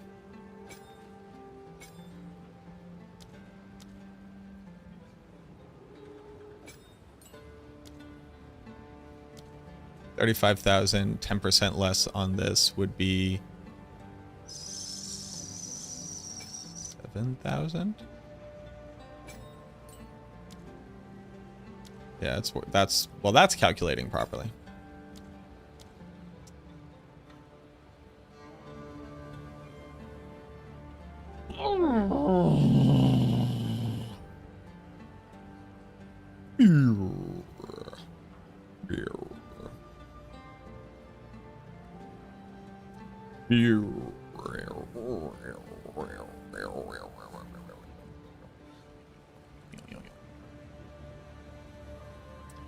Pew, pew, pew, pew, pew, pew, pew, pew, pew.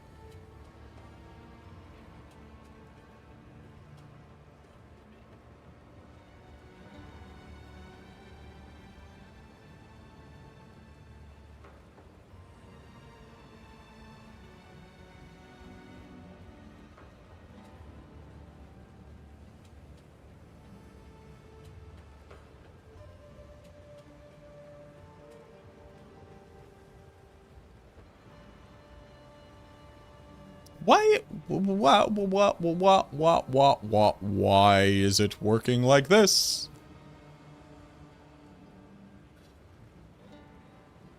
What up, Sonic?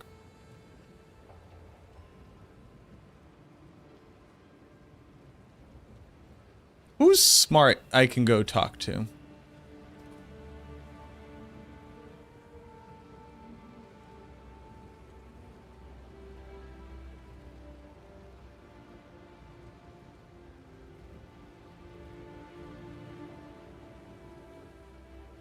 Yeah, is he straight up sleeping?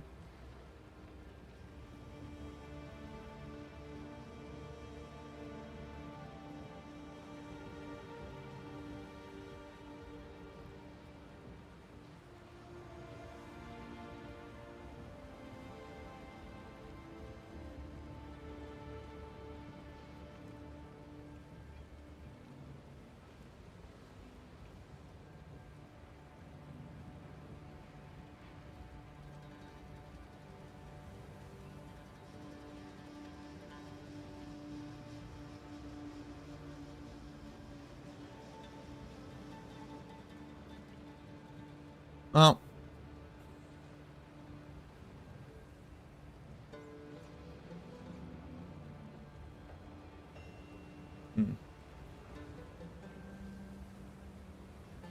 does using a wand increase minion damage? It does not.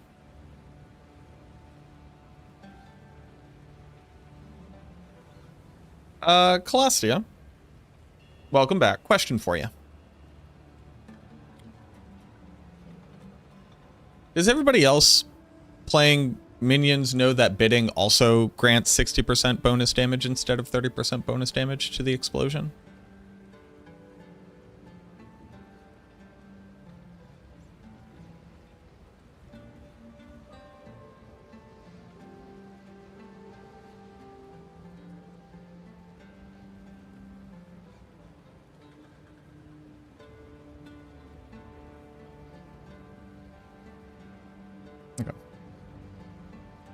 Because I want to share with you the magical journey we're about to go on for my minions damage.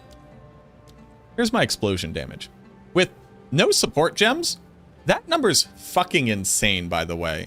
I thought they nerfed this. But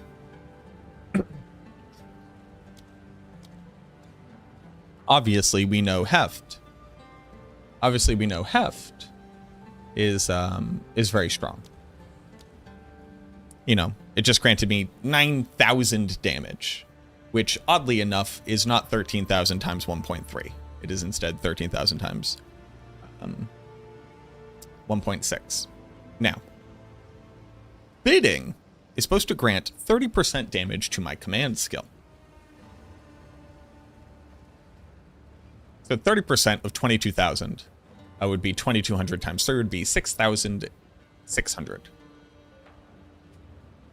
6,600 is how much I'm supposed to get.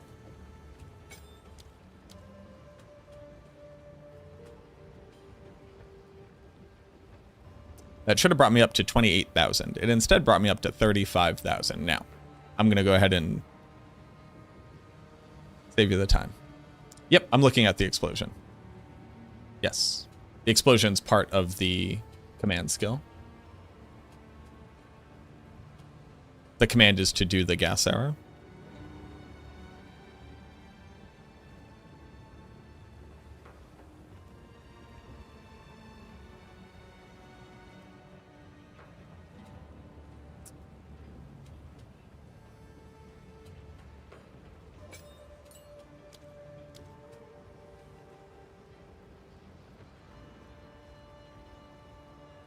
It's a 60% damage increase.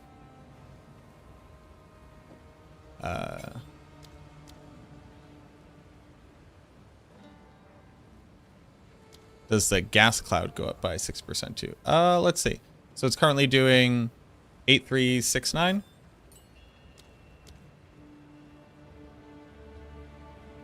(8369) divided by 5230. That's also 60%. And then we put on this, which is properly, only reducing the damage by 20%.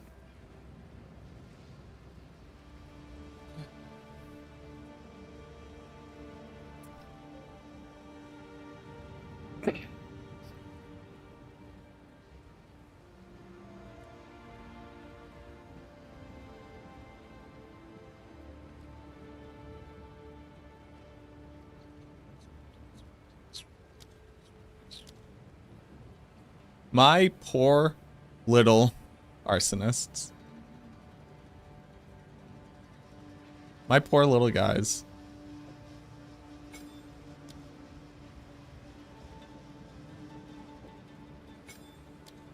They're just trying their best.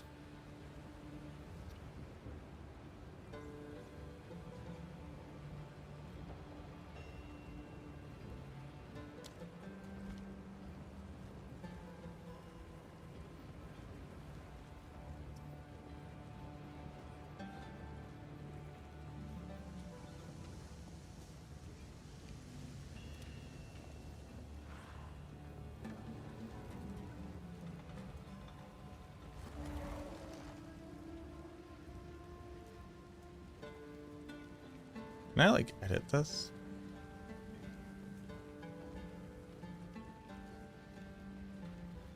How do I remove a thing?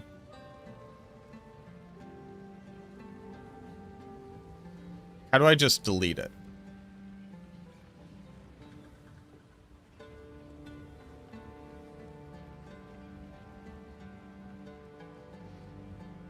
I don't even think I need to hit the test dummy. I mean, we saw the damage output in the map. How do I get rid of a thing?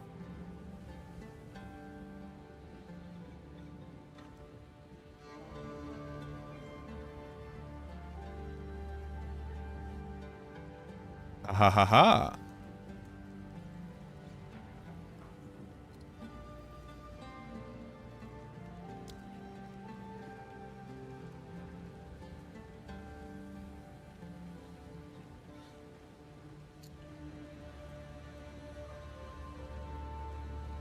If you sell a headhunter for a mirror and then sold the mirror for 240 divines and then bought a headhunter for 44 divines, you'd make your money back and more. That sounds like math to me. Alrighty.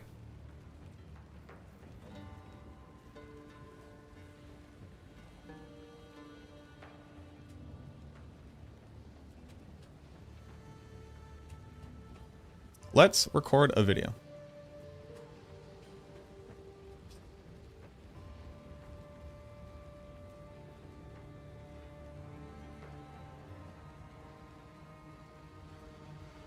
Now that we've made it into the end game and I'm basically just searching for the Dark Citadel so I could go try the Pinnacle boss, so I can say I've completed this build and move on to a different archetype and a different character, I wanted to better explore the other minion options that were available for the Witch on the Infernalist build, because obviously Arsonists will very slowly over time begin to have their damage fall off, and it's only because of the fact that I hadn't checked out the other minions, that I hadn't come across this little nugget either. So if you know somebody else who has already reported on this, please feel free to comment them down below. I want to make sure that whoever noticed this first gets their... I want to make sure that whoever reported this first gets their proper due. But it turns out that if you haven't seen my most recent video, not only is the Heft support gem bugged and granting a 60% bonus, but the other new support gem that they've added into the game with the most recent patch called Bidding is doing the same thing.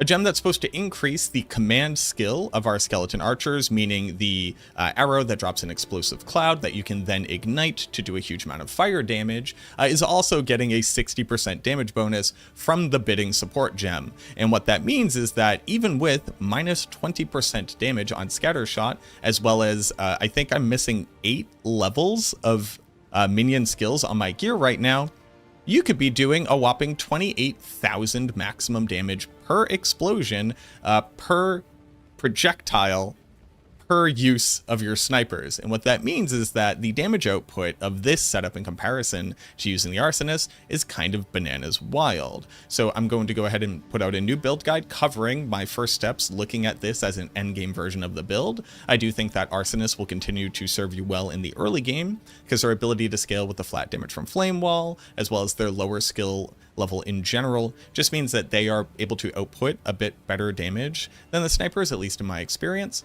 But here in the end game, now that I can have 10 of these guys running around with me, as well as some pretty cool tech that my chat put me onto for being able to better manage them, as mobility and your minions don't really work hand in hand.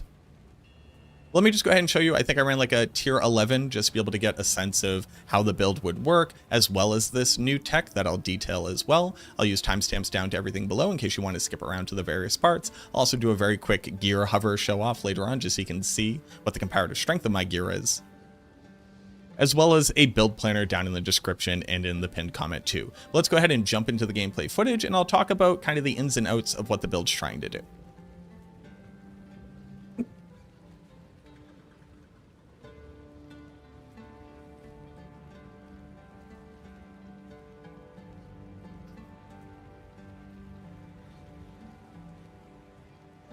If you're coming from the Arsonist setup for the build, the basic concept there was have a bunch of people throwing a bunch of projectiles, using a flame wall to summon raging spirits, have your Hellhound apply ignite, which also spread exposure and some other status effects, and basically just rely on the continuous and repetitive damage output of your minions to be able to slowly whittle down and to be able to quickly speed through trash and then at a decent speed whittle down bosses as well. And what we've basically done is retrofitted a lot of the core concepts from that build onto this new one, where we're still looking to scale fire damage because the explosion from our archers is a completely 100% converted fire damage bonus. And at the current level that we have it is converting as well as scaling at 630% of base damage. But the gameplay becomes fairly simple. When you use the command action on your skeleton archers, they're going to go ahead and drop a poison cloud. This will spread out over time and they'll fire 3 of them because we have scatter shot support gem on it. The moment that a monster becomes ignited inside of that cloud, the entire cloud will explode, dealing damage to every monster inside of it. The way that we auto apply ignite is through our Hellhound, who automatically ignites anybody within its radius, and it's actually kind of good that each one of these explosions doesn't go off immediately, because you do kind of want the clouds to spread out a little bit. If you're just spamming it into currently ignited targets, it'll explode immediately on top of them, but you'll get a worse spread overall of the total explosion radius that it could be. The secondary effect that we have to be able to proactively explode these poison glass. The secondary effect that we have to proactively explode the poison glass. The secondary effect that we're using is Flame Wall as well, to be able to auto-ignite targets that pass through it, in case the Hellhound happens to be on a different part of the combat scenario, or you just want to be able to more proactively do it. But the Raging Spirits that we spawn from this are no longer really there to do damage. No, they're actually there to be our frontline tanks, which is kind of an interesting thing to say about Raging Spirits. I've added on the support gems for them to be able to blind, maim, and knock back, meaning that casting Firewall is no longer this kind of last-ditch effort to be able to stack on damage. It is instead a frontline defense to be able to actively stop incoming monsters and apply a huge amount of crowd control.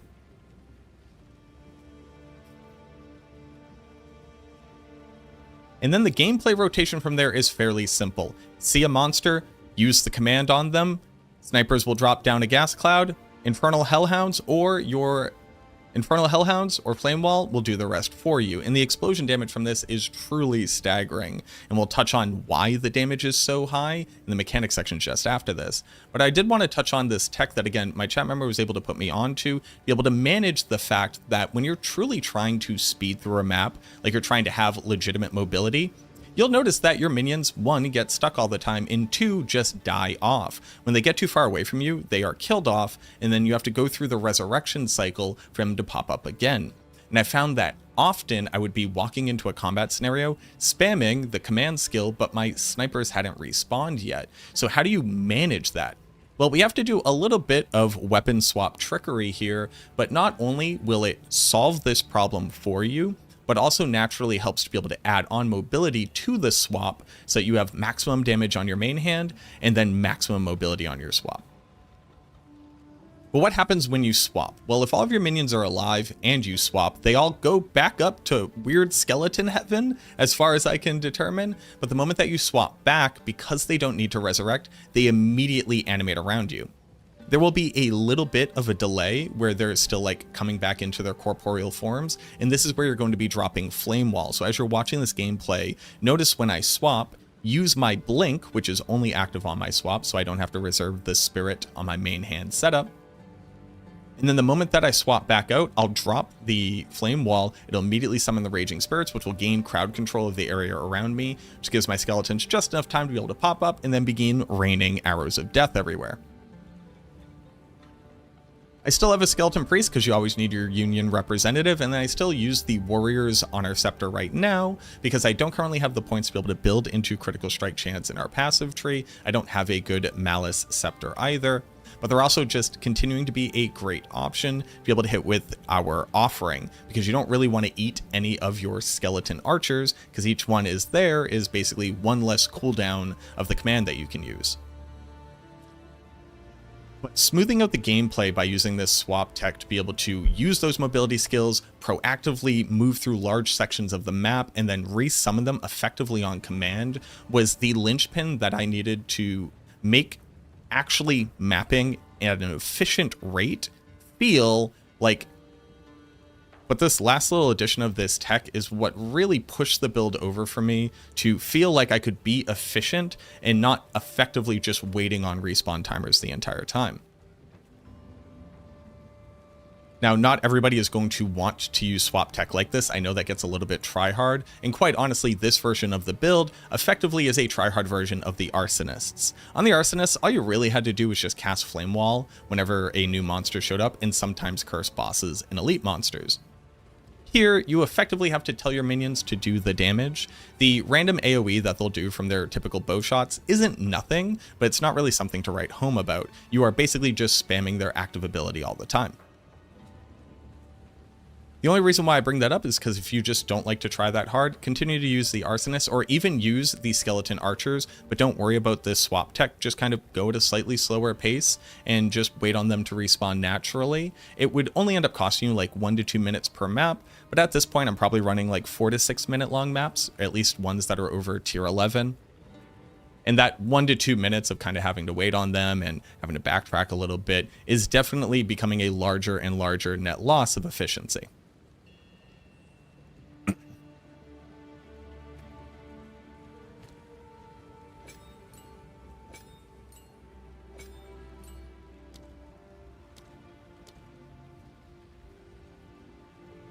So now you've seen the gameplay and you understand the rotation, basically what we're trying to do with the build. I just want to very quickly touch on the mechanics and why we're able to do this much damage, even though our gear is very low level.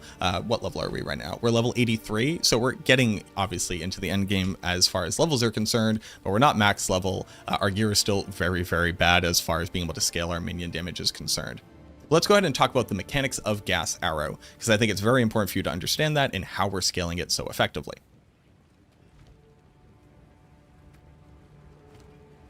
If you actually read Skeletal Sniper and you go over to Gas Command, you'll see how all these various effects are scaling. So first and foremost, all of it scales off the basic damage, not the impact damage. The impact damage itself is also scaling off of its base damage. So the impact damage, when it literally drops, does 70% of their damage. We don't really care about this so much. The Poison Cloud will then do 220% of that damage per second as poison, which is chaos damage. This is adding on a little bit of DPS before it explodes, but it's not really something that we're really caring about. The explosion damage has two important numbers to understand. One, it is scaling at 630% of the base damage at my current level. I currently have 20 levels in Sniper. I could have +8 just from my gear because neither my amulet nor my scepter actually have plus to minion skills at this point. And then I haven't hit this with quality, and I also haven't either like corrupted it via Valorb for additional levels. And as you can see, I only have 3 support gems in it right now.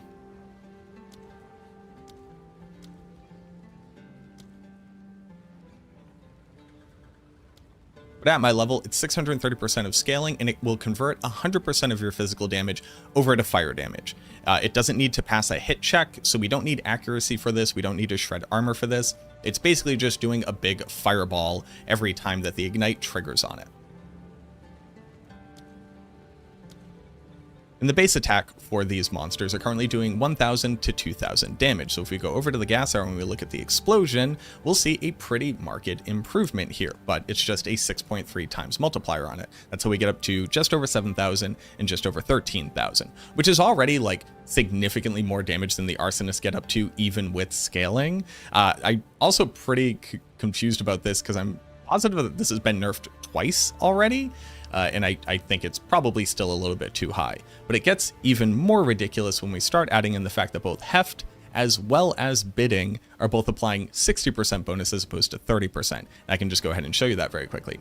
So 13,000 damage, which is a full conversion over from physical. Adding on more maximum physical damage will scale the base before it gets converted. So 30% of this, it'll only increase the maximum damage, but 30% here would be 3 times about 1,300. So I should be seeing somewhere around 5,000 added damage, rough napkin math there. And we put on Heft, and I go over to Gas Arrow, we're still at and when I put on Heft and we go back over to Gas Arrow, we're instead at 22,000 damage. So that's obviously way too much. But if we were to add on an additional 30% damage, this one's also easy to do. 22,000 damage, 10% of that is 2,200 times 3. We should expect to gain 6,600 damage. So we should only bump up to about 28,000 damage here. And when I put on Bidding, I'm loving it. I'm at 35,000 damage, so a bit more than you would expect. I'm not going to whip out the calculator, but each one of those is currently granting 60% damage bonus as opposed to the 30% damage bonus. Why is that happening? I'm altogether not too sure. With the more maximum damage, this should just change the base physical, which would then get converted and scaled according to the effect. And for whatever reason, it's instead doing 60%. That's not so much a double dip, it's not applying it twice, because multiplying something by 30% bonus twice is stronger than just adding 60%. But the same thing is happening for Bidding. Bidding should just be increasing command skill damage, so it currently increases the impact damage by 60%, the poison cloud damage by 60%, and the explosion damage by 60%. So again, not a double dip, just applying at double its current effectiveness. Why?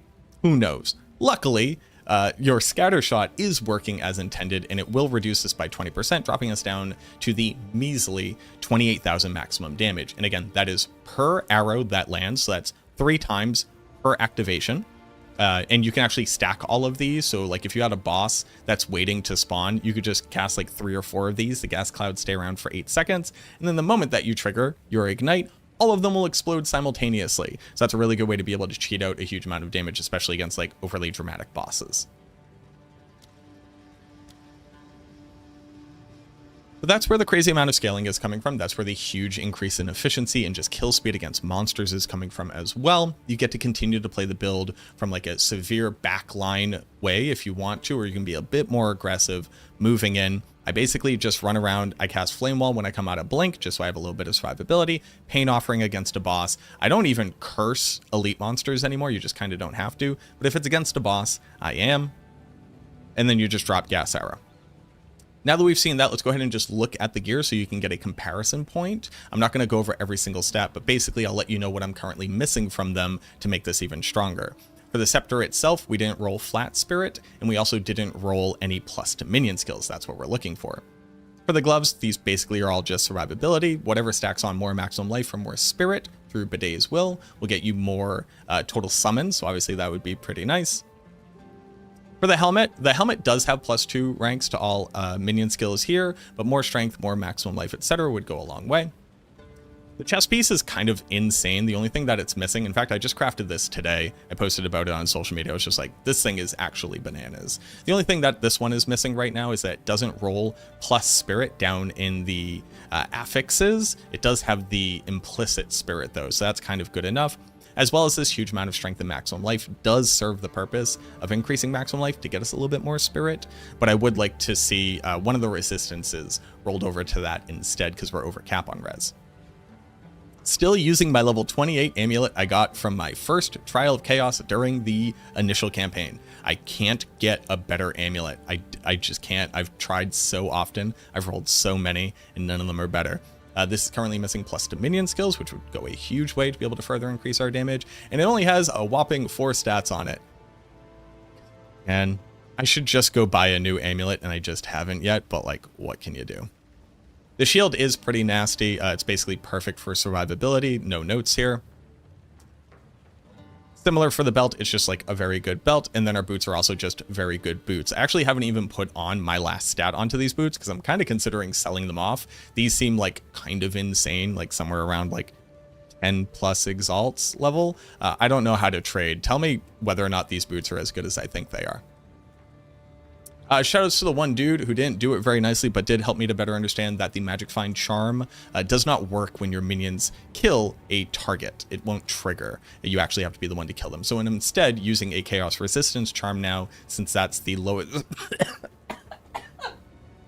Bronchitis. Since that's the lowest resistance stat that you'll typically have. Feast on flesh. Now, because we are using a swap tech here, we don't want the stats on our swap to be completely useless. So I put a secondary shield that I have that I haven't finished actually crafting on yet, but it also comes along with a huge amount of survivability stats. And then I basically just put in a weapon so that I can see visually whether or not I've swapped, just in case I need that additional visual clarity. You could put a scepter here, but this is the reason why the tech works. If you notice, when you open up your skill, you can choose, and let me move my big dumb head out of the way. But for the swap to work, you basically have to set a different amount of minions summoned per set. And you can do that down here. So you'll see on my primary set, I have them set to have all 10 of my minions swapped, and instead I'm going to make it so that they will not summon anyone I swap back over. This will unsummon my snipers, you saw that up top, and then it will resummon them. You can see the difference there. So just remember to go into each one of your minion setups and set it so that they will not be spawned on the swap. You can leave up your Hellhound, you can leave up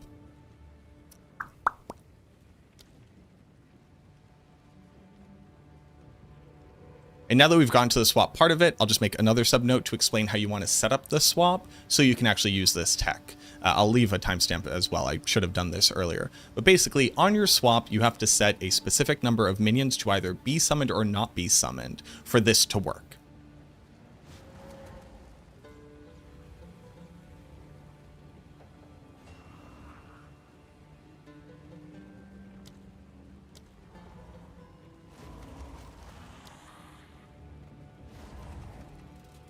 And the way that you're going to control that is by going into each individual minion and setting whether or not you want them to be available. So for the Hellhound, basically on swap, you can actually just leave it. The Hellhound will not impact this at all. The Hellhound is good. He's a good boy. He can stay active the entire time. Similar to the Raging Spirits, you don't have to have a different setup for them because they're only being spawned when you cast Flame Wall in the first place.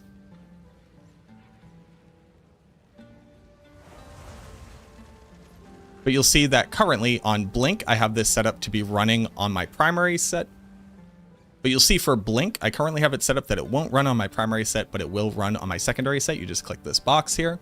And then similar to the snipers, you'll see that on my primary setup, I have it set to have all 10 of them active. Whereas on my secondary set, I have none of them active at all. If you were using a cleric, you would do the same thing. I currently am. So 1 for the primary setup, 0 for the secondary setup. And then because I'm not using a scepter that has the ability to summon my skeleton warriors, I don't have to turn that one off.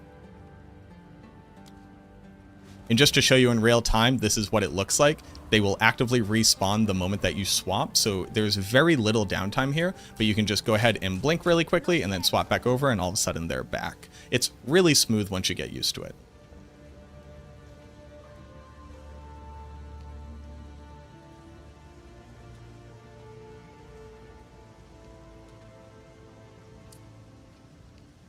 But alrighty, there you go. Like I said, there will be a build planner down in the description below. I do think that this is just a better endgame setup than the arsonists are currently able to put out damage. Depending on how many more, minion skill levels, I'll continue to test each of them as my gear gets better and better, just to see what that difference looks like. I also played around with the Reaver minions on this setup, basically some kind of hybrid where either I ran some arsonists to be able to clear out trash, and then I used the skeleton archers just to be able to clear out bosses, or maybe I used the Reavers to clear out trash. I generally find that just running that one primary setup, at least to do the biggest fire damage possible and have the best uptime on DPS, etc.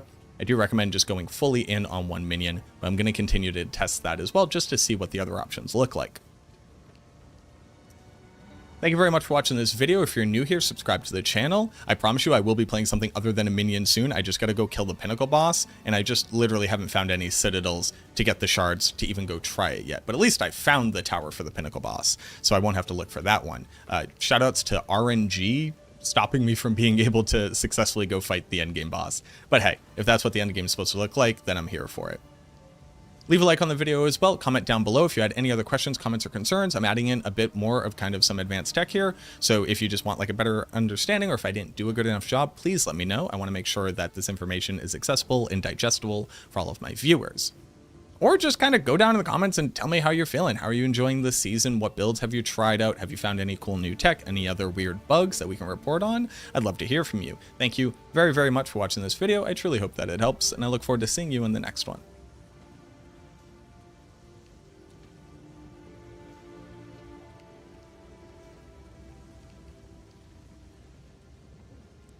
Arsonist build guide.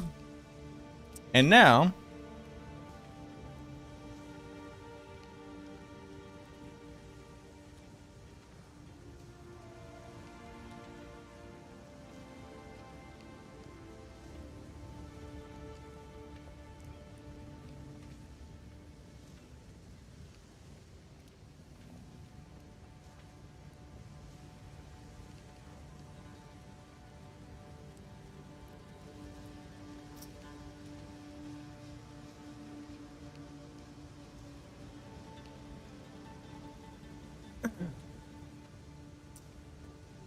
how am I liking the game?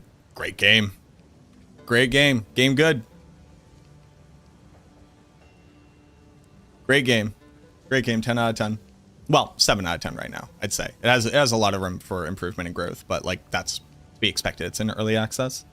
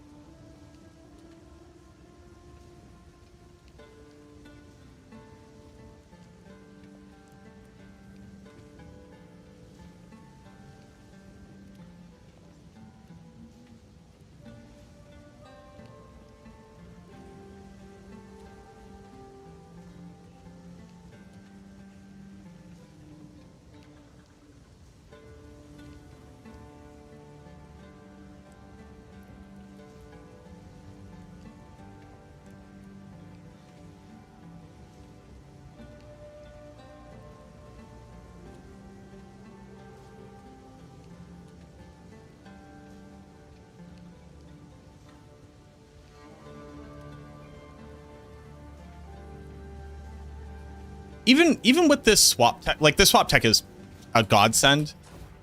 Thank you, Colossia, for pointing this out. But like even with this, minion builds are just going to be like relegated to like bottom of the, like as far as like most efficient map farmers, this is just going to be relegated to like F tier. But I think it's going to feel like S tier for like solo self-found and casual players to get into and experience the end game. Grip was just pinging me about like the testing, and that's a realization I came to while I was explaining it.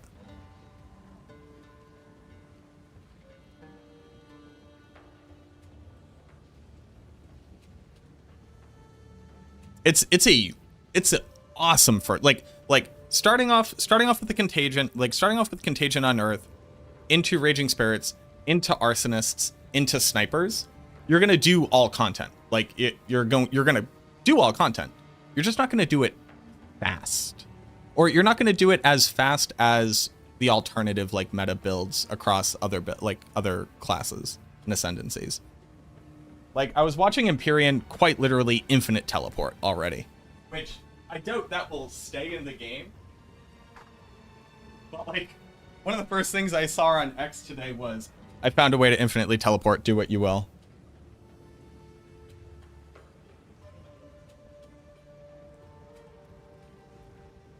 Love how honest I am about the thing. You know, so this is... I'm not laying any judgment on the feet of any other content creators. There are some people where doing this is just a job, and they see, you know, they see a different ethical avenue. I could be making super hype 12-minute long videos just showing me blasting like act bosses very quickly by editing it, and then just showing you the ends of maps where like I zoom in on the map tier and the pile of loot and put on a really high-pitched voice and talk about how fucking amazing my build is. I would garner the attention of the vast number of casuals who are just looking to be told about a hype thing. And as long as the build isn't dog shit, it wouldn't come back to bite me. But every single person who actually understands anything about this video game or is held in a position of respect in the community would hate me. And I think my videos do just fine without doing that, you know?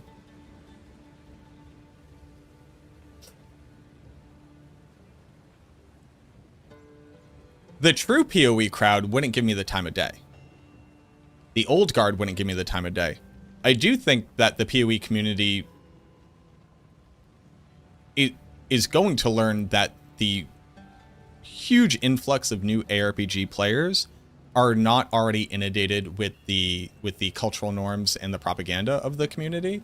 And there are plenty of people who would just watch it and be like, that build's sick, and then go play it. And as long as it functioned, nothing bad would happen to them. I personally can't be real and do that thing. So I personally don't do that thing.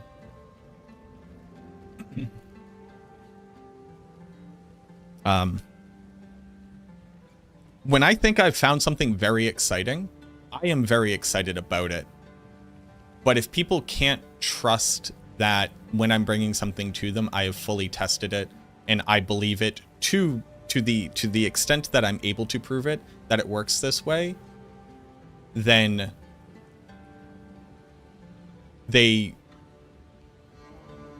will not give me the time of day if it could be better, or if there is an alternative, or if I didn't get something completely right. And that's just like very important to me. Quite literally, I have a degree and wanted to be a research scientist, so that probably plays a part in it.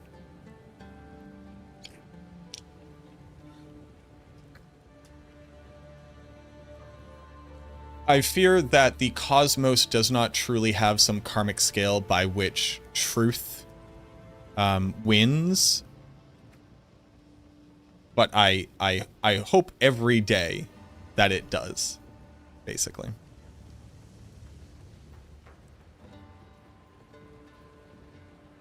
Yeah. Also, if I was gonna try to like come out right now and be like, I know how to make the best build possible, the people who actually know how to play this game would fucking mock me, and somebody thinking less of me is like unto death. Bronchitis is still trying to kick my ass? It sure is.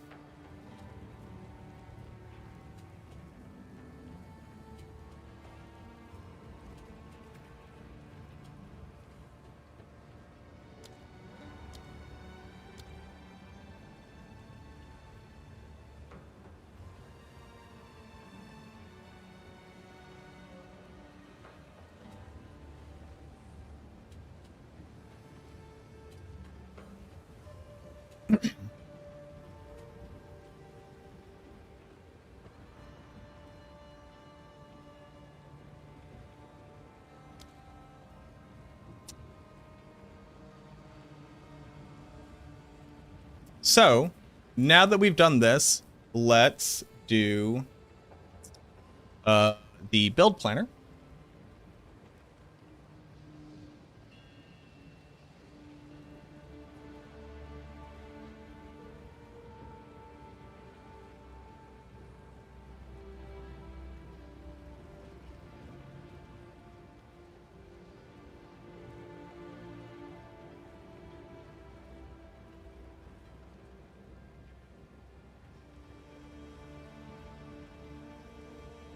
Frontless minions. So let's save this as sniper. Infernalist sniper minions.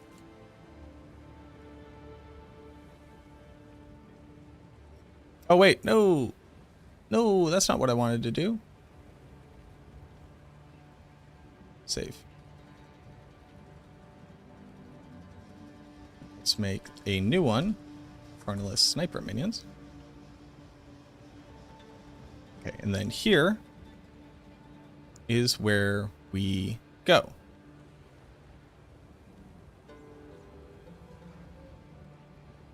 Still stuck on Act 2, second time on that Fire Lady boss. I feel like I've been really slow playing Mercenary. Depending on the setup that you're running on Mercenary, you're going to run into a lot of issues until you ascend and you get decent gear. That's something that people have been running into. I'm immediately too cold, but I was just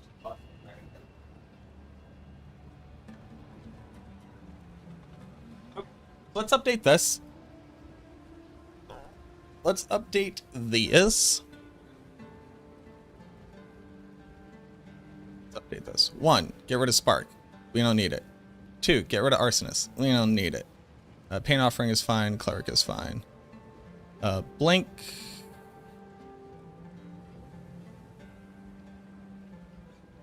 Blink on the swap.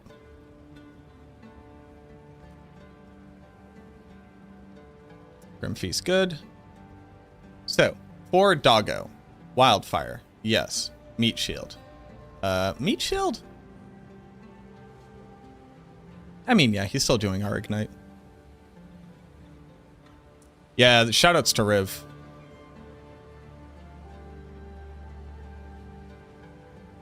Yeah, you could do Gemling minions as far as I understand. I don't think it's as good as everybody thought it was going to be, but I think it's still fine.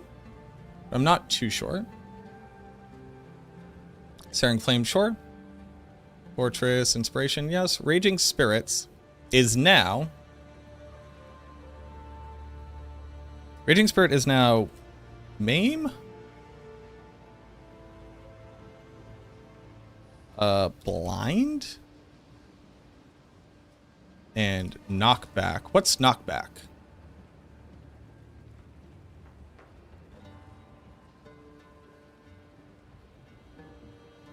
Legend.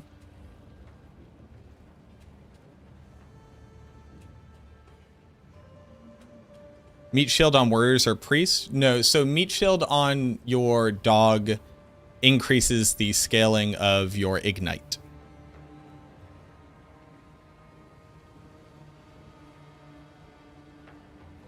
Can we advocate for Maxwell to add Union Priests to the Skeletal Cleric description? I'm gonna try my best. What is the armor shredding one?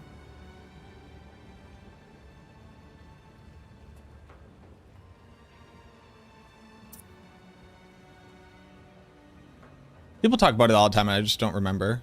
Splinter?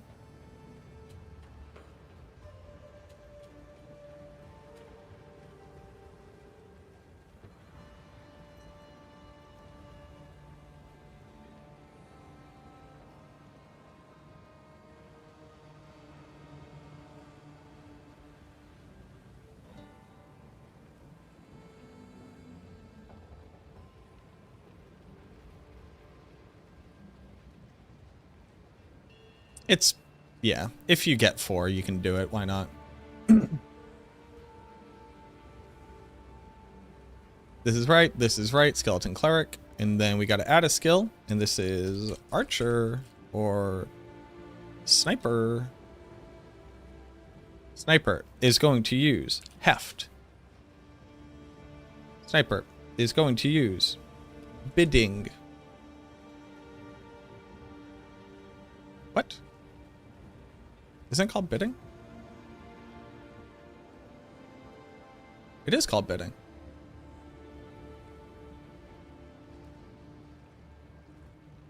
Did we not add bidding yet?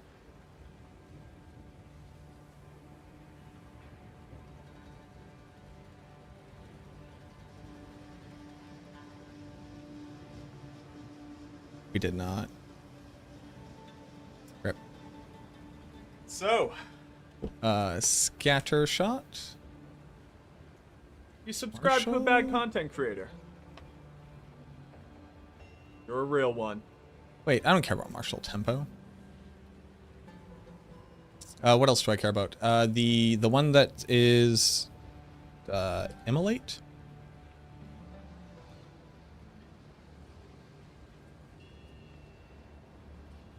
V-Love, thank you so much for the prime. I appreciate that. I'll put a note in here.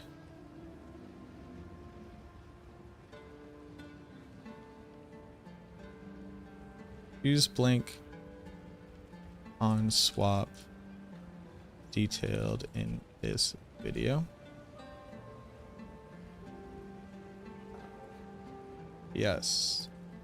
No. Snipers also uses bidding gem. Not currently available in the planner.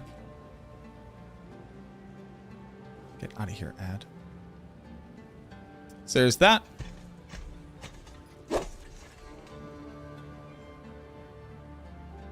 And the swap is going to be nothing. Doesn't matter. Swap is the same shield, but I don't want to make a whole other.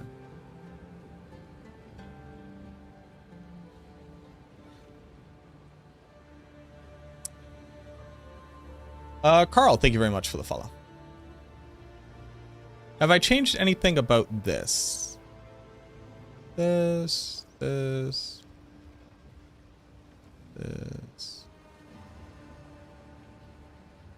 Building down there as well. Sure. Yes. Boop. Yep. Okay. This is all the same. Update.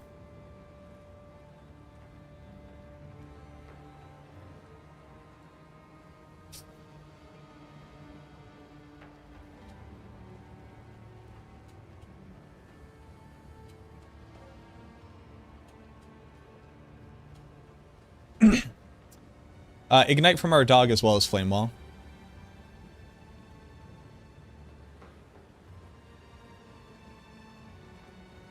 Yeah, thanks. Glad you enjoy it.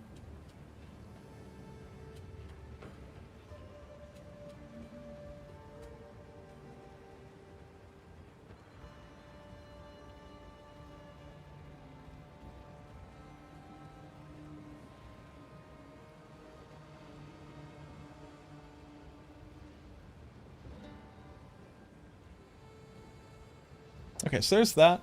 Oh, it's like 9 p.m. That's kind of perfect timing.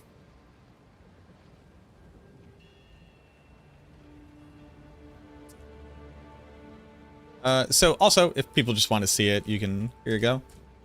Here you go. And do.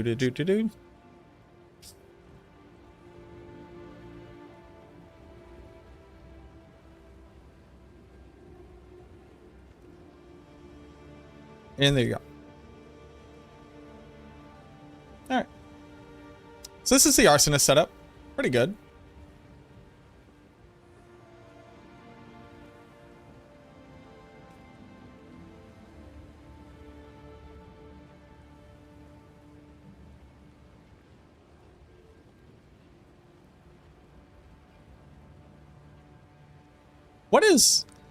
What is like a high damage number on builds right now?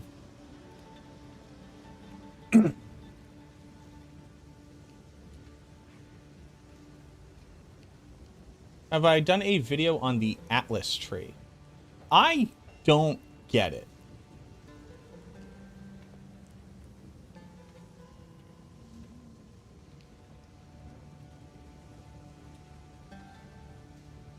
Above 200k DPS is decent.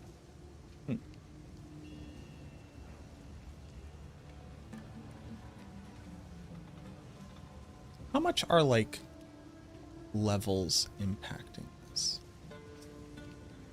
What's the scaling per level?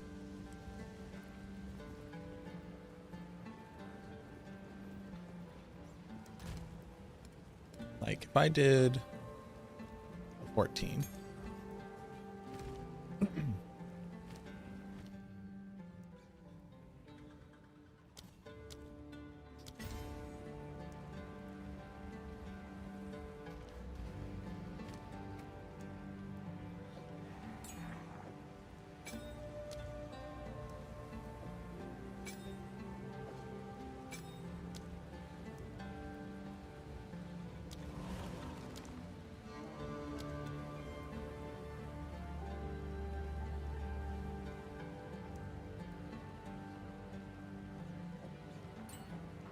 $18 to $35.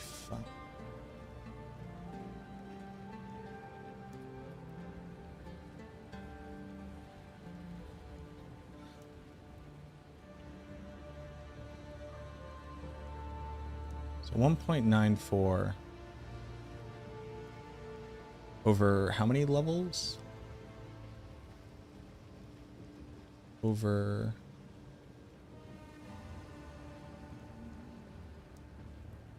4 levels. Scaling on the... Oh, I guess I could look at this. Oh.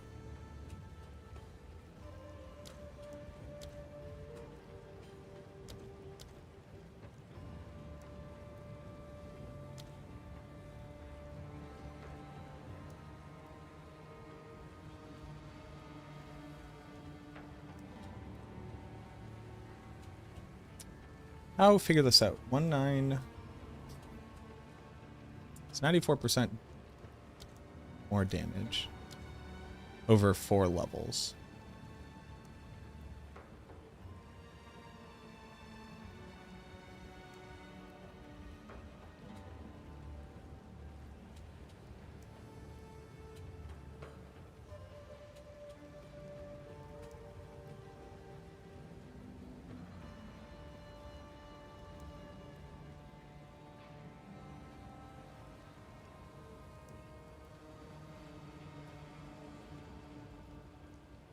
No, so it's got to be like 1.15? 1.2?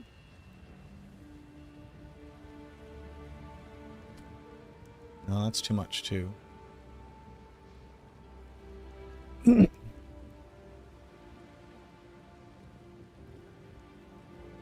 18% per level?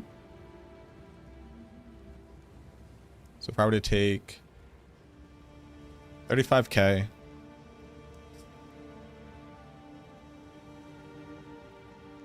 three, 4, 5, 6, 7, 8. So if this scales at 18% per level, which I'm not sure that it does, but let's say that it does. If I had the +8 skills from my amulet and my scepter, this damage should be at like 130,000-ish.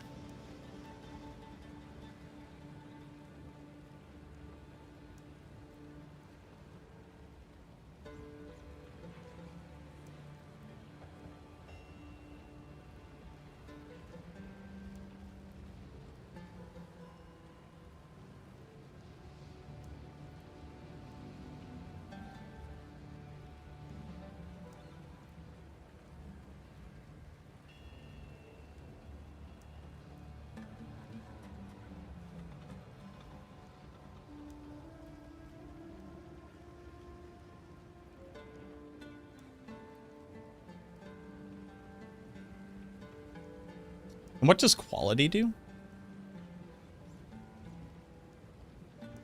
Impact radius and reduced reservation. Oh.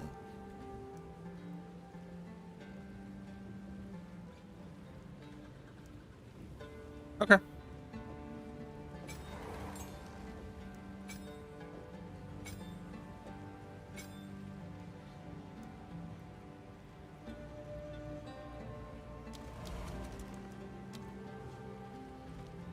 Greetings.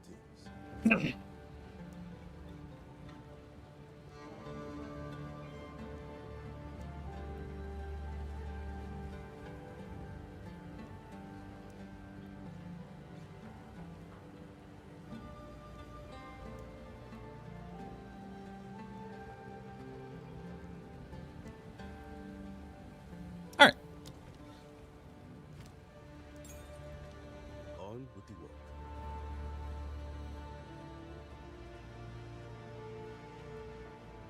Yo, have a good one, Morton. All right, we're gonna go ahead and end there. I think this was a good stream. It had to be a little bit shorter because I started later. What can you do? I'm sorry. Just very quickly, hey, we've all been pretty cool about it. 3 people have already gone and tried it out. I appreciate you so much. In the description of the video, as well as from the link that I just posted here, we have Factor. Factor meals are coming on this Monday. We're going to be trying them out. I'm actually going to be trying them out on stream. They're currently sponsoring me. They're looking for new subscribers in the United States. 50% off your order, free delivery. You should check them out. You can also just wait until I try it out so you can get like a realistic and honest review of whether or not I think the food's even worth it. But I like their business practices as far as I can see. I like the offers that they have. They have a bunch of like keto friendly and a bunch of different dietary restrictions. Also a bunch of meals across like not just plain American cuisine type stuff. I have like a bunch of different curry options that are coming in. Very excited. Check out Factor. Thank you very much for sponsoring the stream as well. I appreciate them. This is going to help buy them presents over Christmas. You understand me? But go ahead and check them out. At least go visit it. You know what? Maybe you're hungry. Maybe you order some. I don't know. No, only spend money that you have money to spend. Let's go ahead and raid somebody. I just had to do that quick plug. You already know what it is. Let's bring you all over to one of my friends. Let's go hang out with one of my friends. Boy, Hazard's not streaming. What the fuck? Hello? Hello? You're supposed to stream. Rated Boiler yesterday.